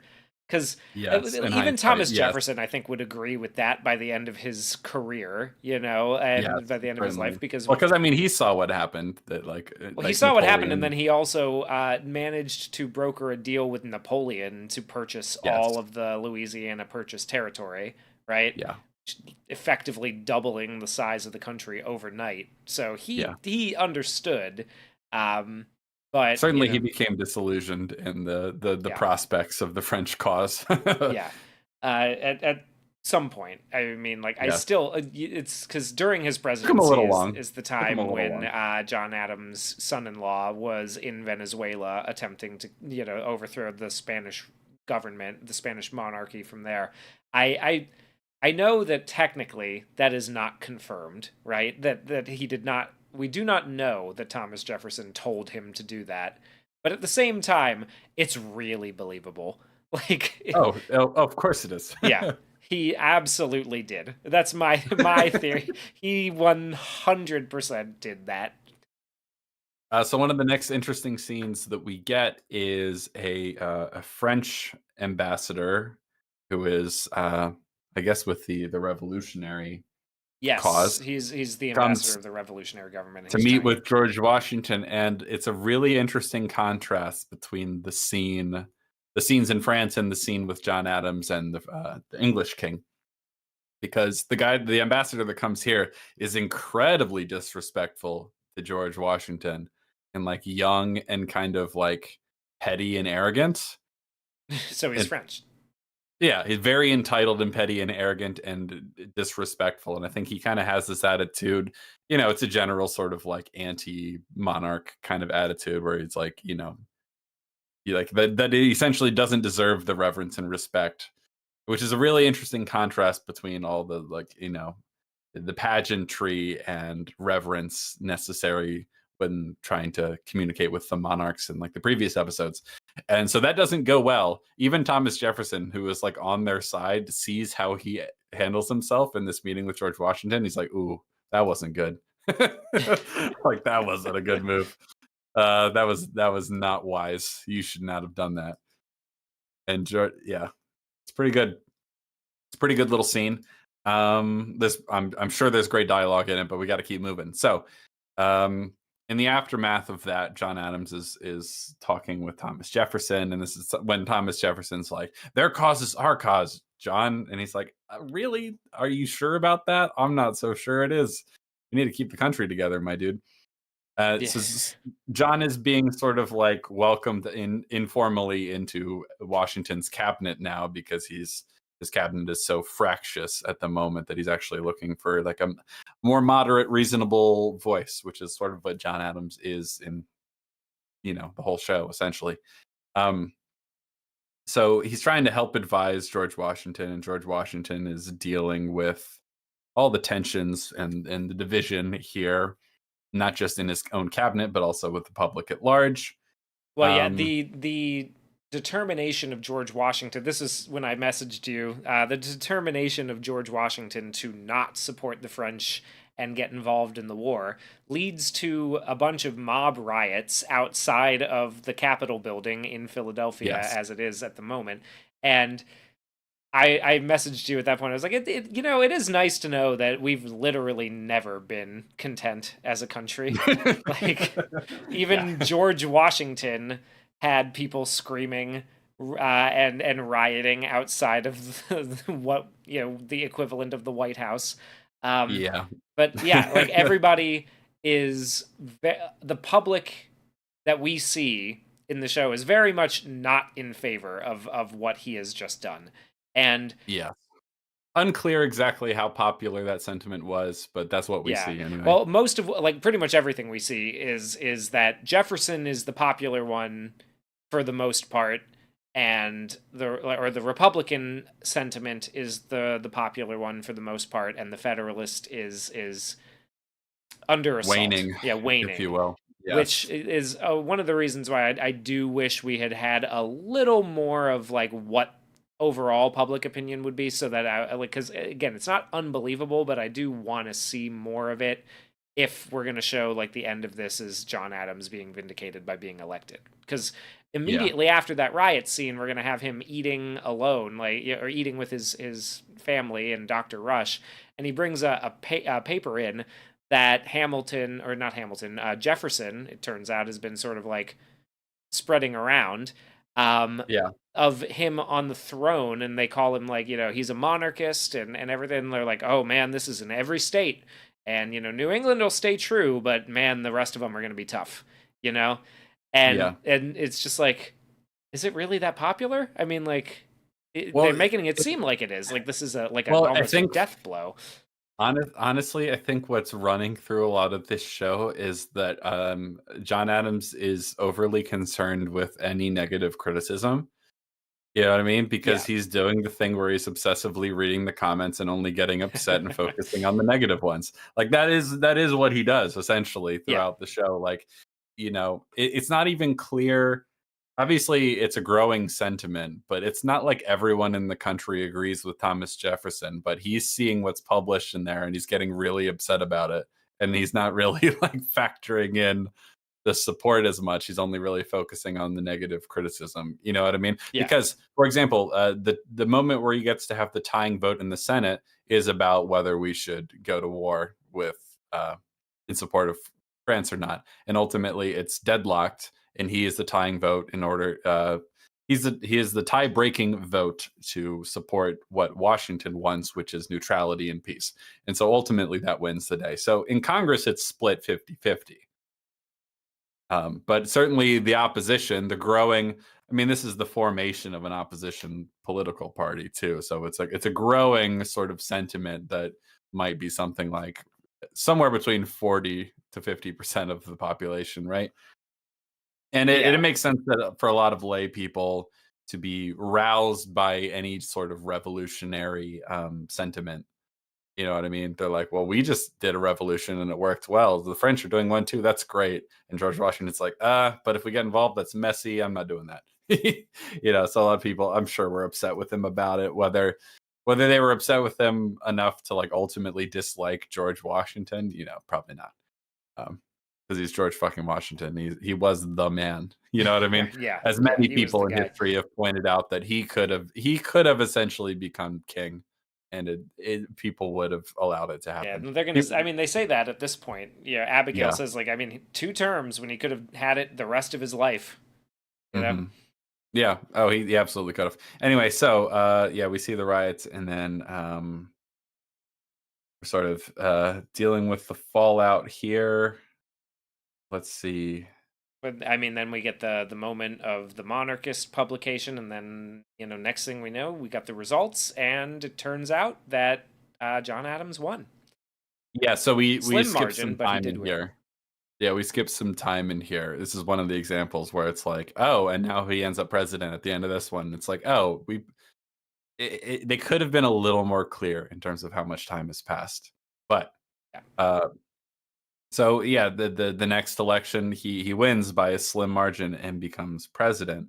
And so he is inaugurated president and with much less pomp and fanfare than George Washington was, which I think is a nice detail because in general he's going to sort of suffer with the fact that he's not nearly as liked and revered as Washington was in terms of like public approval and everything like that. He doesn't command respect in the same way. As we'll get to in the next little bit of conflict in the next episode, he carried over much of Washington's cabinet, but a lot of his cabinet does not give him the same deference and respect that they gave Washington. Many of them military men, so they don't really respect him in the same way. yeah. This is interesting. Topaz Dude says Hamilton and other pro-monarchists wanted the president to go by His Majesty, and thankfully Washington was against that. So, Yeah, well, Adams suggested it originally. yeah, Yeah, that's true. Yeah. And good thing that the the checks and balances worked that time is all I can say about that. Yeah. yeah. Alexander Hamilton does not, for all of the good that an overall federal, like a strong federal government keeping everything together as one unified nation does, Hamilton does not strike me as someone that I admire through what I have No, found from this he was show. a Yeah. bit zealous in that regard, Yeah. and by all accounts, kind of ill-tempered as well, and Yeah. like I mean, unreasonable to deal with. you don't die in a duel unless you have some problems controlling your Yeah, own yeah. passions. So like him and Thomas Jefferson both played dirty, essentially. Because but basically, like both of them, I think had likable things about them, but they were both sort of like ungoverned by any sort of like moderation in general. Like they both, you know what I mean? Like they Yeah. weren't they really didn't have any ability to conceive of what the excess of their own perspective could look like. Whereas like people like John Adams and George Washington did have a better sense of that. I think we glossed over it, but there's definitely a conversation at one point in a previous episode where Adams is just like, yeah, but like, you know, like mob rule isn't any better Yeah. than the rule of a tyrant, and that can just as easily happen, right? That's why a republic, a representative republic, is so important because they're trying to like walk that line, right? And Thomas Jefferson and Hamilton were both something more like extremists for their perspectives. Yeah, for sure. I mean, like, there's also Aaron Burr, who is the one who killed Hamilton, and there's like he Yeah. doesn't even show up in the show. No, he doesn't show Um, up in this. there's a lot of really interesting conspiracies and thought behind like what he attempted to do. Um, yeah, a lot of Yeah. yeah. So we had a couple of good independent-minded ones here. So answer my coworker's question of what do I think about John Adams being a big baby who didn't do as much for the founding of the country. Fuck off. Disagree. Disagree. I don't think so, actually. And you know what? Thomas And we're about Jefferson to get can. to the most, I think, consequential thing, because we sort of, all things considered, we do kind of move quickly through his term as president. You know what I mean? Yeah. Well, Like, this next episode is entirely his term, and I really like. This is like probably my favorite episode of the show. Is it's a him? very good one, because Yeah, we get to see what he's like when the rubber meets the road, right? Like when he actually has the power, what does he do with it? How does he handle himself? yeah, and like So, walking a very dangerous line, I would oh yeah, say. Yeah, with what he ends up doing, and because and add. the basic conflict, according to the show, the basic conflict of his presidency, I'm sure there were many, but the basic one we focus on here is that the post French Revolution, the whatever the name of their government was at the time, um, were uh, like attacking our ships and doing all sorts of causing us insult and injury in various ways that people were getting very, very upset about, because they were being petty, bratty, terrible, you know, wild and kind of reckless. That government was, unsurprisingly. And they were like, attacking our ships and our ports and stuff like that, and doing all sorts of things that made people really, really mad. And Yeah, Adams that was turned public sympathy against them pretty hardly as pretty, well, pretty yeah, quick. pretty hard, because they the revolution happens, and then immediately they start kind of lashing out against us, and it's like, what the fuck did we do? Like, I guess we didn't support you hard enough. Fuck you guys. And so, yeah, public sentiment turns pretty hard against them. And a lot of the sentiment is going, well, do we need to prepare to go to war with France? Because we can't put up with this any longer. Yeah, and And Hamilton seizes on this opportunity by basically being like, "Well, we need to create a standing military because what happens if yes, they invade us?" And of course, that's yeah, a little bit we can't rely on unrelated and not state necessarily well malicious. managed state militias, yeah, untrained and all that sort of stuff. We need a national army. And Adams is like, because in the same line that George Washington thought that a war at this state of the country would cause everything to fall apart, and I think he's probably right about that. Was like, I'm going to try and make sure we don't have to go to war. Yeah, Like, I'm going to do everything in my power to make sure we don't wage an unnecessary war. and at the same time, he's gonna like. So one of the things that there was a political cartoon at the time that portrayed him as an eagle holding out an olive branch in one talon and the weapons of essentially defense, right? Like Yes. in the other. Because what he decides is like he's going to try to maintain like everything he can to maintain peace and not get drawn into the conflict, but he's going to allow for the buildup of defensive means. Fortifying the Yeah, ports and all that sort of fortifying stuff the in our ports. ship. The big one is like he wants the navy more than anything else. He wants to Yes. fortify the ports and allow merchant ships to arm themselves and to Yeah. so Hamilton comes to him with the idea of a standing army, and he's reluctant, but he does approve that. Yeah. At some after some Hesitancy. hesitancy. I was going to say what's the opposition? Some mild opposition. He approves that. But the biggest one that he biggest action that he takes during his presidency is the ratification of the Alien and Sedition Act. Okay, let's not get too far with that just yet. Yeah. Because a couple things. One, Manage 42 asks, is this pre-Napoleon? Yes, it is. This is in the Yes. brief window after the French Revolution, before things get so chaotic that they're like, please, Napoleon, rule over me, daddy, please. I can't take this anymore. So this is in that brief window, and the post-revolutionary government is attacking us and doing all sorts of things that are making us very mad. So a lot of people are like, well, fuck that. We should attack them. We should go to war.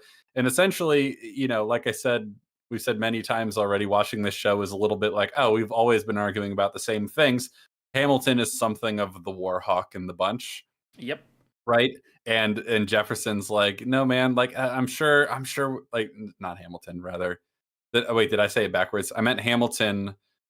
Hamilton is something of a war hawk He did in say this that. situation, and Jefferson is the one like, "Oh, I'm sure we can work something out with the French because obviously they're the good guys, and obviously we're on their side, and like we just got to work it out. I'm sure it'll be okay." Essentially, and then he's trying to walk a middle line where he's like, "I don't want to go to war, but I will be prepared. So let's start, you know, fortifying our ports and stuff like that."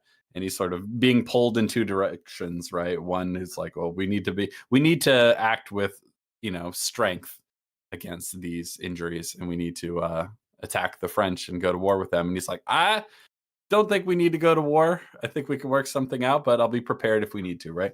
And so, because he's not giving Hamilton what he wants, Hamilton in the press is bad mouthing him as well, and then we'll eventually learn that Jefferson was also bad mouthing him during this period by like leaking certain things to the press.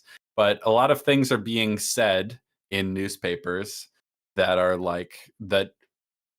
So you mentioned the Aliens and Sedition Act, right? Because John Yeah. Adams is getting tired of not being respected. Like people in his own cabinet are like not really giving him the proper deference and respect, and they think he's being weak and everything, and it's really Well, yeah, starting to get and on the his main nerves. reason is because he kept most of George Washington's cabinet, but who were loyal to Hamilton more than to Yeah, Washington. sure. Yeah, Yeah. exactly.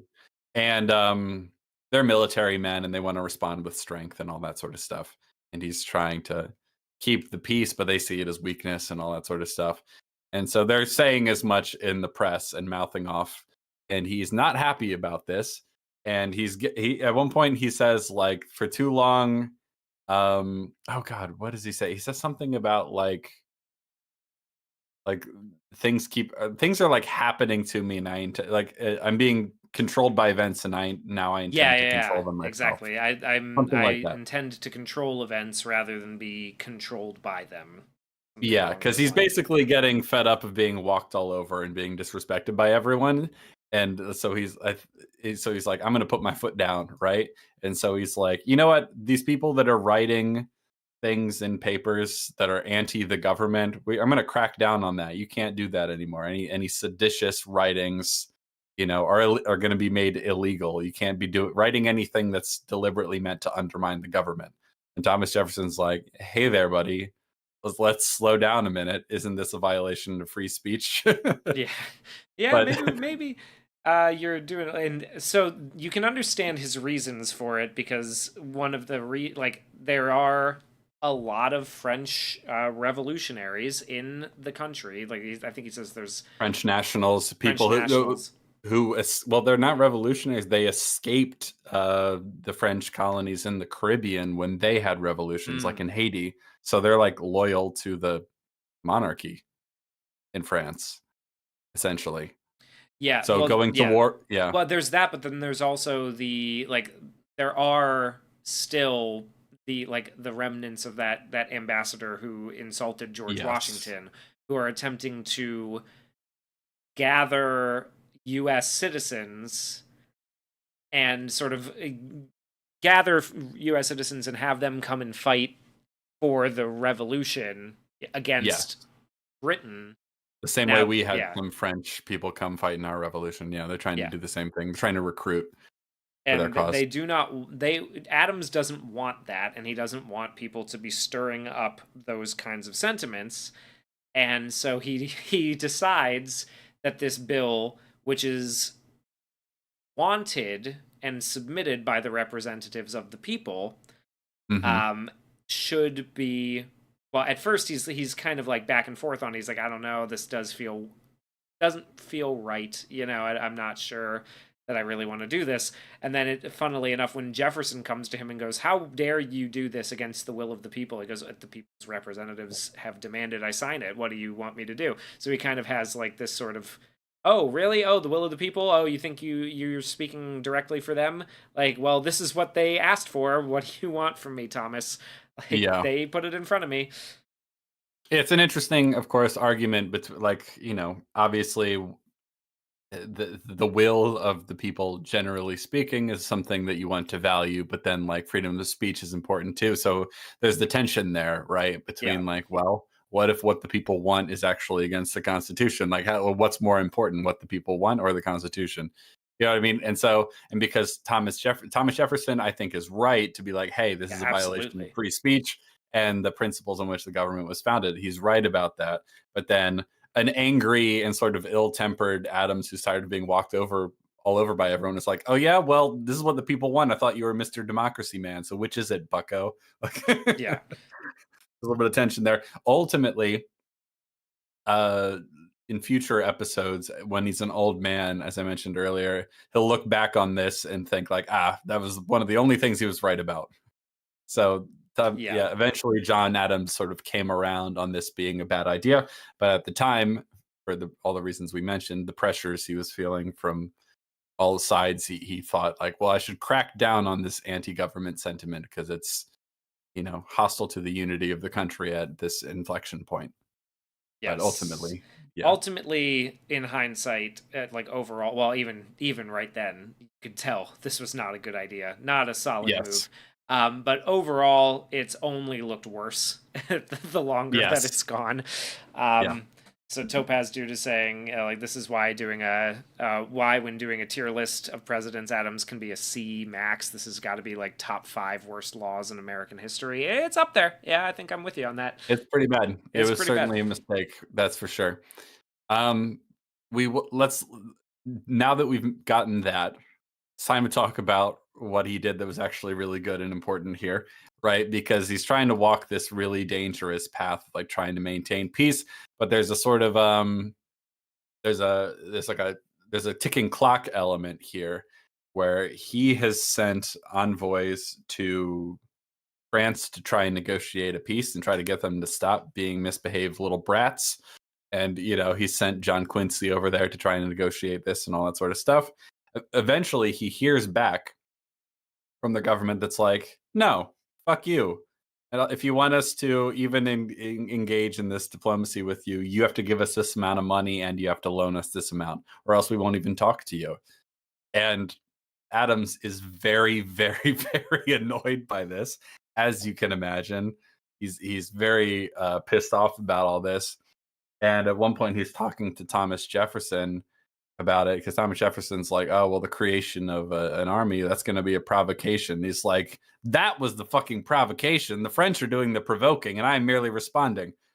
He's like I'm going to be prepared for war if it's necessary. If it comes to that, if that's what they want, they're going to get it. That sort of thing. And then, but he's trying to hold off. He's trying to hold off. He doesn't want to engage in war unless he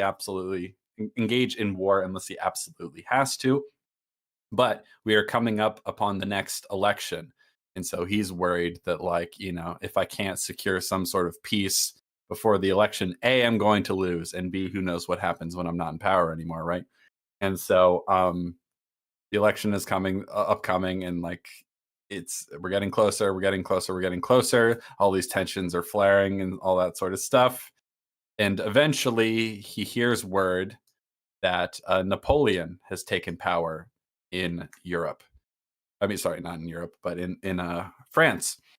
And he has decided that he is not concerned at all with, like, what's the conflict with the United States. That's like low on his priorities. He's Yeah. trying to, like, he has other ambitions and it's not a concern of his at all. So like right at the last minute, he's able to avoid an unnecessary war with France that could divide and even potentially ruin the country. And it's so funny considering the circumstances. Like I think he even says like France went from one monarchy to anarchy and then back to monarchy again. And then he goes like, "Oh, I can't tell you how good it is to hear this news." Like he's so happy to hear this because it means he was like essentially vindicated for holding out and trying to avoid unnecessary war, right? And so he does manage that. He does manage to avoid getting the U.S. embroiled in a war with France, and so that's something. And he has managed to maintain some sort of unity here. So that's something. The Alien Sedition Act is pretty bad. It's Yeah. pretty bad, but He he does did manage to. disband he does also disband the army because he does not like it, which Yes.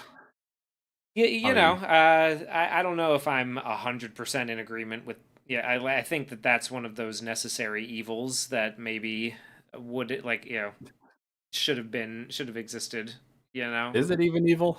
Like, it just seems like a manifestly good thing to have. Yeah, But yeah. one I of the mean, things he's worried about is like so he leaves the capital in Philadelphia at the time, and because of it's yellow fever season, and so we need to get the hell out of Dodge, try to avoid dying of yellow fever because it's going round.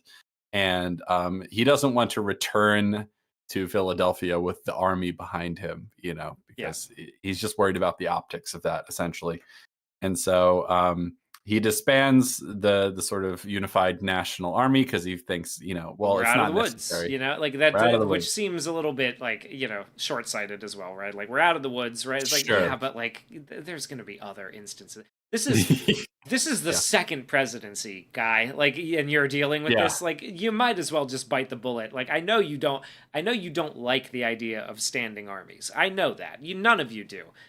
Yes. But come on, But like, come on, exactly. Um, but Hamilton, very upset to learn this, right? Because that was his whole pet project. He was very excited about it. And then so he has two men in his cabinet. They're obviously Hamilton loyalists, and they're arguing and bickering with him. And he eventually is this great moment where he's like he ends up firing them, but there's a fun little moment where he's like, I will accept your letters of resignation, and one guy goes quiet and the other guy goes like, well, I don't feel I should resign.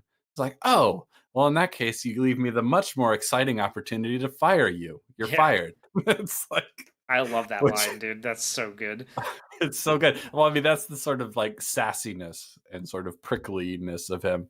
He's like, oh, well, I was going to let you resign, in honor and, and maintain your dignity. But if you won't, I'll fire you because that's obviously way worse for you. So, and then the other guy is looking at him and not saying anything. He's like, all right, fine, you're fired too. like that's what you get for not making your mind up fast enough. It's pretty funny. Yeah, But I wasn't especially fond of them in general, so like I can understand that. Yeah, so it's an interesting. So his presidency is kind of over with pretty quickly, and all we really focus on is the tension between the sort of Jeffersonian and Hamiltonian, whatever you want to say, wings of the government, and trying to maintain that sort of neutral line the same way Washington did, and not get embroiled in a war that could potentially ruin the country. So, and I think if he had gotten into that war as early as people like Hamilton would have wanted, that would have been pretty bad for the unity of the country. And, it's such a precarious thing, that unity at the very, very beginning. As time goes on, I think there's a certain degree to which a stronger federal government and something for the federal government to do is actually super important in tying everything together. Interestingly, I've been reading this book about the history of the American frontier. It's a great book. And one of the things that it talks about is that like the creation of new states and the ownership of federal land was actually super important in having the federal government something to do. And because okay, so initially, right, you had all the 13 colonies, and now once we defeat England, because England was maintaining the boundaries around the Appalachian Mountains, because they're like, okay, well, the Indians are over there on the other side, colonies aren't allowed to expand beyond the Appalachian Mountains. And so once we defeat England, we're like, well, fuck that, now we can go as far as we want. And so initially all the colonies were like, well, technically our charters don't really have some of them, especially Virginia, I think Pennsylvania and New York as well, are like, technically our charter says that we don't really have a western boundary. So initially a lot of these states tried to be like, our western boundary is like wherever the ocean is. You know what I mean? yeah, Virginia would extend hypothetically indefinitely in a horizontal band across the entire United States. And so all the colonies that didn't have open-ended and vaguely worded charters, or that were naturally hemmed in by other colonies like Rhode Island, for example, were like, guys, this isn't good for us, actually, because if that happens, Virginia is going to be just unfathomably Massive. powerful and Yeah. massive compared to the other ones. They're like, can we please agree to cede all those territorial claims and give that land to the public domain of the federal government, please?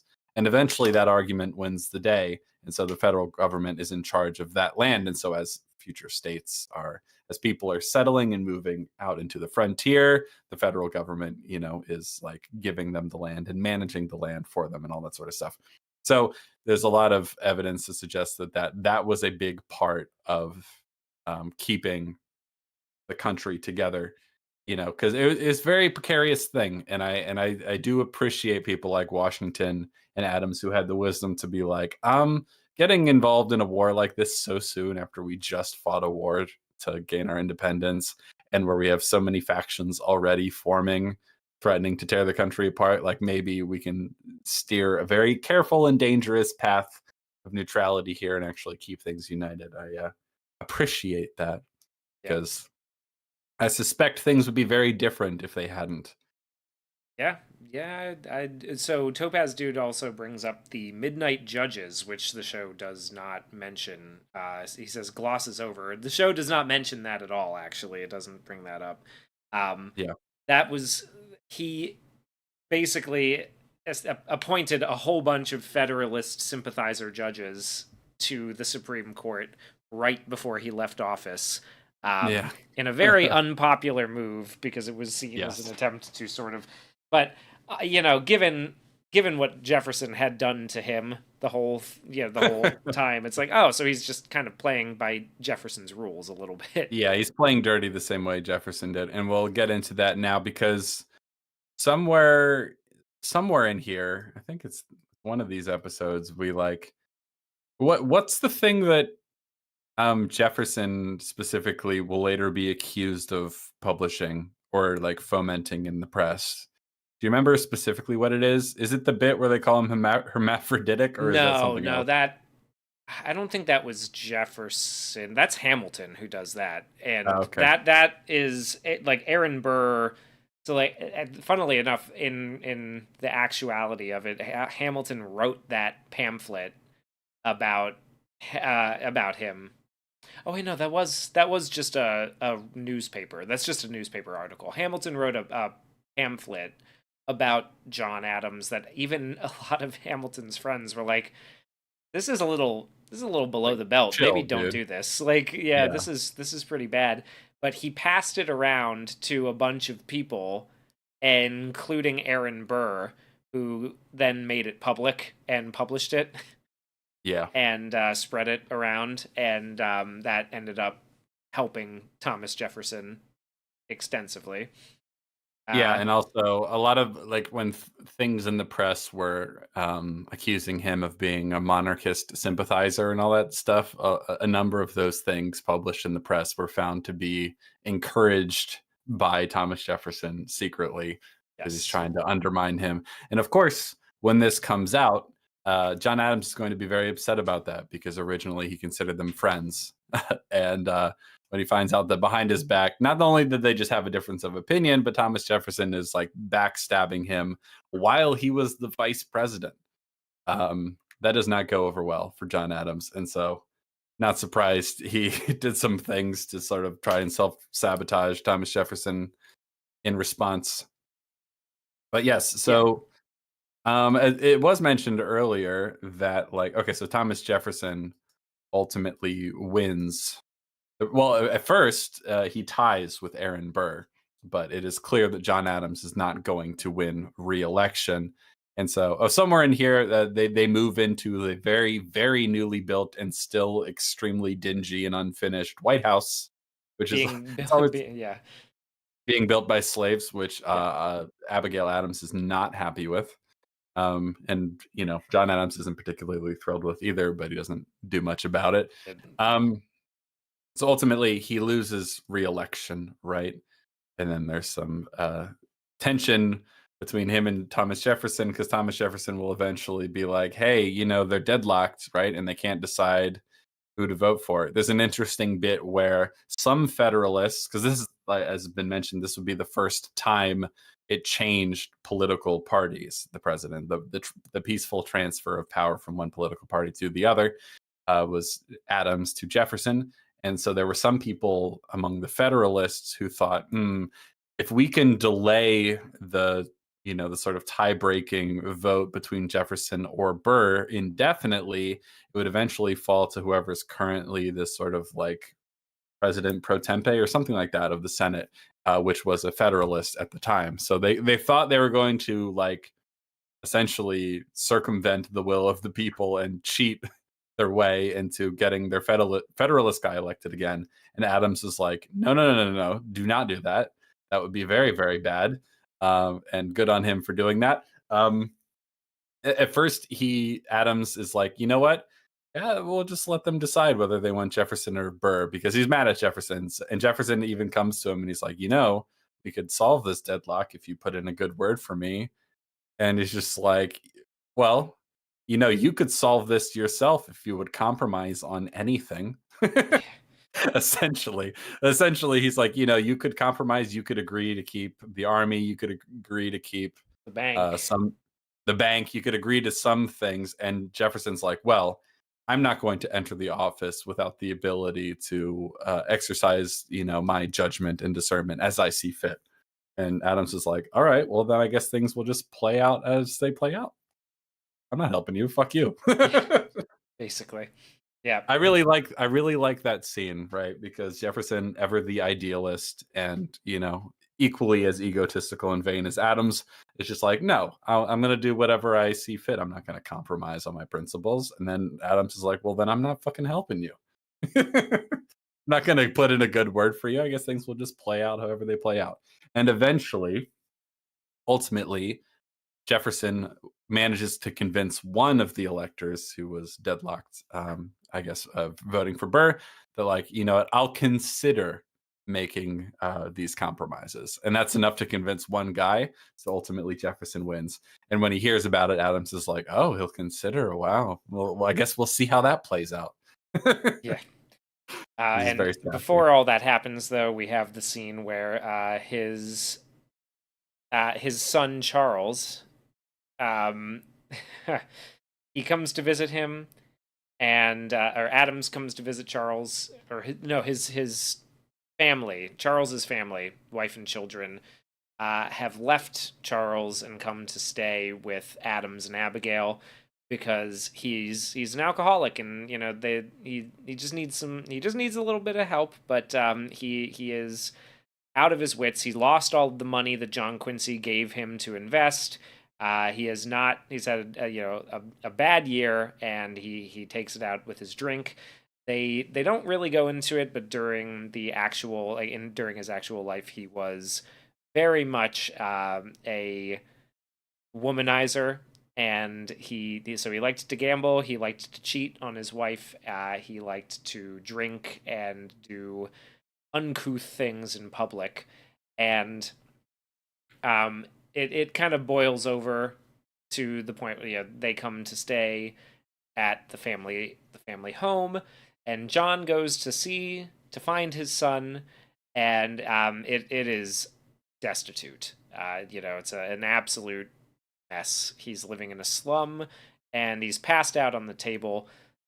John disowns him in this scene. It's a pretty powerful and sad moment. It's hard to, a little bit difficult to watch.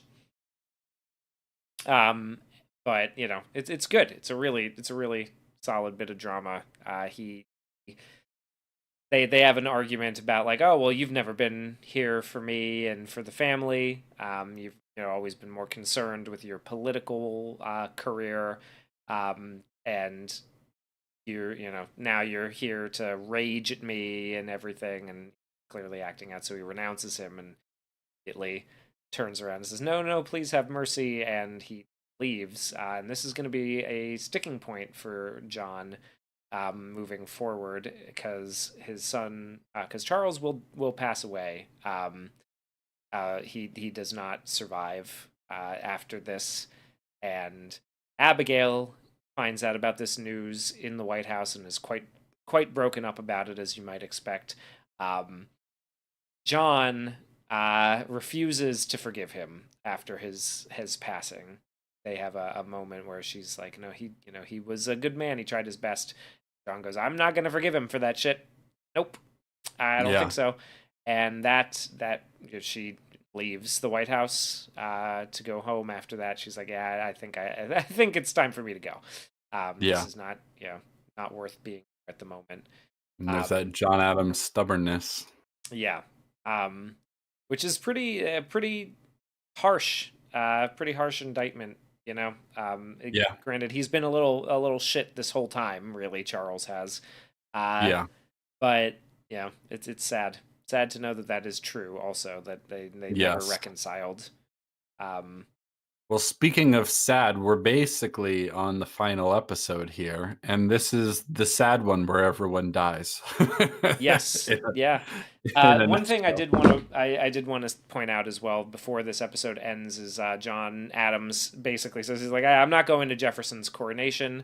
Um, Yeah. one of the big reasons, and he's like, I'm not going to go to that. I don't want to be there.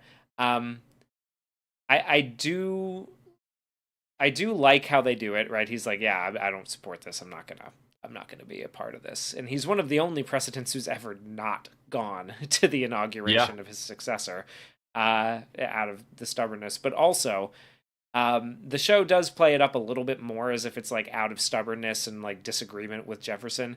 He is going home because his son has died and he wants to be with his wife. Just despite the fact that it was really soon after Jefferson's election that Charles passed. So Yeah. there is that as well. The show kind of, I think, because of the way that the time jumps work, the show kind of loses a little bit of its track in that. But that is a big reason why that's happening. Yeah. So But also, he's annoyed at Jefferson because he yeah, thought he was a friend. it's a combination of both. Yeah, certainly. Yeah. Yeah. Um. So a lot of people die in the final episode, and it's mostly just sadness and suffering. But it does end very, very strongly. Yes. So first thing, we learn that Abigail, their daughter, has breast cancer. The doctor confirms as such that she has a tumor, and all there is to do, because obviously they don't have chemotherapy or radiation treatment, all there is to do is remove her breast entirely. And so they prepare her for that surgery at their home. They tie her feet to the bed so she can't thrash around, and they give her what I only imagine is a rather paltry anesthetic numbing agent of some sort, Like a because shot of rum or something like that. Yeah. she seems to be mostly awake. Yeah, they Yeah. did it without anesthetic, according to the internet. Yeah. They give Yeah. her a little something, but she's conscious. And so while they're downstairs dealing with that, they're very, very upset. Abigail Senior is like, hey, take the kids for a walk. They shouldn't be here for this. So, the wife of Charles takes the kids for a walk, and meanwhile they're downstairs. And there's just nice little character moments while she's dealing with this. We see it's tasteful, but still rather intense in terms of how the surgery scene is playing out and how we're cutting around, just to make you feel sort of visceral uncomfortableness of it all, but without showing anything too graphic. We cut back downstairs, and John Adams is pacing around, and Abigail's like, "For God's sakes, Adam, sit down!" She's like, "John, like, stop pacing around. You're making me nervous." So they're waiting down there. Eventually, the doctor comes downstairs and is like, "You know what? She has more fortitude than any patient I have ever encountered. I expect her to make a full recovery." And they're excited at first, but Adams is like, "Is the cancer completely gone?" It's like, well, can't be certain. Ultimately, the cancer will come back. And eventually, she just decides, you know what? It's worse than before. It's almost certainly spread to other parts of my body. I'd rather just die without having another surgery. And they're sad about it, but ultimately they come to accept her wishes. There is a final scene. It's a nice, pretty emotional scene where she's like, "I have one request, essentially, before I die, that you not hold any resentment towards my husband going forward." And so they sort of reluctantly agree to that. eventually we'll get a scene where he comes back. This is where the moment where he's like, if only she had lived to see my success, like tragic irony that, I left to go try to make something of myself so I could come be with her again. But then she died before I got the chance to. And John Adams, you can tell, like, bites his tongue from saying anything more critical of him and hostile in that moment because he's trying to honor his daughter's wishes. That's that story. Meanwhile, um, he's building a wall with his son, his youngest son, Thomas, like a stone wall, and he's complaining about Thomas Jefferson. Yeah. And as you do, and while that's happening, because it hasn't happened yet, but while that's happening, he's complaining about Thomas Jefferson. Actually, no. I skipped an important scene. So they're reading in the paper that it's being reported that while he was vice president, Thomas Jefferson had encouraged and helped publish, not Yeah. slanderous, but very, very critical things about his president, John Adams. And so this is the first time Adams is hearing about this. And he already had a bit of a falling out with Thomas Jefferson, but this really seals the deal, right? This is like, he was actively sabotaging me behind my back while he was supposed to be my vice president. And this, of course, is why the VP is no longer the runner-up, because of Thomas Jefferson, Yep. essentially. You could call it an inevitability that would, happen, but it happened pretty quickly. John Adams very upset about this, obviously, and then he's building a stone wall with his son. He's complaining about Jefferson, understandably so. And this is where we get the moment where he was like, the Alien and Sedition Act is the only thing they're ever right about. I quite like, as a performance note, that Paul Giamatti just grunts a lot more now that he's older. He just goes, he would make a good Ebenezer Yeah, that's a Scrooge. good. That's a really good bit of acting on his part to just start doing that more. Matthew Leach asks, how far are we into the series right now? We are on the final episode. Yeah. We are making our way through the very last episode. Yes, and so obviously he has some hurt feelings as a result of Thomas Jefferson's betrayal. And we get little tiny details about, like, things he approves of or doesn't approve of that are happening under Jefferson's watch and things like that. But ultimately, we're dealing with a lot of family drama and tragedy in this episode. So the first thing is obviously his daughter ultimately dying of breast cancer. Then they get the presidential portraits painted of them, and it's kind of funny because they're told, like, oh, well, maybe they can hang in the White House, and Adams is like, is it James Monroe or James Madison at this point? One of them, I don't remember which, is I like, think it's he James would, Madison. It's Madison. James, Yeah, he says yeah, President Madison. Madison. Yeah, he's like, he won't want he doesn't want anything to do with these in the White House, so they're coming to us instead. But Adams is like, it just reminds me of how it reminds me of my decrepitude seeing He's this such younger. a he's such a he's turned into a even more of a cantankerous old man at this point. Yes, bitching about everything in pain constantly, always like grouchy and grunting and going "Rah," and complaining. Pretty funny. But there is some great, like, character detail work in here. So after the whole bit about the paintings, um, there's a sort of one of the things we get a lot in this final episode is, as he's nearing the ending of his life, John Adams is thinking a lot about posterity. He's complaining, and there are multiple scenes to this effect, that the sort of history of how things actually went down is already being lost and mythologized. And he complains that the narrative, essentially, of the founding of the country is that lightning struck Benjamin Franklin's genius lightning rod, and out of it sprang Washington and Jefferson, like, fully formed. You know what I mean? Like, that this, like, really oversimplified, mythologized version of the country's founding is already sort of taken root, and he's grumpy about it. And so he starts considering how he might set the record straight and whether it would be worthwhile. At first, Abigail's like, well, you should tell it. And he's like, I'm not going to tell it. It would be no use. And then in literally the next scene, he's like, all right, so I'm going to do it. I'm going to tell the story. And he's like arguing with his kids. He's like, I need to find this old newspaper. And he's like trying to gather all his thoughts. He writes, a lot about what he thinks is the accurate telling of how things went down. He gives it to Abigail to read, of course, because she's his most trusted critic and advisor.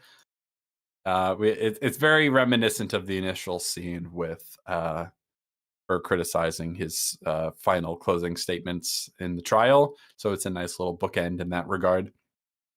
Good stuff. Then we get a scene of Abigail out on a porch swing with Charles's wife, and they're basically, adopted daughter now at this point. Yeah. And it's a nice little scene where, it's her birthday or something like that. And she's talking about like old age sucks. Don't ever get old. And she's like, but still, you have much to be happy for. And she's like talking about how happy she is with her husband and everything. And then she realized that like going on about how happy and in love with her husband is might, hurt her feelings because obviously she lost her husband. But I quite like the way she handles it.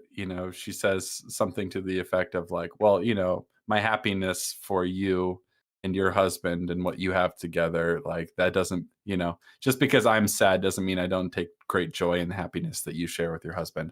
I'm like, that's a nice moment. Nice little bit of character writing. I really like these characters. I find them very likable and sympathetic. Yeah. Then we have a brief scare where Abigail sort of passes out and it looks like she might have just died right there. And so this is all like, I mean, it is kind of sad, but like this made me laugh a little bit because she just kind of goes like, and I'm passed out now. And she's like, hello, Abigail, hello. And John Adams comes running over and he goes, Abigail! It like screams in her face and she wakes up. That is kind of funny, yeah. It is kind of funny. Ultimately, though, it is a sign that she is nearing the end. She's in bed now, and she's basically. He shares a moment where, like, she wakes up and he's like, "Oh, see those hydrangeas I got for you? The hydrangeas, I got them everywhere. Like, look." And then she's like, "I'm dying now, John." And he's like, "No, like you can't leave me. You can't look at all my hydrangeas." It's like, please don't leave me, my friend. My companion. Yeah, like, that's a sad moment. That's actually it is the whole episode is full of pretty sad moments. Honestly, it's like I said, it's the sad one where everyone dies, and they're very well handled and very heartfelt and emotionally moving stuff. Because I think his relationship with Abigail, I mean, truly is the heart of the show, and it's like the most sympathetic aspect of both of them. I think is their love and commitment to each other is actually really admirable, and it's a really nice aspect of the show. I really like it. So she passes away and he's very sad about it, as you might imagine. And then he's in a field, he's talking with his son, and he's like, I wish I could just lie down on the earth and die with her. And it's like, oof. Damn. He's not handling it well. He doesn't really know what to do with himself. Then he gets a visit from Ross. What's his name? Oh, Dr. Rush. Dr. Benjamin Rush, yes, his other sort of friend. He comes to talk to him, and this is the only, like, it's a nice conversation. It's a little writerly and on the nose, but in general, like, if I'm being critical of it, Dr. Rush comes in to be like, anyway, here's the theme of the show. Okay, bye. Yeah, that would be, that he basically is just like, you could try talking to Mr. Jefferson. Yeah, why don't you write a letter to Mr. Jefferson? And he's like, because we aren't friends anymore. And he's like, well, Thomas Jefferson, he's never going to write you. So maybe you have to be the one to do it. Maybe you have to be the bigger man.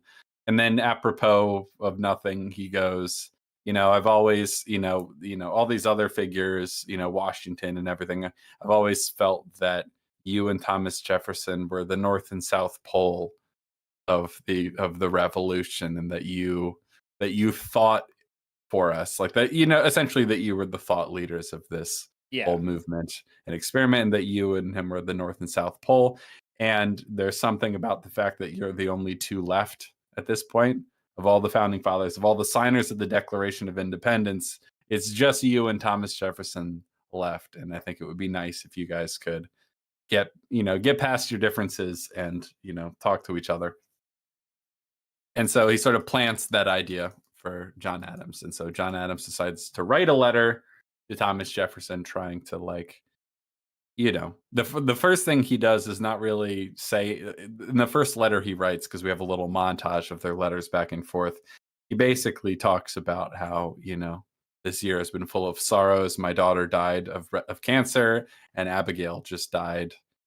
Hold on, you talk for a minute, because I want to find the exact words of this final episode, because there's some great little bits of dialogue in here. Yeah, so he starts his correspondence with Thomas Jefferson, and they reconcile as much as they can over everything, and they begin their earnest correspondence towards the end of their lives, commiserating over the loss of Abigail, and then just sharing old men's philosophies on life and politics and everything, and they manage to become close friends again through. Well, I wouldn't say close friends again, but they do something to mend the relationship, because there's an interesting moment where he's like, Adam says, like, I would hate to see us die before we had the chance to hear the other side's version of things and have it out and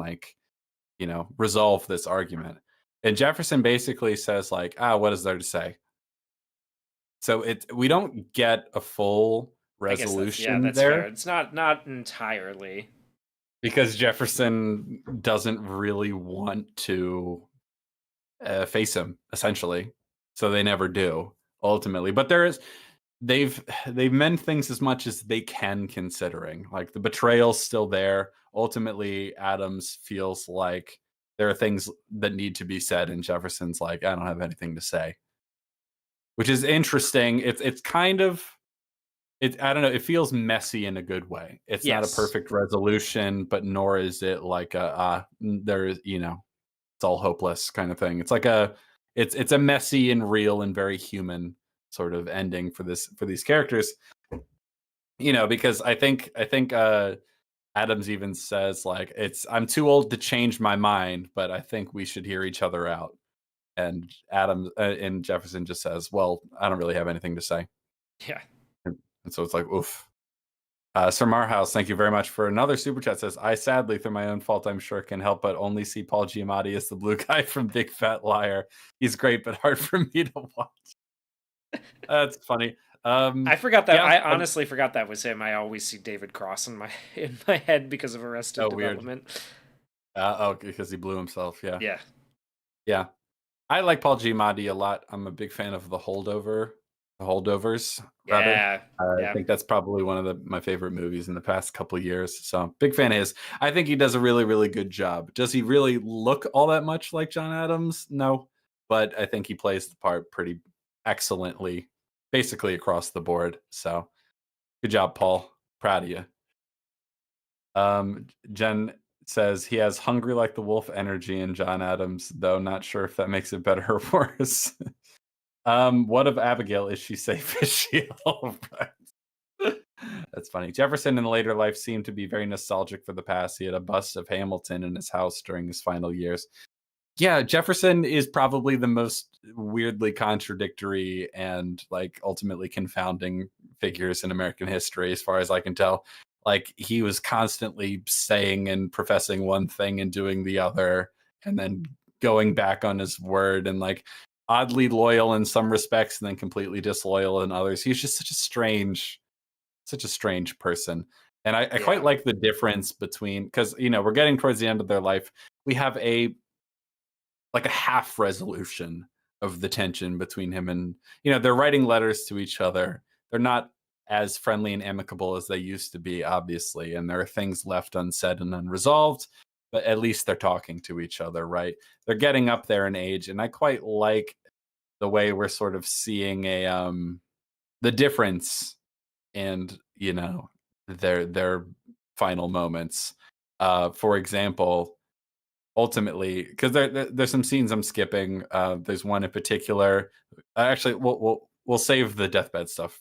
There's a moment where John Adams is told that his son John Quincy Adams has become president. Everyone's celebrating that, and the rather grouchy Adams is like, well, good luck, but president is not a job I would wish on any friend, much less my son.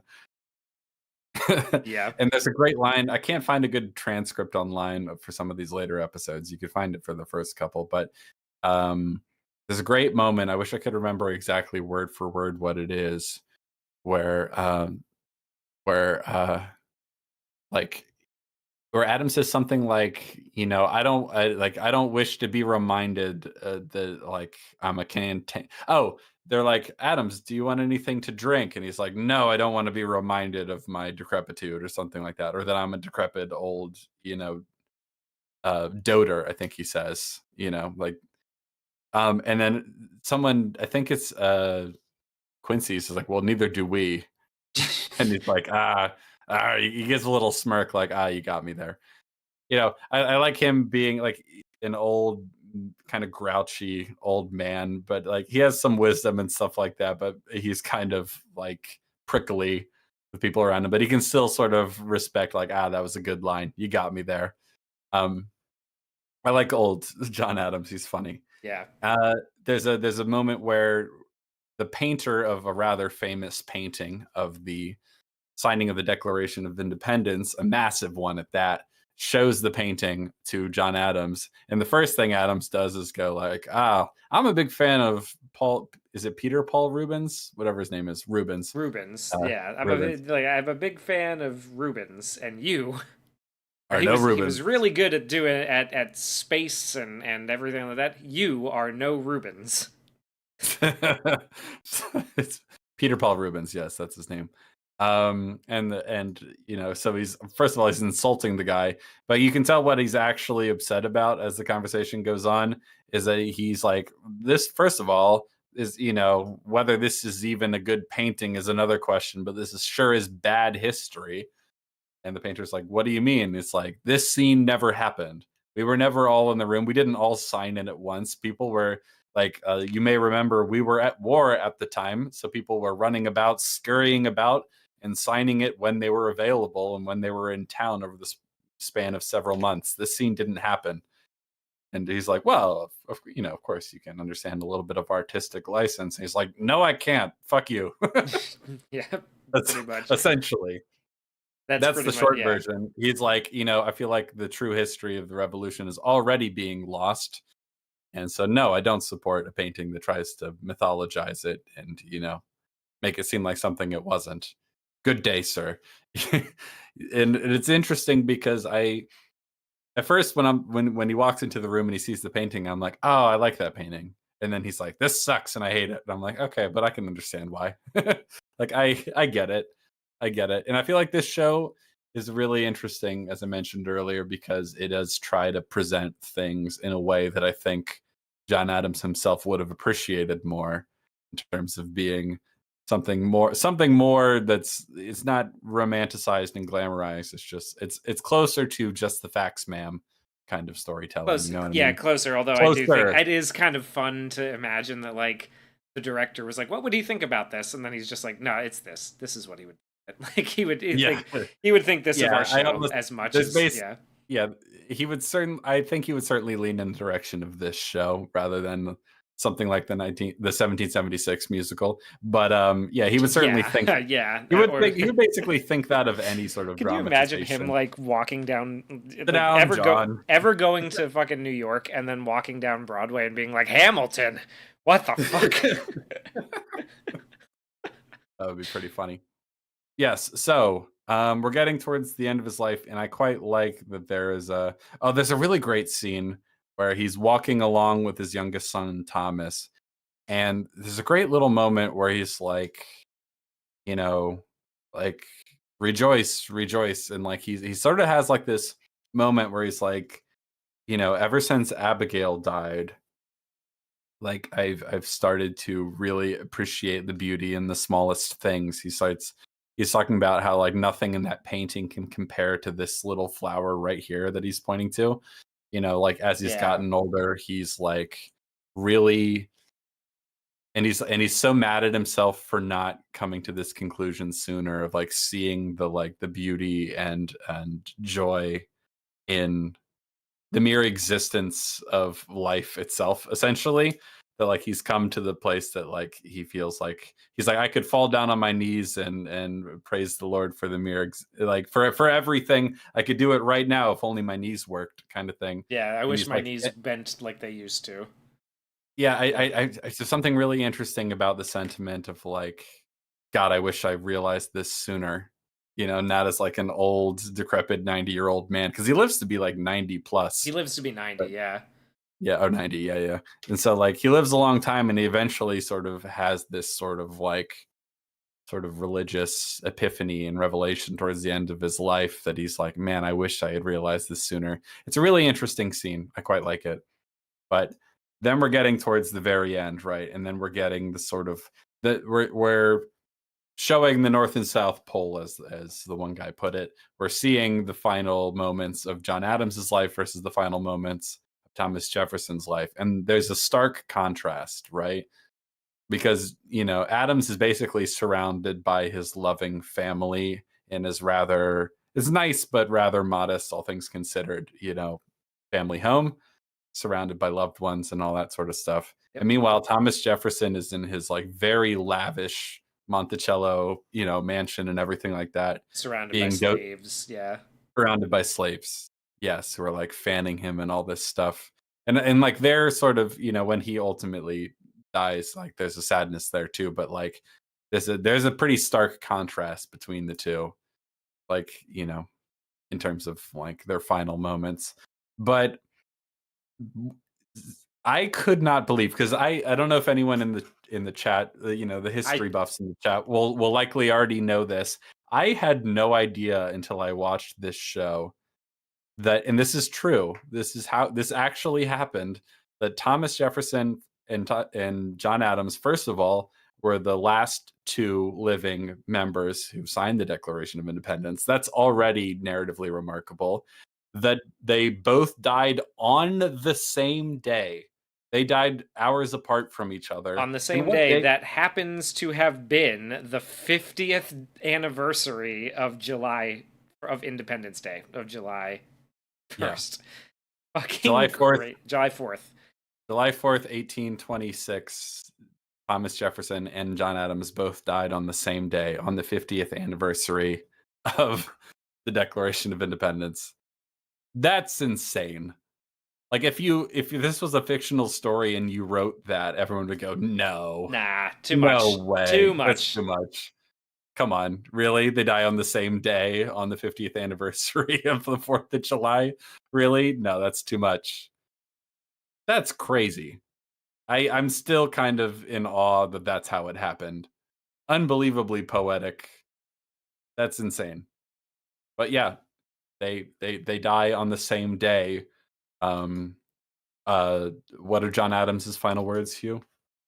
Thomas Jefferson survives because he was Yes. not aware, obviously, of Thomas Jefferson's passing on that same day. Yes.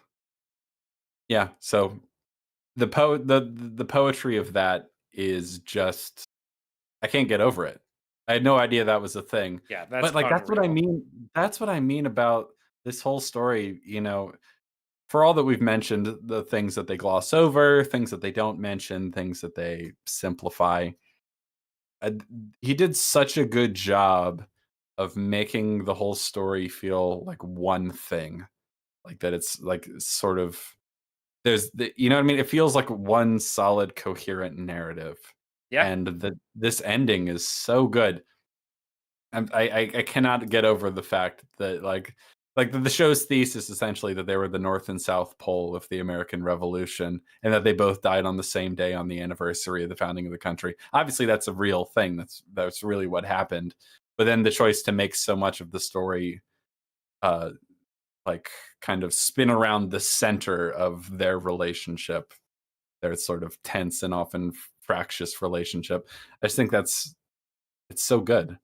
yeah. Really, really strong, but we're not at the very last scene yet. But I just find that so remarkable. That was news to me. I couldn't believe it. Yeah, Anyway, that blew my mind when it was happening. I was like, "There's no yeah, fucking way they did not." At first, so at first, how it goes, right, is it's like, "Oh, the fourth is tomorrow, right?" And he's clearly on his deathbed, and so I'm sitting there like, "There, he did not die on the 50th July 1st. No fucking way." And then, of course, as I look it up, I'm like, "Oh my god, he did." And then Thomas Jefferson is also on his deathbed, and I'm just like, no, no fucking way that he did too. That is, and I look it up, and there it is, a couple hours apart from one another. Absolutely crazy that that happened. yes, God kind of knocks it out of the park with that screenwriting. yes. And so after he dies, we get one more scene. I love this ending. Okay, so like when the final words of this show are spoken, I wasn't quite sure how much time was left in the episode. But when the final words were spoken, as soon as they were said, I'm like, oh, please cut to black. Please cut to black. That's a perfect ending. And then it cut to black, and I was like, fuck yeah, dude. So the final scene after they both die on July 4th, 50th anniversary, we get a shot kind of far away. We sort of jump back in time a little bit to a beautiful winter's day in Massachusetts, where a younger John Adams and Abigail Adams are walking along, and over this we hear the narrated reading of two letters. The first is from Abigail to John, talking about her love for him and everything that they've been through, and that she wouldn't trade it for the world. Essentially, I wish I could find the exact wording because it's really, really good, but I can't find a good transcript for this episode online. I will say the final line when we get to it, but all this stuff is really good. But basically, he's this whole episode has been about the end of his life and thinking about his legacy and posterity. Posterity is a thing that comes up quite often. Um, and then in his the final words of the show are John Adams saying, as we look on this big wide shot of a beautiful kind of rolling winter, the snow covered hills and the big bare tree, and the two of them standing on the top of this hill with the sun behind them. Final words of the show, John Adams narrating, he says, posterity, you will never know how much it cost the present generation to preserve your freedom. I hope you will make a good use of it. If you do not, I shall repent in heaven that I ever took half the pains to preserve it. The end. What a great line. Oh, it's so good. It's so good, Hugh. Why do I love it so much? Because first of all, I feel like it really encapsulates the sort of like kind of funny sassiness and prickliness of John Adams as a character as portrayed in the show. The like, and when thinking about the future of the country and their legacy, that he's like, God, if you only knew how much it cost to keep the country, to make the country and then keep it alive for future generations. I hope you make good use of it. So it's a nice call to action isn't the right word, but it's a nice motivating sentiment going forward. But I like that, like, I hope you make a good use of it. If you don't, I shall repent that I did half as much as I did to make it happen. You know what I mean? That I ever took half the pains to preserve it. It's like just a little bit of kind of funny sassiness at the end, just to, you know what I mean? Yeah, Try to keep it from being too kind of sickeningly sentimental or corny. Just a little bit of sassiness, like if you don't make good use of the legacy of this country, I shall repent that I ever did half of what I did to make this happen. I like that a lot. I think yeah, that's a great ending. It's a really interesting thing because it's not something, if you look it up, that's not something he actually wrote at the end of his life. That's something he wrote in 1777, which is interesting. But I think it works very, very very, well yeah, as the sort of final line of the show. I think that yeah. was an inspired choice. I It's great. agree. It's really, really good. It's perfectly in character for him. It's funny.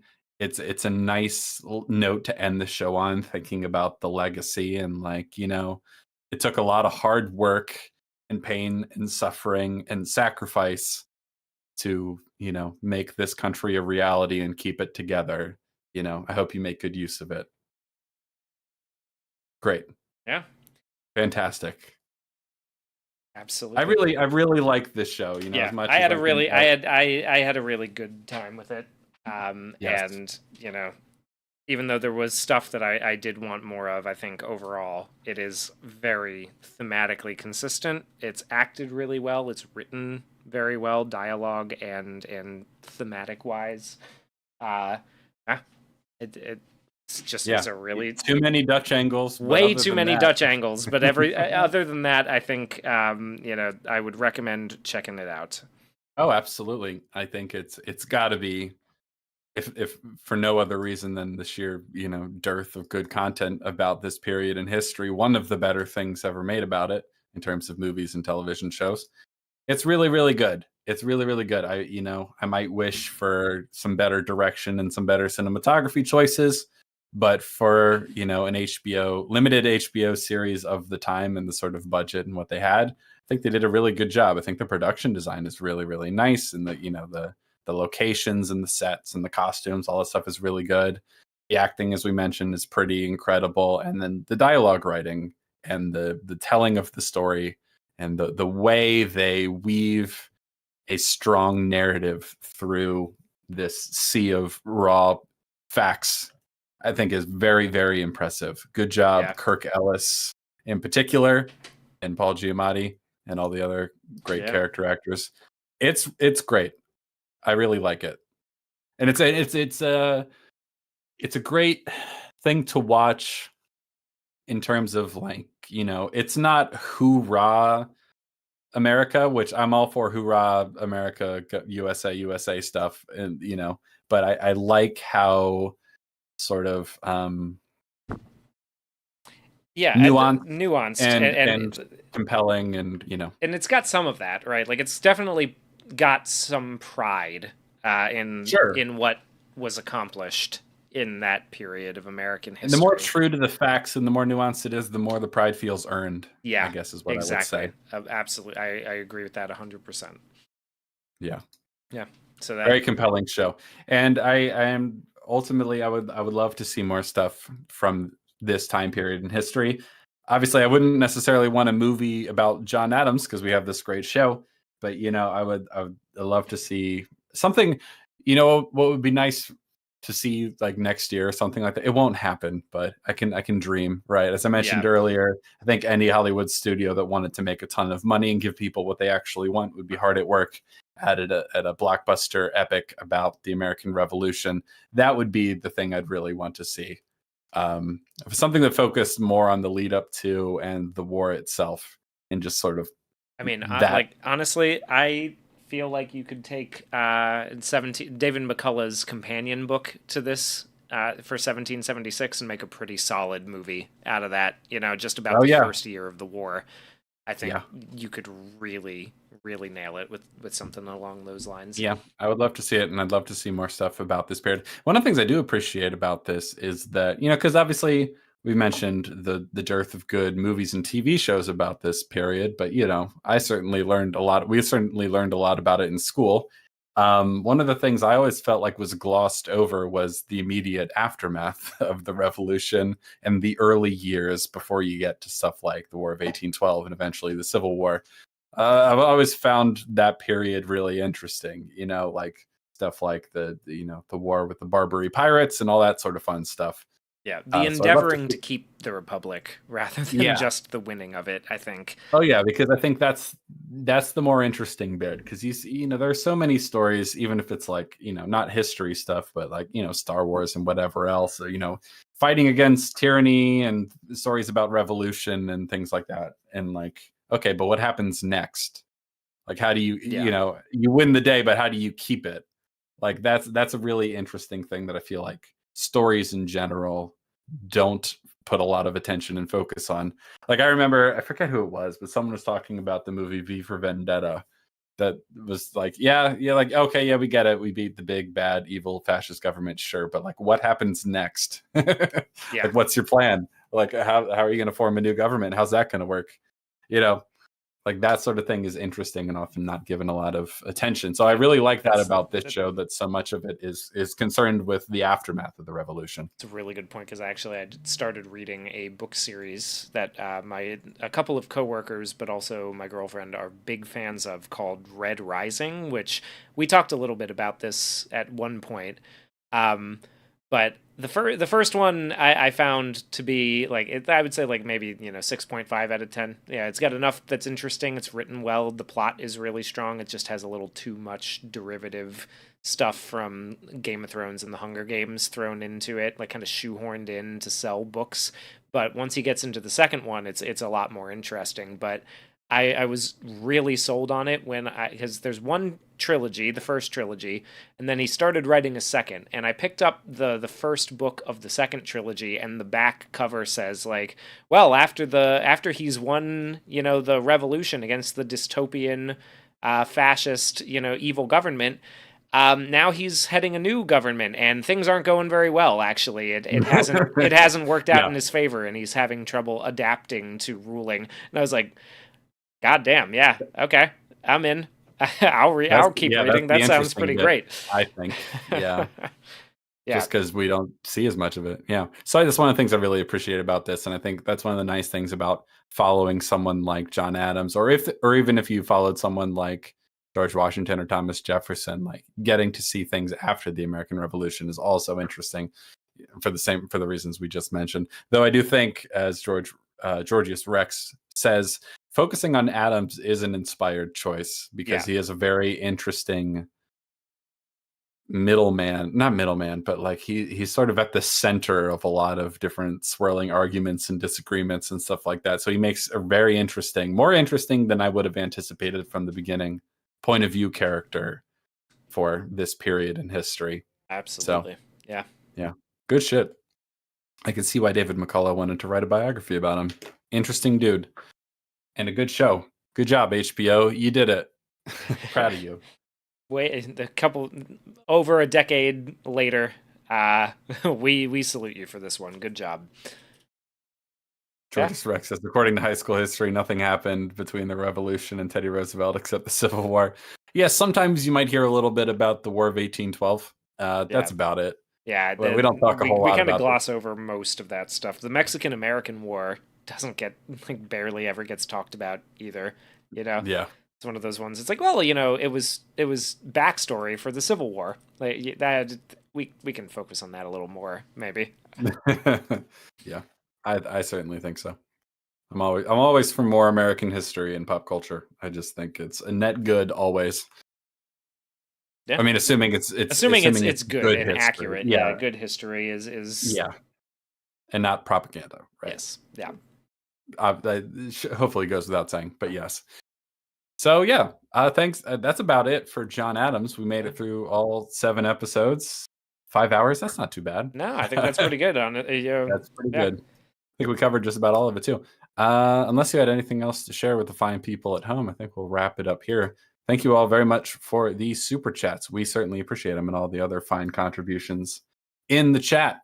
Thanks for joining us on this 4th of July weekend. Talk about America and why it's awesome, among other things. Yeah. And hopefully, you continue to have a good and free weekend and week. Yes. Thank you for joining us. Say la vie. Next week. Oh, no, not next week Disney. Next week Jaws. Because this past weekend was the 50th anniversary of Jaws. And instead of talking about that today, we're going to talk about that next week, because Jaws is good, but it's not as American as I was hungering for something more explicitly American. Yeah. So we chose John Adams. But Jaws is a great movie, and it's the 50th anniversary. So we'll be talking about Jaws next week.